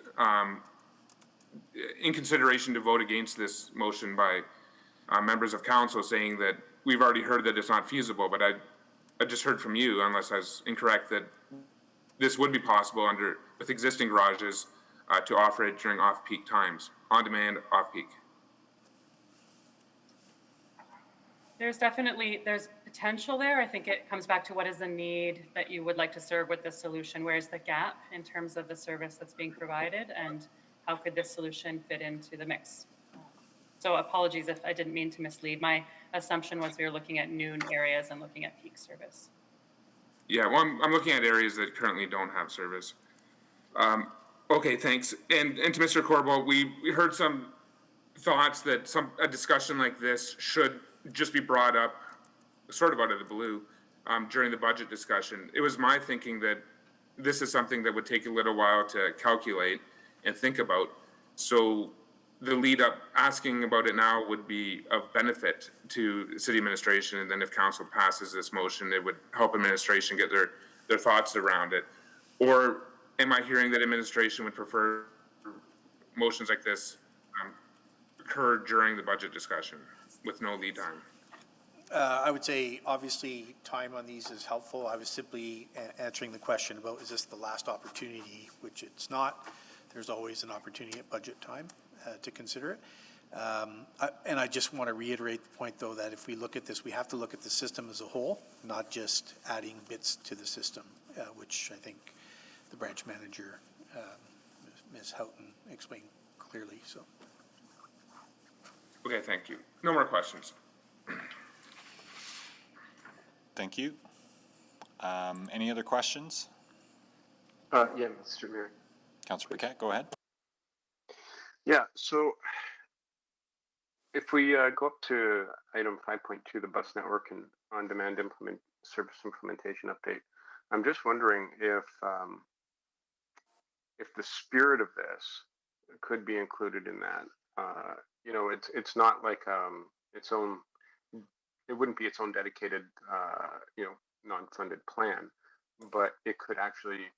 Like, I'm just wondering if there's a better way to approach this from a strategic point of view, because one of the problems that we ran into with the old network system, I think, was just sort of continually like patching on and not having, the entire strategy in mind. So I'm just wondering if it would be better just to include these thoughts into the update that's coming in fourth quarter, and you can show us how it might fit into the whole system approach of transit. Because I am interested in this question, so just thoughts on that. Thank you, Councillor. So the motion that was approved in April that you had initiated included identifying constraints as well and reporting back on how on-demand and the bus network redesign are going. So our intention is in February, we'll bring a pretty comprehensive report touching all of those elements. It'll outline the annual service plan that we propose for 2022 based on data, based on the service standards. So I think it could fit if that's the will of council. We're happy to do that. It could come back as part of that report and we can outline options and identify those areas, with input from the different wards in terms of what the gaps might be. Okay, so would you need this motion to do that work? Because my assumption was that you would already be looking at, this motion asks for something else, like it's asking for a fourth line of business, but maybe that's not the best approach. I'm just wondering what would help you get to the best approach as far as the system goes. I think to your comment, we can address that. I'm not sure if that meets the councillor's intent, and I appreciate that he's got something specific in mind. And we certainly want to be able to provide the necessary support. But from my perspective, it would be very natural. We can address what you had described in that follow-up report that'll come forward in February. Yeah, okay, because I like the spirit of what is proposed here, but I'm not sure if the specific intent, specific strategy really fits with building the system we want. And and I guess part of what's driving this is that I know that I've got one area in my ward that is essentially orphaned by the transit system, doesn't have any transit at all. And I would desperately love for them to have transit, but I'm not sure if this is the solution or if we can find something else. And I guess that's what I'm curious about. That's what I would like to find, a solution that isn't so prescriptive that actually will fit into the current system we have. So thoughts on that? Well, first off, I hate hearing that we've orphaned any area. Having said that, everything's driven by, again, not to sound like a broken record, but the service standards that were established. So I think we'd have to be guided by some of that data and also responsive and flexible. And I think the layering of the service options is where we can pull out different alternatives that hopefully can address those areas of need and make sense for council. And then we can navigate the next steps following the direction that we'll receive. And again, connect it back to the overall annual service plan for 2022 and all of the planned service changes we'll introduce throughout that year. Yeah, okay. Yeah, and that makes a lot of sense to me. I personally have confidence that when we get that update, we'll find ways to start serving areas that might need it. So I definitely support the spirit of what Councillor Zach's trying to get to here, but I'm not sure if it actually fits with the strategy that we worked so hard to finally get, that we can build a transit system on. Okay, so that's it. That's me speaking to it as well. Thanks. Councillor Banga? Thank you, Mr. Mayor. My first question is to the mover. I just want to understand what is the intent of this motion? Any area in the city is serviced when we have a certain number of boardings per hour. In this case, with this dial-a-bus service, are we trying to lower those standards or making it easy for the buses to be servicing certain areas, or what is the intent? The intent is just to provide more service, and there's going to be a cost associated with it. So it's about understanding the cost. Okay, but well, see, right now it feels like we have an open sort of question there. like what do we want to do? Okay, before the distance was everyone should find a bus within 600 meters and whatnot. But now, are we trying to lower that so that it is more accessible to people? And by how much? So this is not looking at the bus network redesign or the routes that just got rolled out, but this is just trying to get folks, make it easier for them to get to transit centers, similar to the on-demand system that's a pilot project stood up right now. Just trying to expand that. And if I can, editorial, it's your time, but it's as I think people know, I've been trying to do what I can, and I've had unsuccess in accounts in the past trying to push for I'll say better transit service in the area I represent. So I thought that this could be a creative solution. It will also provide dueling, like some competition within the pilot project of the on-demand system, and make our data better for when we ultimately decide what to do. No, I totally agree with your intent.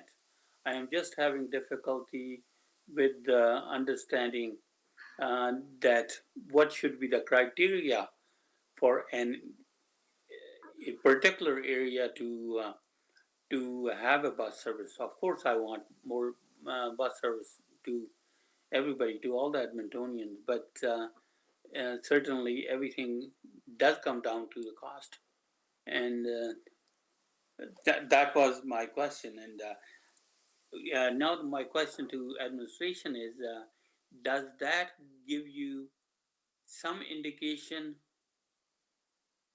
what you would be doing to bring this information back? Ms. Feldman, did you want to jump in?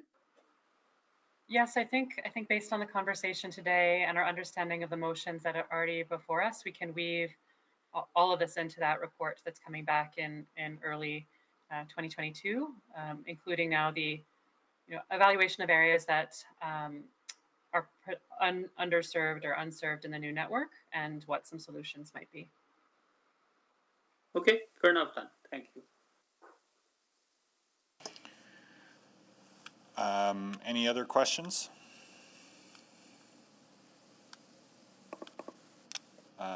Speaking to it? Going once, going twice?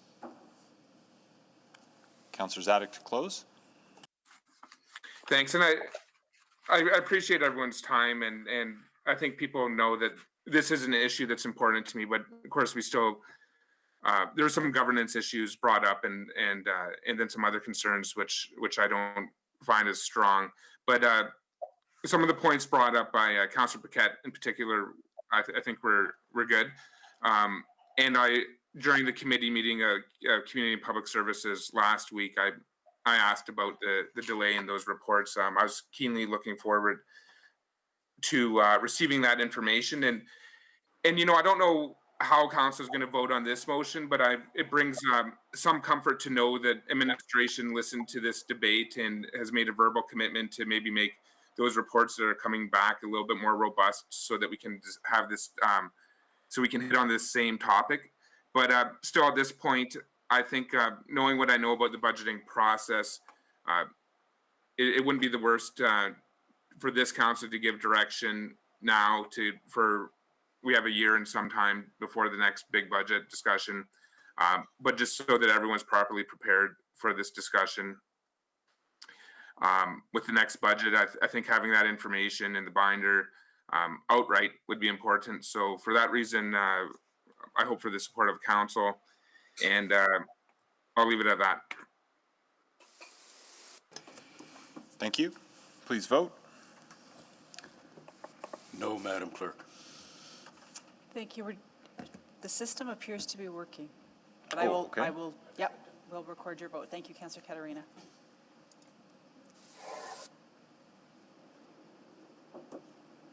Yes. Thank you, Councillor Zadok. No. Thank you, Councillor McKean. You have all the votes. Display the vote, please.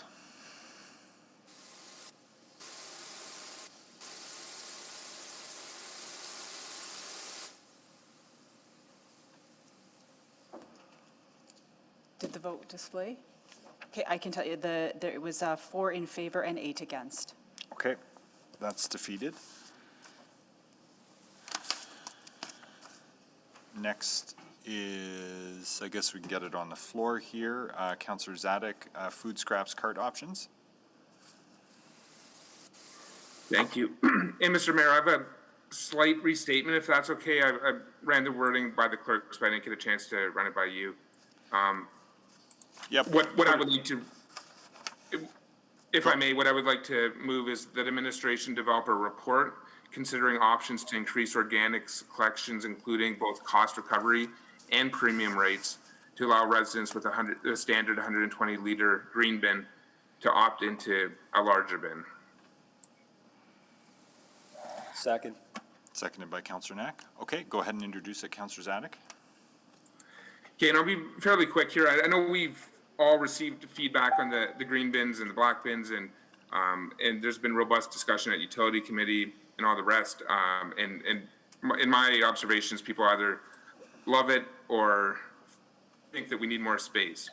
And from a customer service perspective, I think this is a conversation that needs to be had. It will also help people realize the true cost of the service. And just to be perfectly clear, what I'm asking for is everyone who currently has a smaller green bin could pay more money to get say a similar sized green bin as the black bin, to 240 liters. My understanding is that that would work on the trucks. Of course, we'd be dumping more yard waste into that, and there's other, I know there's other ways to collect yard waste, and also that yard waste is not the purest form of organics that we want in our system. But if it was based solely on cost recovery and reference to a premium rate, even though I don't love this option, that would mean ensuring some revenue generation from this. So for folks that don't like the hassle of hauling extra grass and branches to the eco station, which, while free, takes time and gas and the rest. So this is basically just seeing if we have the ability to basically sell people larger green bins that our trucks would accept, and making them pay for the cost of that, or even making them pay a little bit more just for the convenience factor. And with that, I'll take questions and hope for the support of council. Thank you. I've got Councillor Paquette and then Councillor Walters. Councillor Paquette. Yeah, thank you. Just to administration, it's my understanding, I could be wrong, it's my understanding that one of the reasons for the smaller green bins was so we don't get as much yard waste into our organics processing stream. Councillor Paquette, you are correct. We were, trying to encourage a decrease in the amount of organics that were going into the system, so hence the smaller cart. Right, okay, because I would imagine that most folks don't need a bigger cart from our food scraps, but probably for the yard waste. So I'm just wondering, and I wonder if this would be an amendment. I'm just wondering if it would make sense to, along with this, instead of just sort of lasering in on whether or not it's a larger bin, I'm wondering if it could also be an option to maybe look at more frequent pickup of yard waste. We've got the 2 a year. What if we added a third? Would that be something that we could look at? Councillor, there's certainly options in terms of the number of pickups that we do for yard waste, and that could be an alternative as well. Okay. Well, because I think that there's some utility to this question, but I think maybe we should be expanding what we look at as possible solutions. So I'm wondering if, just process, how would I go about adding an amendment? Just jump it in right now, Mr. Mayor? If you've got the wording ready to go, or we could take a few more questions and I can come back to you for it. It's up to you. Yeah, please come back to me. I'll have it in just a few seconds. Okay. It's pretty simple. Okay, thanks. Thank you. Councillor Walters? Thanks. At what point, Mr. Seabrook, in the process were we planning to do an evaluation of how the yard waste collection was going to work? So we have sort of, I can't remember the duration of the pickups on each of the shoulders, spring and fall. We were gonna let that run for a while and then see if we needed to add or enhance that program, I guess. Correct. I think this being the first sort of complete year of the new system, we would look at this year and gauge where we're at, and if we need to make amendments, we would report back in the spring before the next season. Okay, so that was the original plan, was to learn from the year, evaluate, see if we needed, more programming.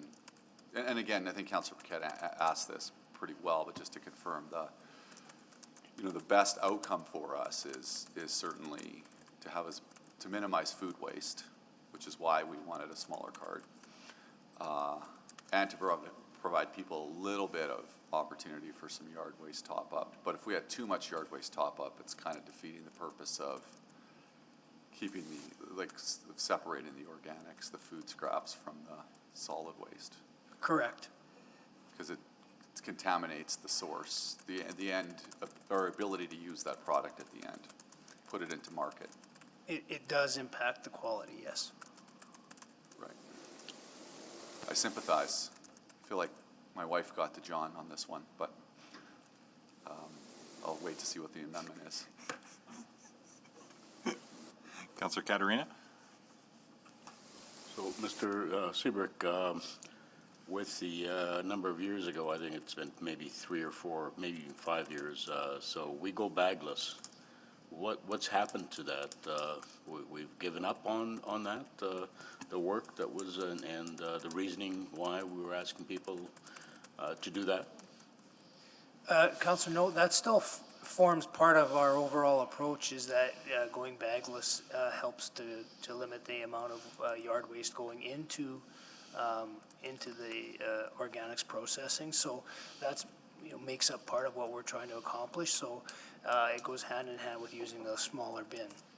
Yeah, no, and I understand that, and I still have a sign that I display on my lawn. So I haven't heard much about it, and whether that sort of educational portion of why we've gone to this size of bin, even the separation of food from organics, yard waste.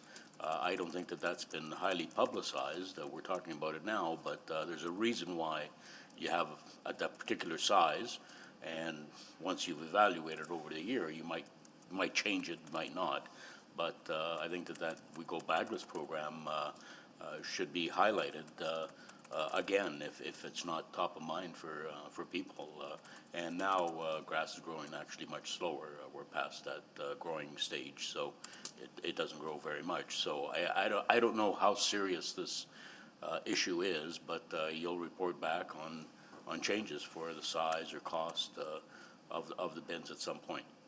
Yes, and we're taking the learnings from this year, the feedback we've gotten from the automated system rollout, to look at where we need to make adjustments for customer service.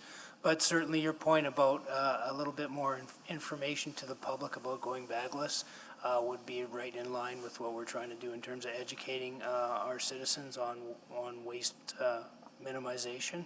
So we can take that away as well. Thank you. Any other questions?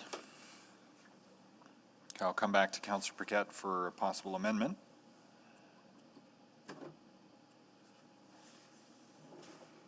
I'll ask some questions, Mr. Mayor, to buy some time here. Actually, we're right at 3:30, so why don't we pause here? I will come back with questions for you though at 3:45, and then we'll also have the amendment ready to go then too. So let's just pause here, and I'll come straight back to you, Councillor Zadick, after the break. Okay?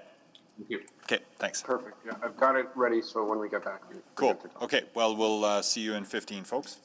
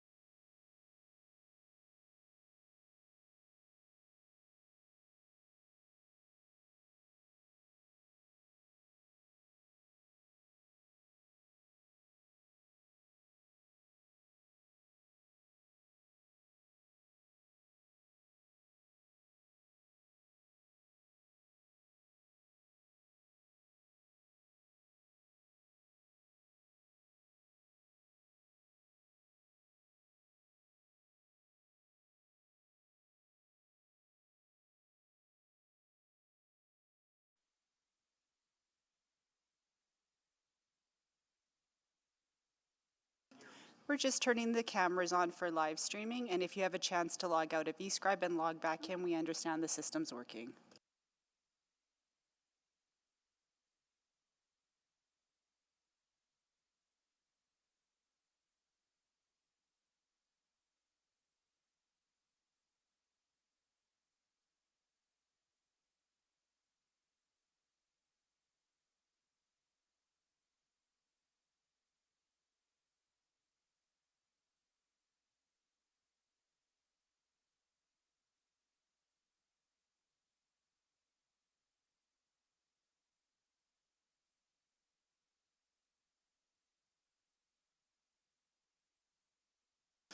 Okay, welcome back. I'm advised that eScribe has been reset, and if you have an opportunity to log out and log back in, then that might be helpful. We were at questions and then amendments. Councillor Zadek with questions on 8.4, and then I'll come back to Councillor Paquette for some amendment wording. Thank you. To administration. So just to confirm, our eco stations take additional yard waste for free right now. Is that correct? Yes, that's correct. So what do we do with that waste?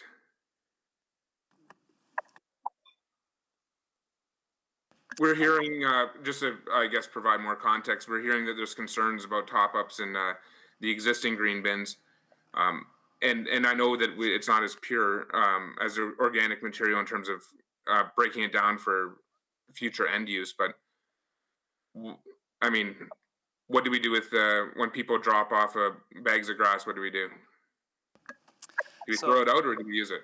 No, currently all yard waste is brought directly to an eco station or to the Edmonton Waste Management Center, or picked up in one of the yard waste pickups is being brought to the Waste Management Center and is being processed for compost end use.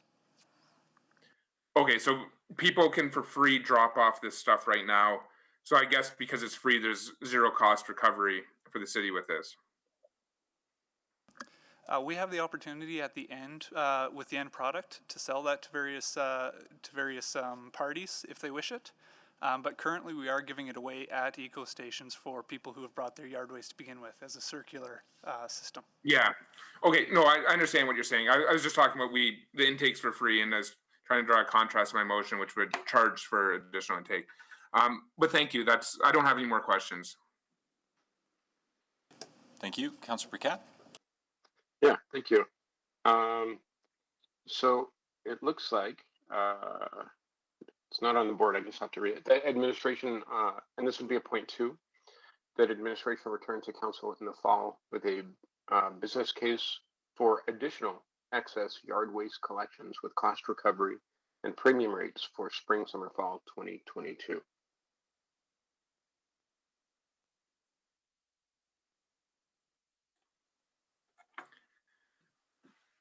And just to introduce it simply, just sort of what we talked about before, just the idea that if it is yard waste that people want to get rid of, then, and there's not enough room in their bins, then another option would be to look at an additional pickup, and that might be more cost effective and maybe even more effective overall. Just trying to find efficiencies, and this may be another option to take a look at. Just check with the clerks to see if we can get the wording up on the screen there. I've put it in the chat for you. Okay. I will look for it there.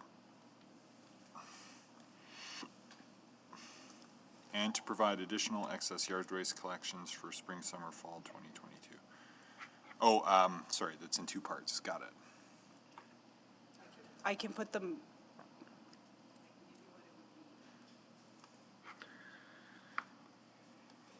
Sort of like the first part of my motion, if I can ask. Well, I'll come back to you in a moment, Councillor Zadek.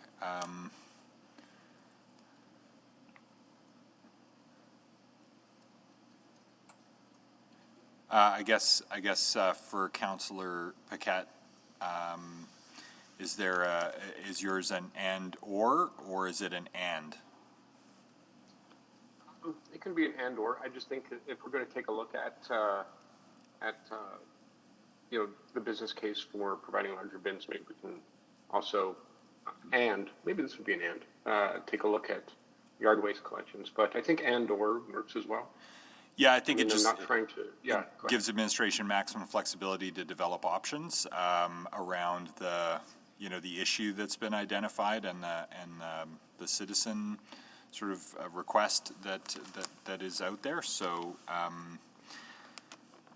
so if it's friendly, it can add the words and/or to provide. Super friendly. Okay. All right. So that's your amendment. Did we get a seconder on that one? Second. Councillor Knack. Okay. So that's before us now. And Councillor Zadok, I think, had a question on that. Well, it's friendly to me because I feel that this is what I asked for between the commas in the first sentence, but happy if it's to have it more explicit is in the form of a second number. I'm having trouble seeing the wording between my one screen here, but from what I heard, it sounds okay. But I also did purposely leave it a bit vague, so administration could come back with other options so that it's not being overly prescribed. So in response to the question, I know I logged on, so I'm fine with this, but I don't think it gets us any further ahead. In fact, it could limit options.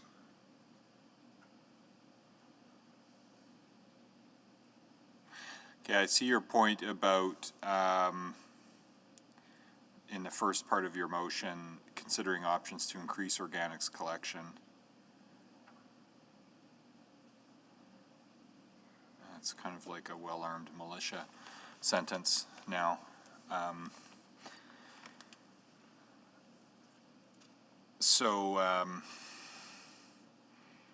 Yeah, I see your point, but if I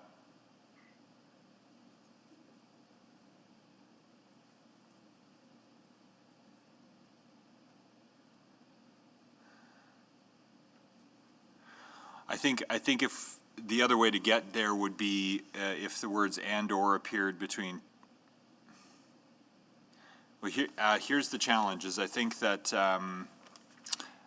the way I would parse this is that the options that in the underlying motion depend on cost recovery and premium rates for increased organics collection, which implies that it's an opt-in, as would opting into a larger bin, versus what I think Councillor Paquette is getting at is in excess yard waste collection for everyone as part of the general service level, rather than an opt-in to a higher level of service around either frequency of collection or bin size.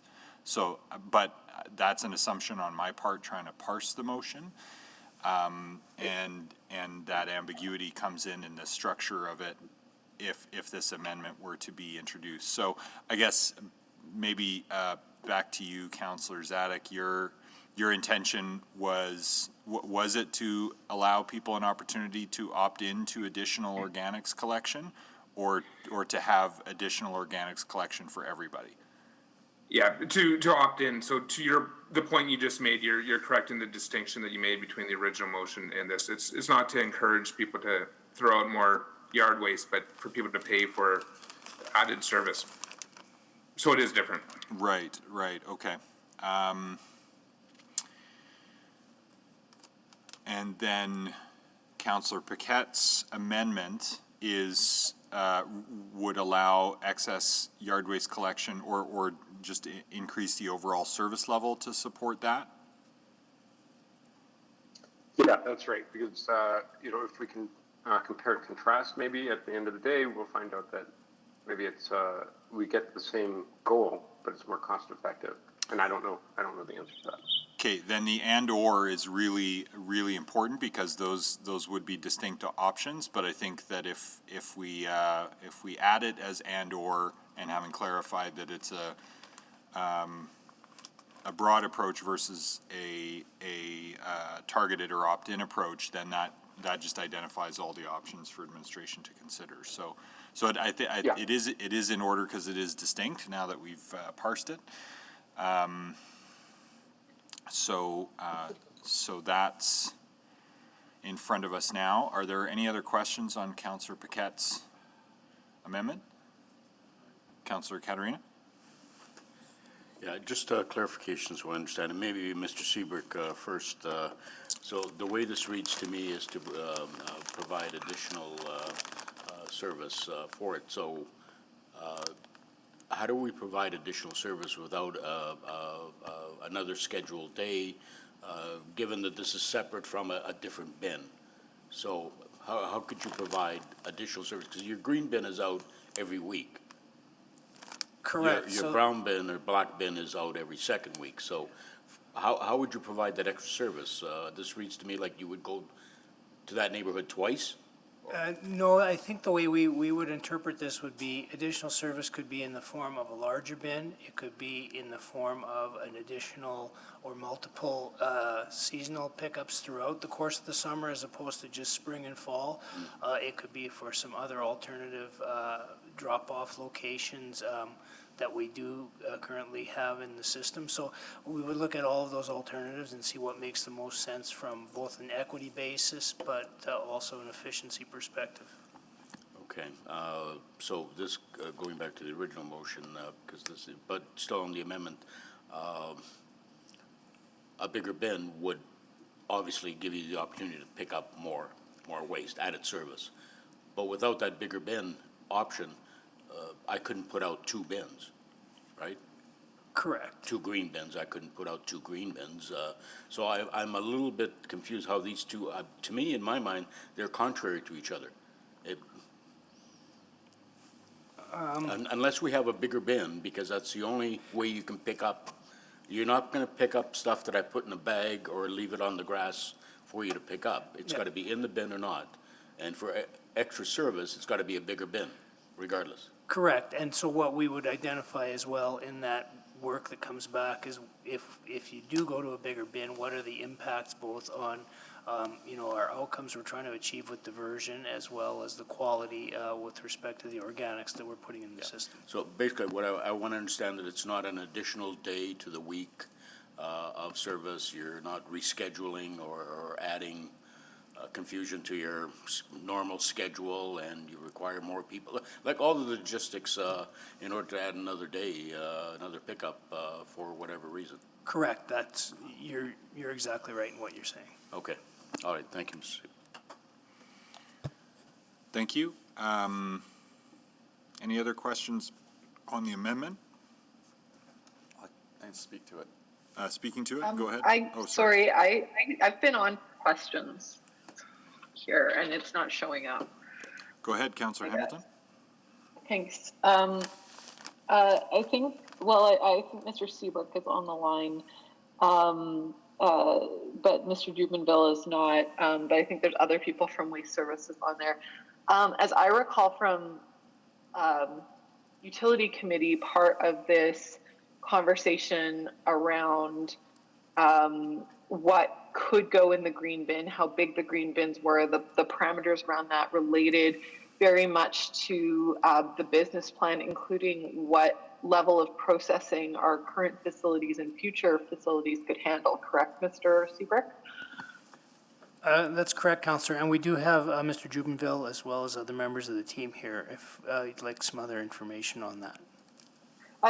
This is about the altitude at which I think my questions will stay at, but as I recall from our many conversations around the waste transition, this issue was brought up, but there are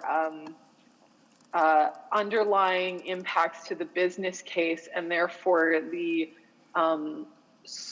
I'll say this, the efficacy of the utility if council starts to tweak that without understanding the impacts. Is that correct? That's correct. Great, thank you. So I guess what and this is maybe to the movers, we're debating the amendment at this moment, but it would also relate to the main motion.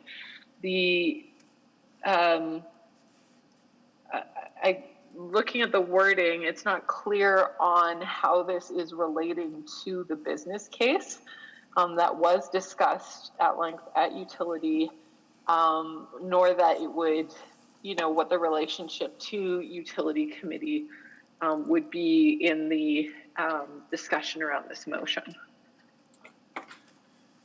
Well, I'll give a first stab at this because being that the main motion's mine. So we just heard that you can drop off unlimited, I don't know if the word unlimited was used, but I think it's implied, unlimited yard waste at our eco stations. So there's really no cap there. If you look at our 120 liter green bins and contemplate the possibility of a 240 liter green bin, which is the same size as the black bins, we'd be capping that at 100 liters in addition for people that want to opt into this. But it could be priced in a way, hence the premium pricing to discourage this. But just from a customer service perspective, this would still just be an option. But whatever, if the city ordered 1,000 larger bins, if that was the assumption that there 1,000 people in a million would take this up, I would expect that the increased amount charged to customers would be on a cost recovery or a premium basis. So I don't see it impacting the business plan very much. But I guess maybe, and thank you for that answer, Councillor Zadek, but I guess I go back to Mr. Seabrick, that the cost of bins was worked into the business case. And so, and thus the utility rate setting that we did. So there is an unintended consequence here in that we may have to amend the rate setting, correct? Potentially there would be some impacts on rates if people chose, if we had, for example, choices on bin size, there would be potentially two different rates depending on that, similar to what we're doing with the black bins. So, and this isn't to dismiss the validity of the either the amendment or the motion, but I am, from a governance perspective, once again, not sure if we're, I want to say ordering this correctly, or if it's going to come back to the same, or to the sort of proper committee for discussion. I'm a little bit concerned here that council may be intervening and causing some undue consequences for the utility that utility committee will essentially have to catch up with early next term. So I'm out of time here, but that's just my first thought on that. Thank you. Thank you. I can't see a list, so please speak up if anyone else has any questions. No? Okay, well, let's decide on the amendment first. Oh, I was going to speak. To the amendment? Yeah, I'll do it to the. Sure, okay, go ahead. Yeah, and I'll speak to the amendment and also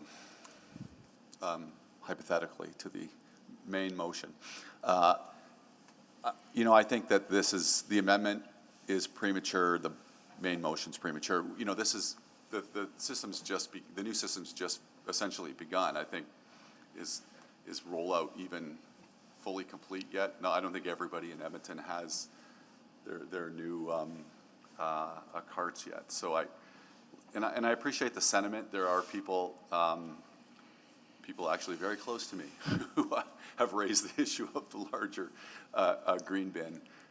And I think we're at a stage where there's going to be a lot more questions and a lot more data that we have to gather in terms of how this experience is, not just for individual households, but for the whole waste department in terms of how we handle and process all of the varieties of feedstock that we're collecting with the new system. And I just really feel, to Councillor Hamilton's excellent questions, that this is too far too soon. We just need to kind of catch our breath on this a little bit and just let it roll out. Let's see how it performs, what kind of needs citizens have, residents have over the coming year. The annual waste management business case and the rate filings, the business case is one thing, and then the rate filings subsequent to that are always opportunities to make adjustments. I would encourage us to not support the amendment, and then, so I don't have to say it again, to just, like I said, catch our breath and not support the main motion either. And I say that as someone who sort of grinded over and worked really hard at Utility Committee to try and get this right. And we knew that some changes would be made, and noted those adjustment periods would come in the future. And I don't think the future is here yet for it. Thanks. Thank you. Others wishing to speak on the amendment? Not seeing any. Councillor Paquette to close. Yeah, thank you.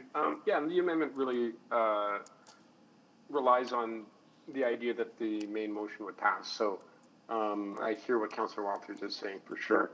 I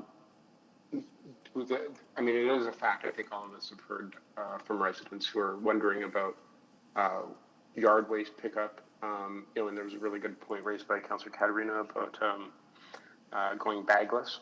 And that's something that we've definitely communicated from our office, but there's some folks who, for one reason or another, it's just not an option for them, or they have an enormous amount of brush to clear throughout the growing season and into the fall. So just the amendment was more of an idea that, like, okay, so maybe if it doesn't fit the business case to create bigger bins, what might work then is an extra, you know, large pickup, you know, midsummer instead of just, you know, spring or fall, that kind of idea. So, you know, really up to the will of council. If the main motion, you know, if the feeling is that that's going to pass, and this is, I think, a necessary amendment, and I'll just leave it at that.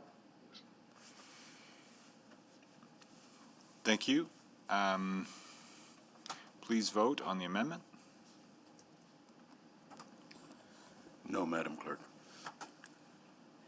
We're just going to have to do this manually, Mr. Mayor. Okay. Councillor Banga? No. Councillor Carmel? No. Councillor Katarina? No. Councillor Zadig? Yes. Councillor Essinger? No. Councillor Hamilton? No. Councillor Knack? Yes. Councillor McKean? No. Councillor Nickel? Yes. Councillor Paquette? Yes. Councillor Walters? No. And I am a no as well. So 1, 2, 3, 4, 5, 6, 7, that's it. Defeated 4-8. And now on the main motion. Any further questions, closing comments? Councillor Zadig? Thanks. So I really don't think it's a citywide concern, and therefore it's not fair for people with smaller yards or those who grass cycle to pay for increased pickup or the processing of organic material. So back to what we wrestled with a little bit, I do think the opt-in component is important, and I think that the cost recovery component is important, and I think the premium rate consideration might serve as that tool as a disincentive for people to put a ton of stuff in, or I mean to opt into this. But there are those houses, there are those people that want it. They're the people that are going to bring 20 bags of grass in a pickup truck to the eco station. And depending on where you live in the city, that could be a 20-minute drive to the eco station and back again. We already have trucks going door to door, picking up organic material. We have the capability and capacity to lift larger bins. For folks that really want this service, I don't see why we would deny it to them. Rates, I mean, this is hypothetical, but it could be $20 more a month. It could be $30, $40 more a month. This report, in over a year, that would add up to quite a lot. And it would limit the addition of being only 100 liters more. So less than double of what they can currently cram in their green bin. And I've seen some of these green bins full of grass where it's compressed down quite far. But this would limit how much more could get picked up. Right now, we heard our eco stations are taking it for free. If you're already going to go there, you're going to haul probably a lot of stuff and take some of your neighbor stuff too. So I think it's an important tool, and for such a large city, options need to exist, such as this, and we're generally going in the right direction, but people want value for their tax money, and people want to pay more for increased services in some instances, and this would just present Edmontonians with that option.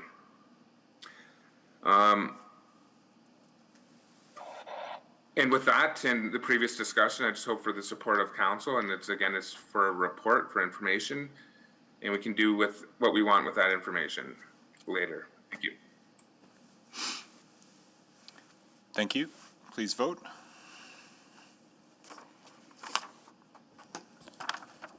No, Madam Clerk. Do you want me to roll call it? Yeah, Okay. please. Councillor Banga? Yes. Councillor Carmel? No.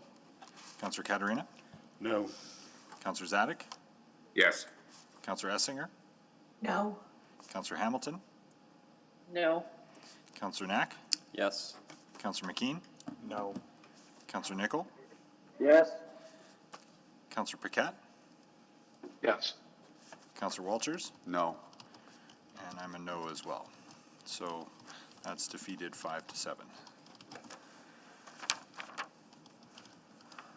Okay, next up, Councillor Essinger, menstrual supplies and period poverty.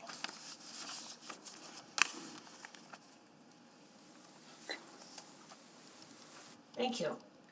I just want to restate the motion before I get going. Yeah, go ahead.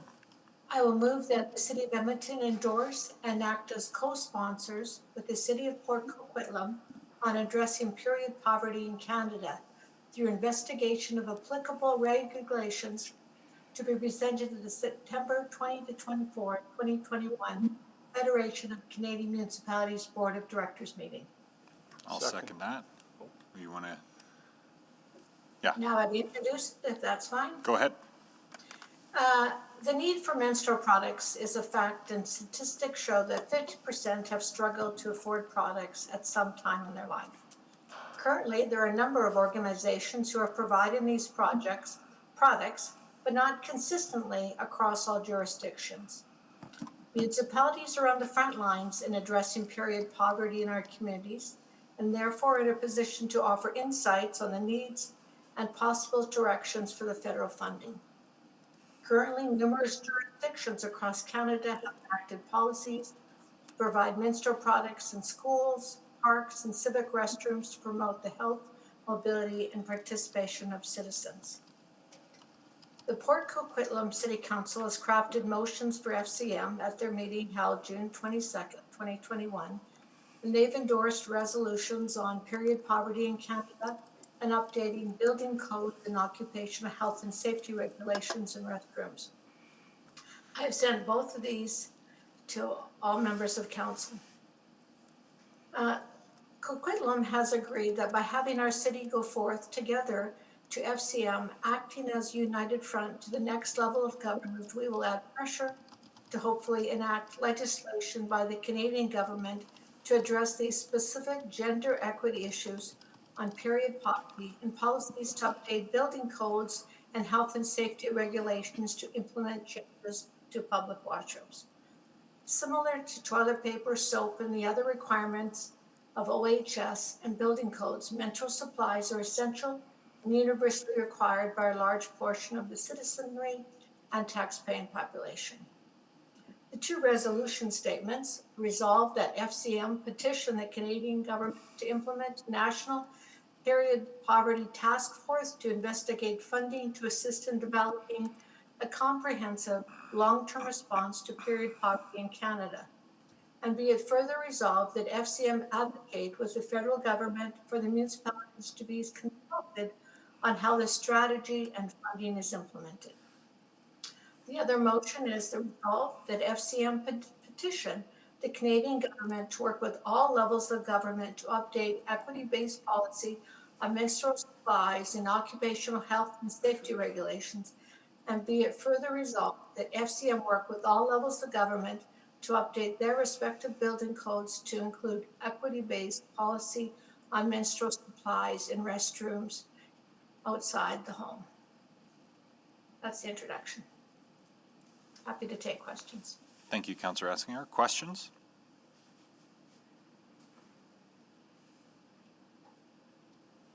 Debate?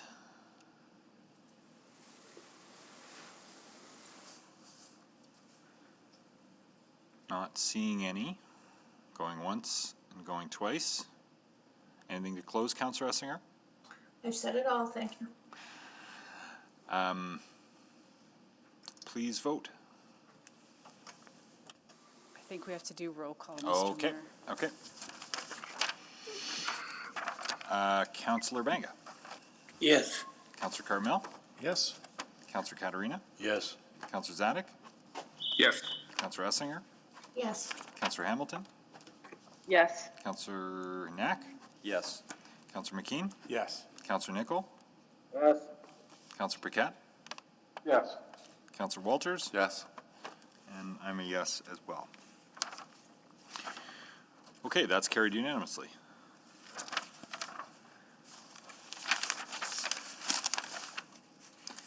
Next, we did have a couple of in private still. And there are one or two appointment motions without customary notice to deal with as well.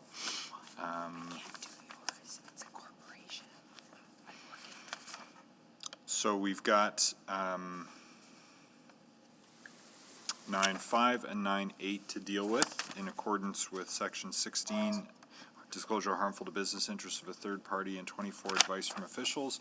And 24 applies to 9.8 and 25, disclosure harmful to economic and other interests of a public body. So if I could get a motion to go in private to hear those. So moved. Subject to those FOIP provisions. I got Councillor Walters. You want to take the second, Councillor Banga? Okay. Yes. Please vote, or do you want me to? Okay. Councillor Banga? Yes. Councillor Carmel? Yes. Councillor Katarina? Yes. Councillor Zadek? Yes. Councillor Essinger? Yes. Councillor Hamilton? Yes. Councillor Knack? Yes. Councillor McKean? Yes. Councillor Nichol? Yes. Councillor Paquette? Yes. Councillor Walters? Yes. And I'm a yes as well. So we'll give clerks a moment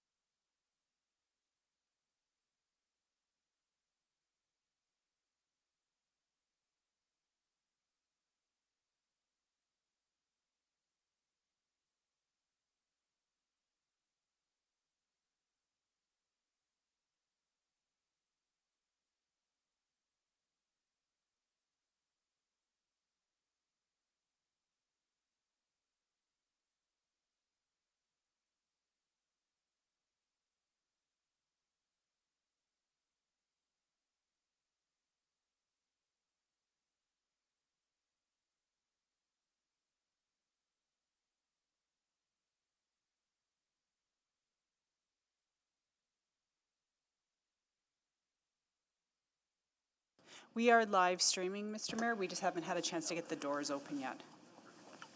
Okay. But we are also broadcasting into the foyer, so anyone who's sitting in the foyer can hear us. So we're back online. I will take first a motion on 9.5, the technology update to receive for information and keep in private, subject to the aforementioned section 16 and 24. Thank you, Councillor McKean. I'll second that. Please vote on receipt of information on 9.5. Yes, Madam Clerk. Thank you, Yes. Councillor. Thank you, Councillor Katarina. I'm sorry I interrupted. Who else was voting? Zadek, yes. Do you want roll call or? No, is it it's coming? on the, it's working. I just didn't know who he said yes. Okay. Thank you, Councillor Zadek. Councillor McKean? Yes. Thank you. Councillor Cartmel? Yes. Mr. Mayor? Yes. And Councillor Nickel? Yes, it doesn't seem to be working though, Eileen. Thank you. We have all the votes. Are we able to display? There it is. That's carried unanimously. And receipt of information on, and keeping private on per section 24 and 25 on the collective bargaining update, item 9.8. Councillor Katarina will move it. Okay. Second. Councillor Cartmel will second it. Okay. Please vote. Yes, Madam Clerk. Yes. Thank you. Yes, Madam Clerk. Yes. Just waiting for one. Yes. Thank you. We have all the votes. It's not coming up for me, so. Display the vote. And that's carried unanimously. Okay, notices of motion and motions without customary notice. I'd like to move that Councillor Walters be allowed to make a motion without customary notice. Second. Concerning an appointment that needs to be Concerning an adjusted. appointment. Yes, on a timely basis. Readjustment. Okay. Please vote to allow waiver of notice just to make an appointment change. Yes, Madam Clerk. Yes. Actually, let me seek unanimous consent. Or, no, here it comes. Now I got it. Do you want us to sorry, we're confused. Do you want us to recall the vote? Half of Nope. council's voted? Or do you No, want no, us to keep going. Keep Okay. going. I think Councillor Nichols said yes. Councillor McKean? Councillor Zadek? Yes. And Councillor Katarina said yes. We have all the vote. Display the vote, please. Notice is waived. Councillor Walters. Thank you. I will move that Councillor Knack replace Councillor Walters as the City of Edmonton's representative on the board of the Edmonton Metropolitan Transit Services Commission effective August 20th until the end of the current council term. Second. Seconded by Councillor McKean, I think. I heard first. Any questions on this one? Just Yes. Okay. Speaking to it? Well, I'll just say briefly, this is really only 2 meetings, and Councillor Knack had been voted in previously as the alternate, but when the commission was set up, the bylaws, which are provincially governed for commissions, don't allow for an alternate, and I just have to shift out, and I think it's just expedient to Councillor Knack's fully up to speed on the topics. There's going to be a couple budget implications that he will be well-versed on for 2 meetings, one in September and one in early October. So just, and I have to shift out for a certain reason. Thanks. Okay. Any questions on this? Councillor McKean? I'm looking at the clerk. I brought up the motion or the possibility of motion earlier to have Councillor Cartmel replace me as liaison to the triathlon board.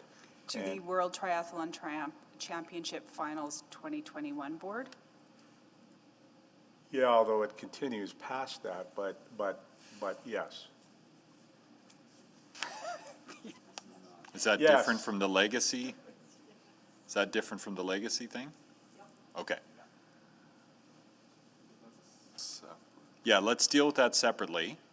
Okay. So I would add that to the motion if I can. No. Yeah, let's finish this one, and then if we've got the other motion ready, then we can waive notice to do that. I've got a notice that we can take while we're doing that. I think we're just about the finish line in here, so hang in here, folks.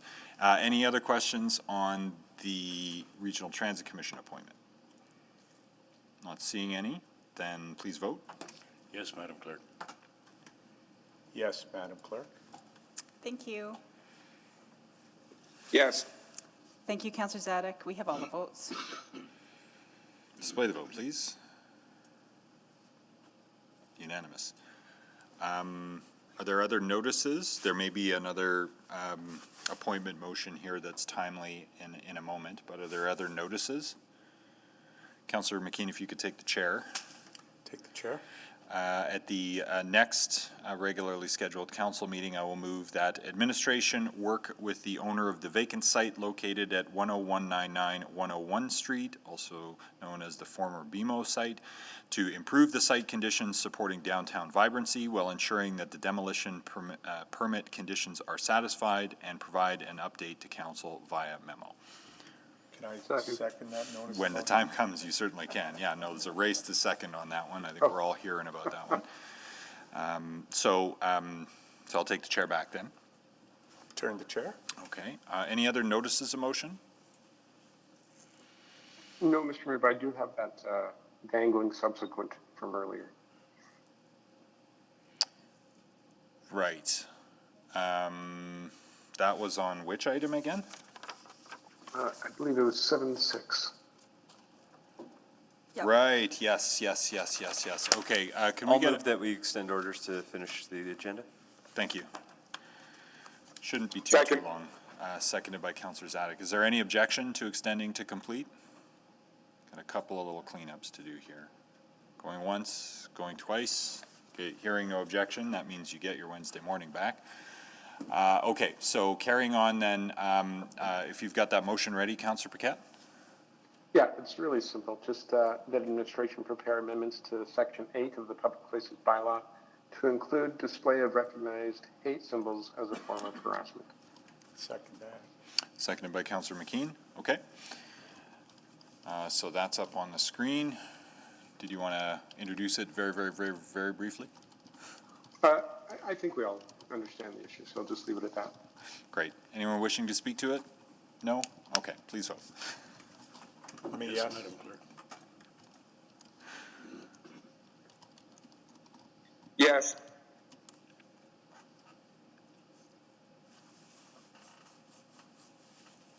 Councillor Katarina, apologies, I might have missed your vote. Yes, Madam Thank Clerk. you. We have all the votes. Display the vote. Carried. And are we able to make that other switch vis-a-vis Triathlon 2021?